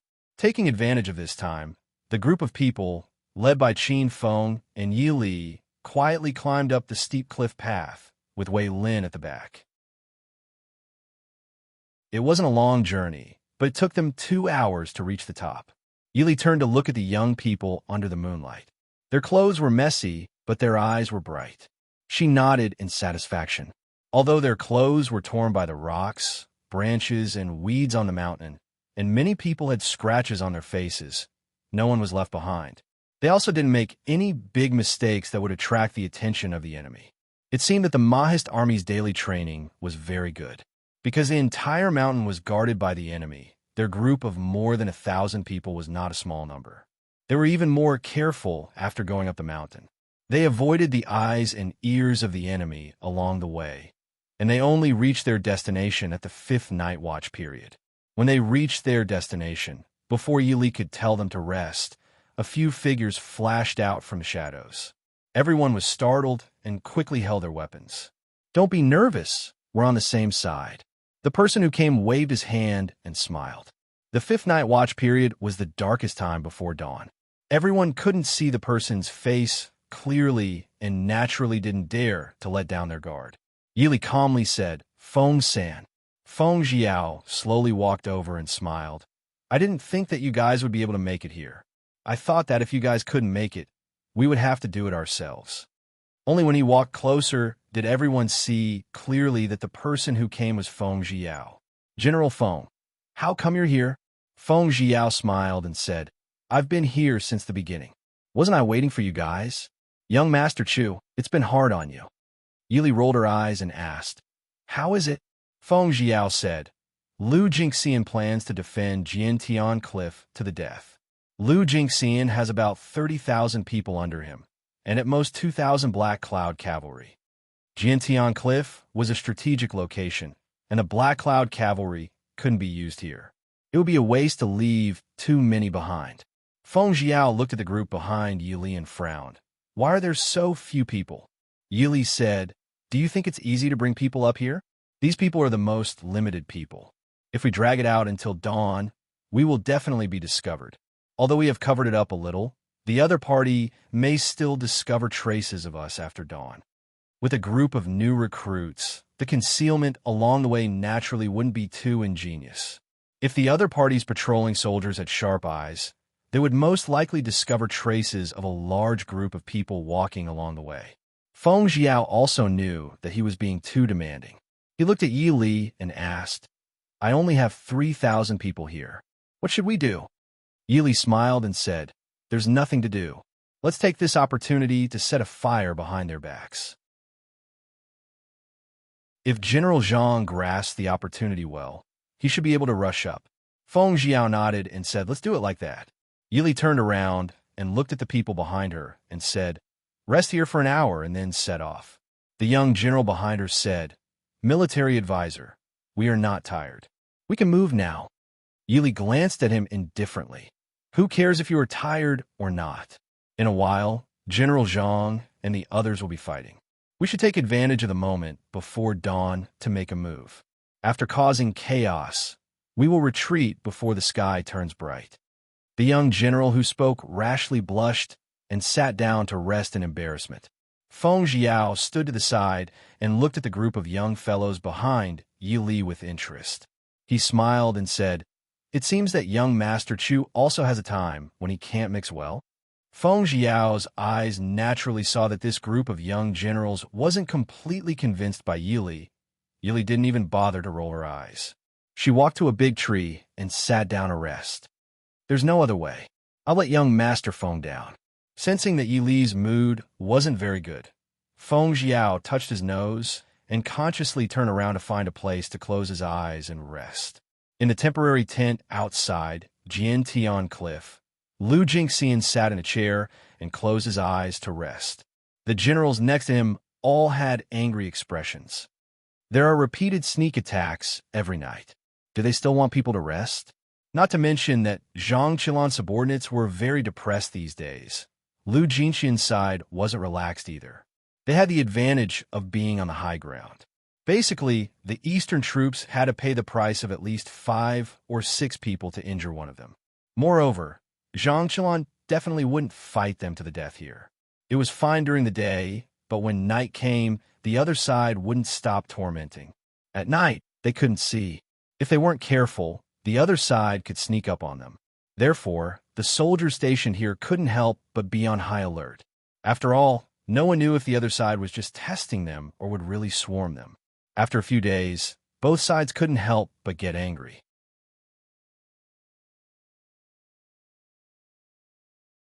Chapter 564. General, the prince sent a letter on horseback. Someone reported from outside the tent. Lu Jingxian opened his eyes and scanned the rowdy crowd. He said in a deep voice, "Come in." A soldier came in and presented a letter with both hands. Lu Jingxian opened the letter and slowly frowned after reading it. The other generals changed their expressions and hurriedly asked, "General, what orders does the prince have?" LV Jingxian casually passed the letter to a deputy general sitting below him. The deputy general stilled when he saw it. He looked dazedly at Lu Jingxian and said, "The prince is reminding General to be careful of the princess consort." The other people also passed the letter around. Lu Jingxian frowned and said, "Speaking of which, in the last few days, the princess consort has not appeared in the army at all." When the princess consort was mentioned, even though she was a woman, these generals who had fought on the battlefield still showed respect. It was not just because the princess consort had military talent that was different from other women, but also because the princess consort had done many things for the Mahist army in the last few years. For example, the promotion of soldiers, the payment of soldiers, the placement of wounded soldiers, and even the organization of the army. Many effective methods had been proposed and implemented by the princess consort. So in the eyes of these soldiers, Princess Ding was not as simple as a normal princess consort, but one of the true controllers of the Mahist army. For the prince to write a letter to remind her, this caused everyone to pay more attention to Princess Ding. But at this time, they did not know what Princess Ding was doing. At this time, Lu Jingxian found that he had overlooked an important person. It wasn't that LV Jingxian thought that Yi Li was better than Zhang Qilan when it came to commanding troops. It was just that Zhang Qilan had worked with him for more than 10 years, so they had a rough understanding of each other. But Princess Ding was an existence that they did not understand at all. The only understanding of Princess Ding was limited to the battle that she had defeated Jinnum of Gojoseon a few years ago. Of course, that battle was enough to make any general view her in a new light. There was a saying in the art of war, "Know thyself and know thy enemy to win 100 battles." For some reason, Lu Jingxian suddenly felt a little uneasy. Just as he was thinking about something with his head lowered, the sound of weapons and fighting could be heard from afar. Soon a soldier came in and reported, "General, the enemy is attacking again. Fight back. Remind the soldiers at the front line not to lower their guard." LV Jingxian slapped the letter on the table. Then he stood up and walked out of the tent. Not far away from the Skystream cliff, Yuli looked down at the place where the flames were faintly burning. Behind her, the Skystream cliff was still peaceful. She slowly smiled and said in a deep voice, "Let's do it." Yes. Not long after, the fire on the mountain stream cliff soared into the sky. The originally tranquil place gradually became noisy. "General, look." Lu Jingxian, who had just walked out of the tent, turned back to look. His heart sank when he saw the blazing flames rising from Jiantian Cliff. He thought that he knew where Princess Ding had gone. "General, is there a sneak attack on Jiantian Cliff?" "Damn it, how did they get there?" There was a lot of noise before the battle. Lu Jingxian frowned and said in a deep voice, "Shut up. Deputy General, guard this place. I will lead the troops back to reinforce." Because he did not know how many people the enemy had on Jiantian Cliff, Lu Jingxian did not want to take the risk. He could only lead the troops back to reinforce. He had more than 30,000 men, and only 6,000 to 7,000 were left on Jiantian Cliff. Once Jiantian Cliff was lost, it would be meaningless for them to stay here. No one dared to argue. They quickly responded and mobilized their own troops. Zhang Qilan, who was at the foot of the hill, also saw the flames in the distance. Of course, it was not the flames on Jiantian Cliff. It was a signal sent by Yi Li. A smile finally appeared on his calm and resolute face. He shouted, "Beat the drums." Before dawn, the sound of drums shook the sky in the dark night. Amidst the battle cries, the soldiers rushed up the hill like a tide. Lu Jingxian, who was rushing back on his horse, also heard the battle cries behind him. A helpless smile appeared on his face. The prince's reminder was too late. He was careless. Jiantian Cliff was also in chaos. The soldiers who were still asleep hurriedly got up to face the enemy. Naturally, they were not a match for the soldiers who were holding their breath and waiting to attack. Moreover, these people did not have the intention to fight to the death with them. They just lit a fire and ran. If they met the enemy, they would fight if they could. If they could not fight, they would run. The soldiers who were woken up from their sleep were furious. However, they were not as smart as the enemy. They could only fight mindlessly in the chaos. At a high place not far from the battlefield, they could see the battlefield clearly with the help of the light from the fire. Feng Jiao stood beside Yi Li. He smiled and looked at the soldiers who were fighting hard below. He said with a smile, "These guys are not bad. It would be great if they could be this brave on the battlefield." This time, not only were the grassroots generals and young people participating in the drill, even the ordinary soldiers were mostly newcomers who had just joined the Mahist army in recent years. Although the former Mahist army veterans could not be said to have experienced hundreds of battles, most of them had been on the battlefield several times. This kind of drill was not as important to them as the new soldiers. Under the light of the fire, some of the soldiers were still fighting with swords and spears. Some had simply rolled on the ground and hugged each other to fight. Some even used tricks such as choking, biting ears, and so on. No wonder young Master Feng San, who always paid attention to his demeanor on the battlefield, was so happy that he laughed. Yi Li looked down calmly and said lightly, "At least they could be a little familiar with it. In the future, they will not panic on the battlefield. The ones who die the quickest on the battlefield are always the new soldiers." Feng Jiao stopped laughing and nodded. He said, "Wang Fei is right. General Liu has returned." A strange howl came from the night sky. Feng Jiao's expression became serious as he said solemnly. Yi Li nodded and looked at the sky. She said, "It's late. Let's retreat." Feng Jiao frowned and said, "But General Zhang." Yi Li said, "Lu Jingxian will probably call back at least half of his men. If General Zhang still can't attack, then we can't do anything. When General Lu's people arrive, we won't be able to leave. Let's go up the mountain." Feng Jiao was helpless. He knew that Yi Li was speaking the truth. He could only give the signal to retreat. The young soldiers who had been fighting excitedly were forcefully called back. They were all restless like little ponies. When Lu Jingxian rushed back to the main camp on Jiantian Cliff, the sky had already brightened. The originally neat and tidy camp now looked like it had been burned by fire and ravaged by bandits. Looking at the large groups of dead soldiers sitting in the center of the camp, LV Jingxian, who had not slept for the entire night, looked even worse. "Who's your general? How many people are there?"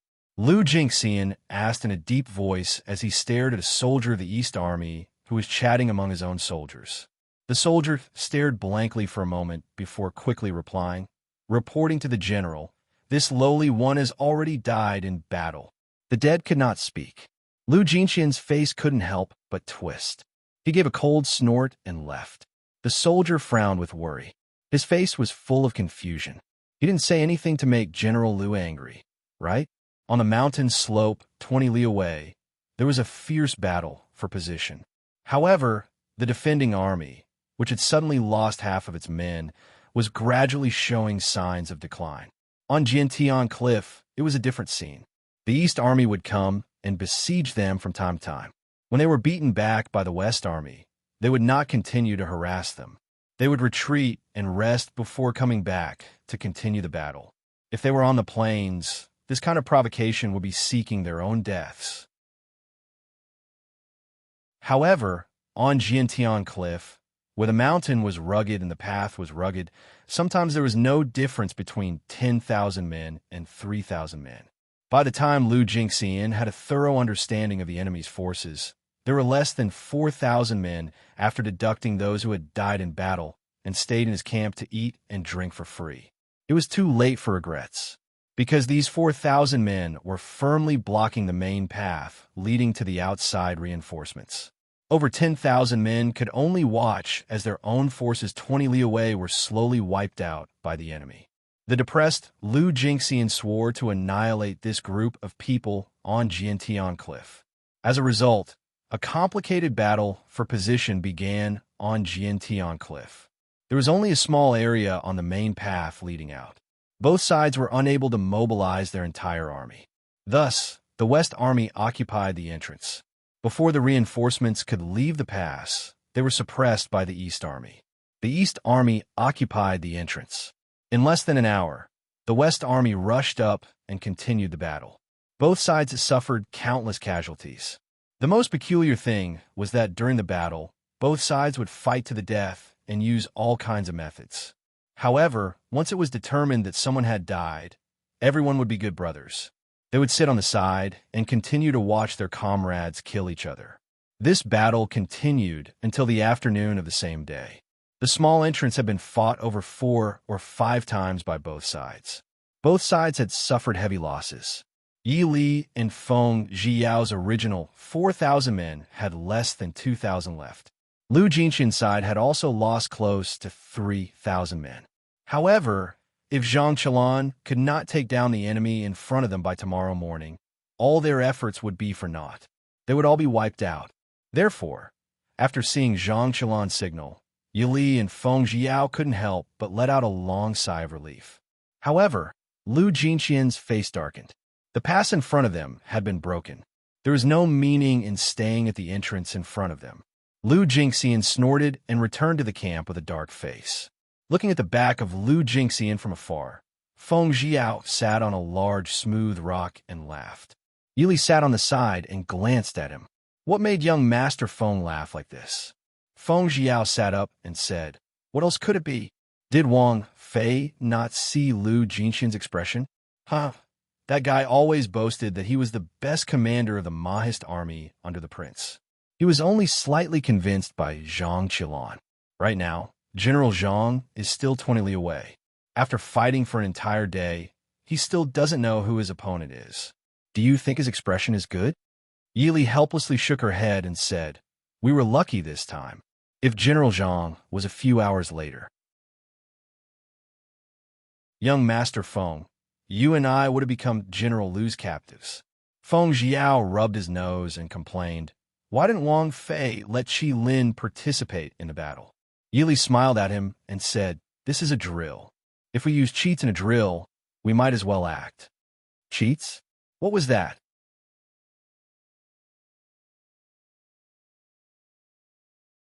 Chapter 565. By the time Zhang Qilan brought his army to meet up with Yi Li and Feng Jiao, it would be another tough battle. However, it was better than what they had expected. At the very least, they were at the top of the cliff and not being suppressed by someone from higher ground. Furthermore, Lu Jinxian's 30,000 men had already lost more than half of their numbers. However, they had lost less than 10% of their own men. Thinking of this, Zhang Qilan couldn't help but want to laugh out loud. Outside a small city several kilometers away, Imo Shuyao sighed helplessly as he stood outside the camp and looked at the small city that was isolated and had its gates tightly shut.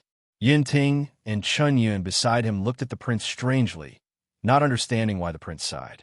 In the end, Yin Ting couldn't hold back his words and couldn't help but ask, "Your Highness, is there something troubling you?" Imo Shuyao shook his head and said, "I'm afraid Lu Jinxian won't be able to hold on for much longer." Not knowing Yin Ting, even the usually calm Chen Yun didn't believe it. He frowned and said, "The cliff is a dangerous place. Even if General Zhang has 100,000 men, he won't be able to do anything. Wise Prince." Imo Shuyao handed the battle report to Chen Yun and said, "Ever since Zhang Qilan arrived, Li and Feng Sen have not appeared. I'm afraid that the two of them have taken a detour behind Lu Jinxian. If that's the case, Lu Jinxian's defense in the first 20 li of the cliff will be useless. Once the two armies reach the cliff, even if Zhang Qilan's 100,000 men can't do anything, they can take turns to grind Lu Jinxian's 10 to 20,000 men to death." Hearing Imo Shioyao's words, Chen Yun and Yun Ting's expressions changed. Yun Ting said, "Prince, I'm willing to go and reinforce General Lu." Imo Shioyao looked at him and said indifferently, "Reinforce? Where are we going to get reinforcements? What's more, even if I give you 10 or 20,000 men, what can they do in front of an army of 100,000? Yin Ting was speechless. Then what should we do?" Imo Shioyao turned his gaze to the isolated city in front of them and said in a low voice, "Attack the city with full force. We must take down this city before Zhang Qilan's men arrive." Chun Yun and Yun Ting's expressions were solemn as they stood up and said, "This subordinate obeys." Although Imo Shioyao said that he would attack the city with all his might, this small city was not that easy to take down. Yuan Pei was a veteran of the Mahist army and was especially good at defending cities. In a situation where Mo Xiaoyao didn't have the advantage in numbers, as long as Yuan Pei didn't care about anything else and waited for reinforcements, Mo Xiaoyao wouldn't be able to do anything to him. Even if Mo Xiaoyao had 1,000 plans, Yuan Pei was as steady as a mountain and didn't care about anything. Even if Yin Ting and the others cursed at him every day, the people on the city walls didn't open the city gates and couldn't do anything about it. On the cliff of Jiantian, the two armies faced off for 4 to 5 days before they finally wiped out Lu Jingxian's 10,000 men. Lu Jingxian was personally captured by Zhang Qilan. The two of them had worked together for more than 10 years and had often fought with each other. Although he lost to Zhang Qilan this time, Lu Jingxian didn't feel ashamed. Seeing his subordinates completely annihilated, LV Jingxian, who was exhausted from the battle, threw away his weapon and said to Zhang Qilan, who was extremely proud of himself, "I lost." Zhang Qilan pulled him up with a face full of smiles and chuckled. Victory and defeat are common in battle. Don't take it to heart. Lu Jingxian snorted softly and said, "You definitely couldn't have broken through my defenses so quickly. Where's Wang Fei?" The young general's watching stilled. The Princeton mansion still had a former Princess Wang Fei because she was unwilling to leave the Dechu state. Mo Xiaoyao had ordered Leng Haoyu to protect her in secret. But in the minds of the Mahist army, there's only one Wang Fei right now. But how come I didn't know that the Wang Fei was in their army? Everyone's gaze looked at Zhang Qilan, who told him to be the main general. If even he didn't know the whereabouts of the Wang Fei, then no one else would. Zhang Qilan laughed dryly and looked at Yi Li, who had come with Feng Jiao. Lu Jingxian stilled and didn't recognize Yi Li, but he was very familiar with Qin Feng and Wei Lin, who were following behind Yi Li. It was clear who it was that both Qin Feng and Wei Lin were following at the same time. When he looked closely at Yi Li, who was standing next to Feng Jiao, he immediately felt that it was the Wang Fei. This subordinate greets Wang Fei. Lu Jingxian went forward and bowed. Yi Li grimaced helplessly. Looking at the petrified crowd in front of her, she said, "General Lu, rise." Lu Jingxian raised his hands in a bow and said with a smile, "This one accepts defeat at Wang Fei's hands." Yi Li smiled faintly and said, "General, overpraises." Yi Li just did her best. Lu Jingxian didn't care. In any case, he definitely wouldn't admit that he had lost to Zhang Qilan, at least not to his face. This one doesn't have anything else to do, so this one will take his people and leave first. I wish Wang Fei a safe journey. Yi Li nodded and said, "Many thanks for General's auspicious words." Seeing Lu Jingxian leave confidently with the soldiers who had been declared dead, the remaining people were silent. Was it really all right to wish the main general of the enemy a safe journey? After passing through Jiantian Cliff, even though the road behind them wasn't flat, it was still very calm. They didn't dare to delay at all. The group of people sprinted toward the isolated city to help Yuan Pei. At this time, on the walls of the small, isolated city, Mo Xiaoyao was dressed in white. He wasn't even wearing his battle robes. He looked at the old General Yuan Pei and said with a smile, "Old General, this time I won." The white-haired General Yuan Pei looked at the man in front of him, whose hair was as white as snow but still as proud as the wind.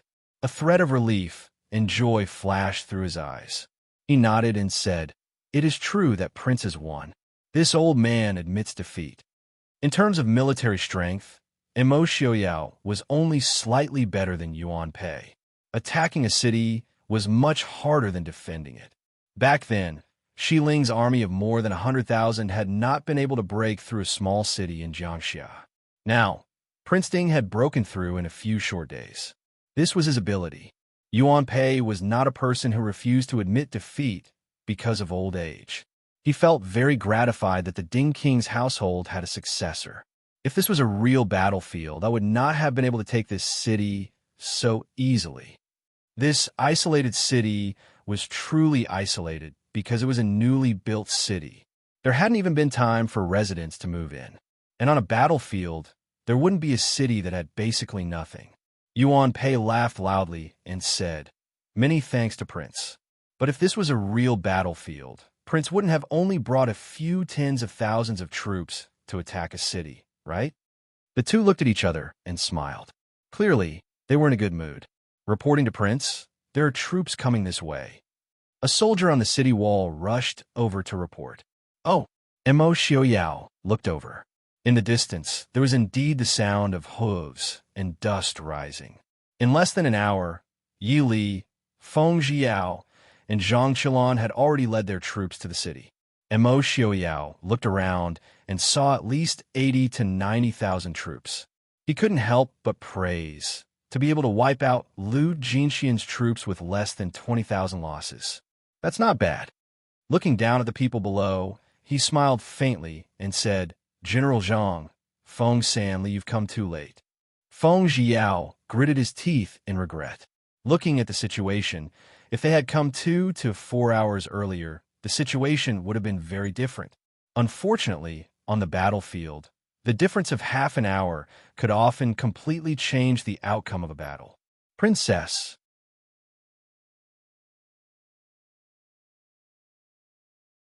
Chapter 566. Yili raised her head to look at the man in white on the city wall. Her lips slowly curved into a faint smile. She raised her right hand slightly. Her soft voice spread across the entire battlefield. Attack. On the city gate tower, Mo Xiaoyao looked helplessly at the army that was preparing to attack the city. Yuan Pei, who was standing at the side, couldn't help but laugh. He looked at Mo Xiaoyao with a smile and said, "Your Highness, it seems that this battle isn't over yet." Mo Xiaoyao smiled bitterly. "Old General is right. I celebrated too early." According to the rules of the drill would end when the city was breached. They had won, but since it was a drill, they had to train the new soldiers as much as possible. Furthermore, there was no rule on the battlefield that said a city couldn't be taken back after it was breached. As a result, the curtain was raised on a large-scale siege battle once again. This time, the siege was even more difficult than Mo Xiaoyao's previous siege. The two sides fought for 7 days without a victor being decided. In the end, they could only announce a draw. This was because Mo Xiaoyao's city had no more rations. This was a completely isolated city. Even though there were no civilians who needed extra rations, it also meant that there was no other food in the city other than the rations they brought with them. As for Yuan Pei, he had already destroyed the food that originally belonged to the defenders on the day the city was breached. Not only did Mo Xiaoyao's subordinates suffer heavy losses, they even had no food to eat and could only defend the city with empty stomachs. The soldiers outside the city weren't doing any better. In a moment of carelessness, Mo Xiaoyao's men destroyed most of their rations. In the end, neither side was willing to admit defeat. Seeing that they were about to run out of energy, old General Yuan Pei could only call for a halt. In the end, the two sides agreed to a draw. When Prince Ding and Princess Ding announced the end of the drill, many soldiers couldn't help but cry tears of joy. Of course, this wasn't because they thought they had won. It was because they could finally eat. Obviously, there was a large amount of food and fodder piled up outside the city, but they had to watch their dead brothers eat and drink, well, while lying to themselves that they had run out of food. These days were 10 times, 100 times worse than when they ran out of food. As soon as the drill was over, no one cared about anything else. They set up camp on the spot, buried pots, and cooked rice. The soldiers who had been fighting fiercely just now were all on good terms with each other, especially when he saw that the other party's eyes were also green from hunger. A special kind of comrade in arms spontaneously arose in his heart. In the small city, the generals who had just finished eating and drinking also gathered together. Because the siege had lasted for too long, even Lu Jinxian, who had already returned, came back to watch the battle. Now that the battle was over, both sides had their own victories and defeats. No one had lost face, so the atmosphere was still harmonious. But the young generals of the Eastern Army that had been with Yi Li looked at Yi Li, who was still dressed in white, and their eyes were still dazed. A few days ago, they had been so busy with the battle that they didn't have the mind to care. Now that the battle was over, the young men finally remembered that the white-clothed young master that they had intentionally or unintentionally pushed aside and made them promise General Liu was the Wang Fei that they had always respected.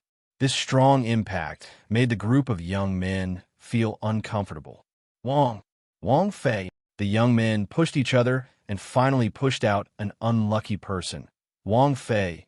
This subordinate was blind before and offended Wang Fei. Wang Fei, please punish us.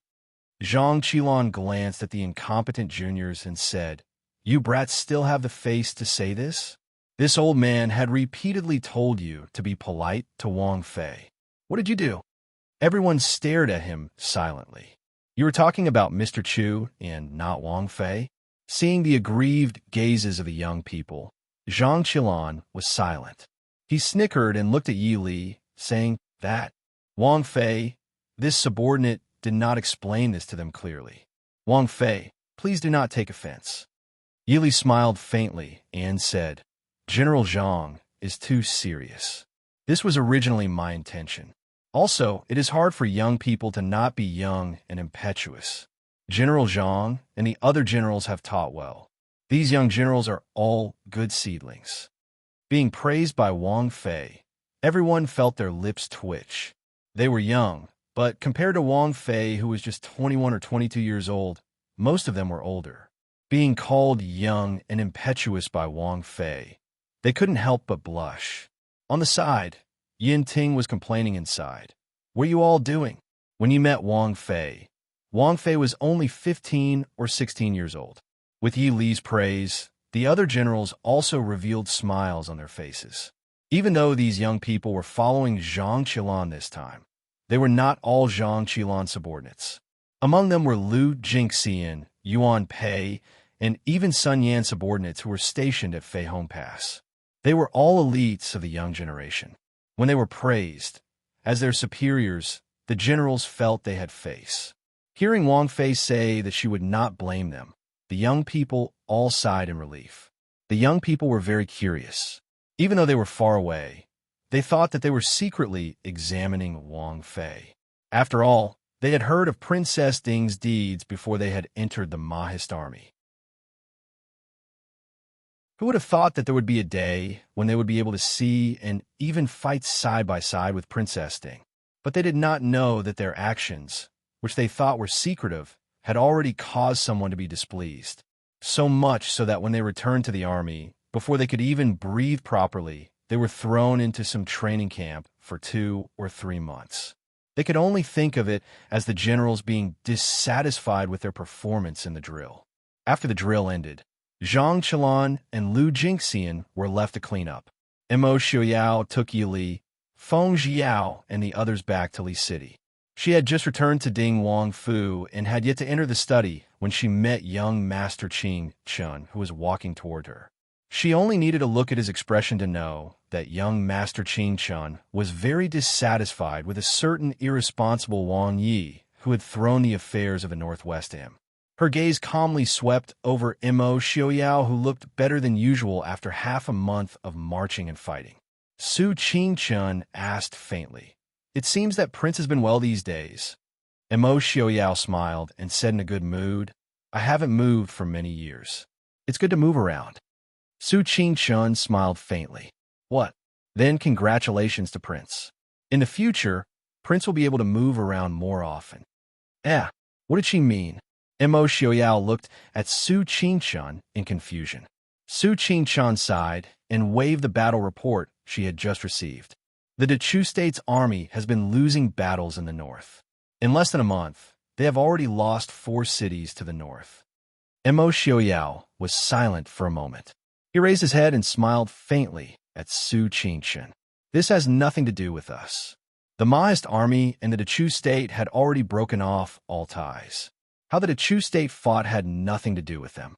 Su Qing Chun nodded and said faintly, "As long as Prince knows what to do, it's fine. In addition, the northern tribes have sent news. The northern tribes are also restless. Once the Dechu State is unfavorable to the war in the north, the northern tribes will definitely invade the south next spring. As Mo Xiaoyao listened to Su Qingshan's words, he continued to walk toward the study. He asked, "What news is there from Nanzhao?"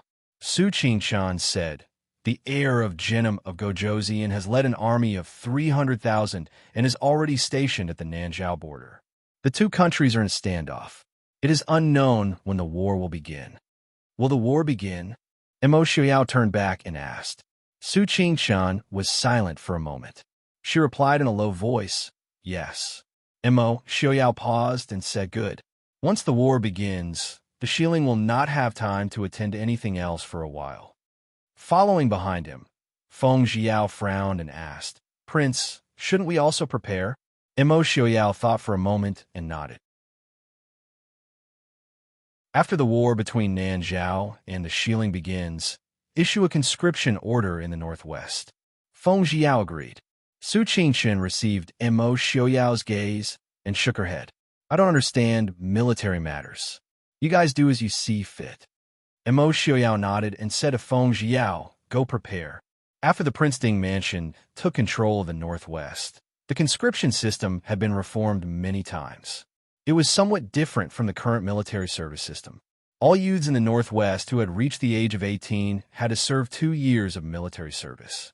After 2 years, they would be stripped of their armor and returned to the fields.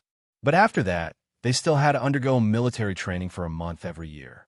Most importantly, these 2 years of military service were not limited to ordinary people. Merchants and even scholars had to participate, but scholars could reduce it to 1 year.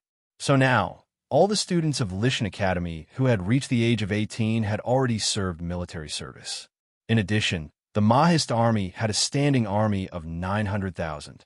The soldiers in these armies had all served for more than 5 years, and all of them would serve for 30 years or even longer.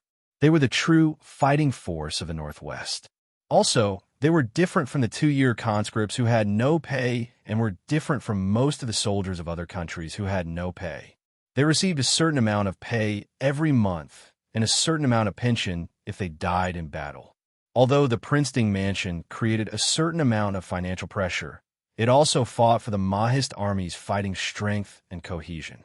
Compared to the millions of soldiers of the other 3 countries, the Mahist army's 900,000 soldiers were not enough. But once a war really broke out and the conscription order was issued, the Princeton Mansion could instantly organize an army of over 1 million properly trained soldiers. Although their fighting strength could not compare to the real Mahist army, it was definitely not something that some soldiers who had just been pulled into the army and entered the battlefield could compare to. At the very least, they had been trained by the generals of the real Mahist army. Looking at Mo Xiaoyao's departing figure, Feng Jiao sighed and looked up at the sky. Once Nanzhao and Shilling went to war, the northern tribes would definitely get a share of the Dechu state, and the Princeton Mansion would definitely not be able to stay out of this. After so many years of preparation, was it finally about to begin? You're tuning in to the Romance Rendezvous YouTube channel. We're so grateful for your support, and don't forget to subscribe to join us on this incredible journey through captivating stories.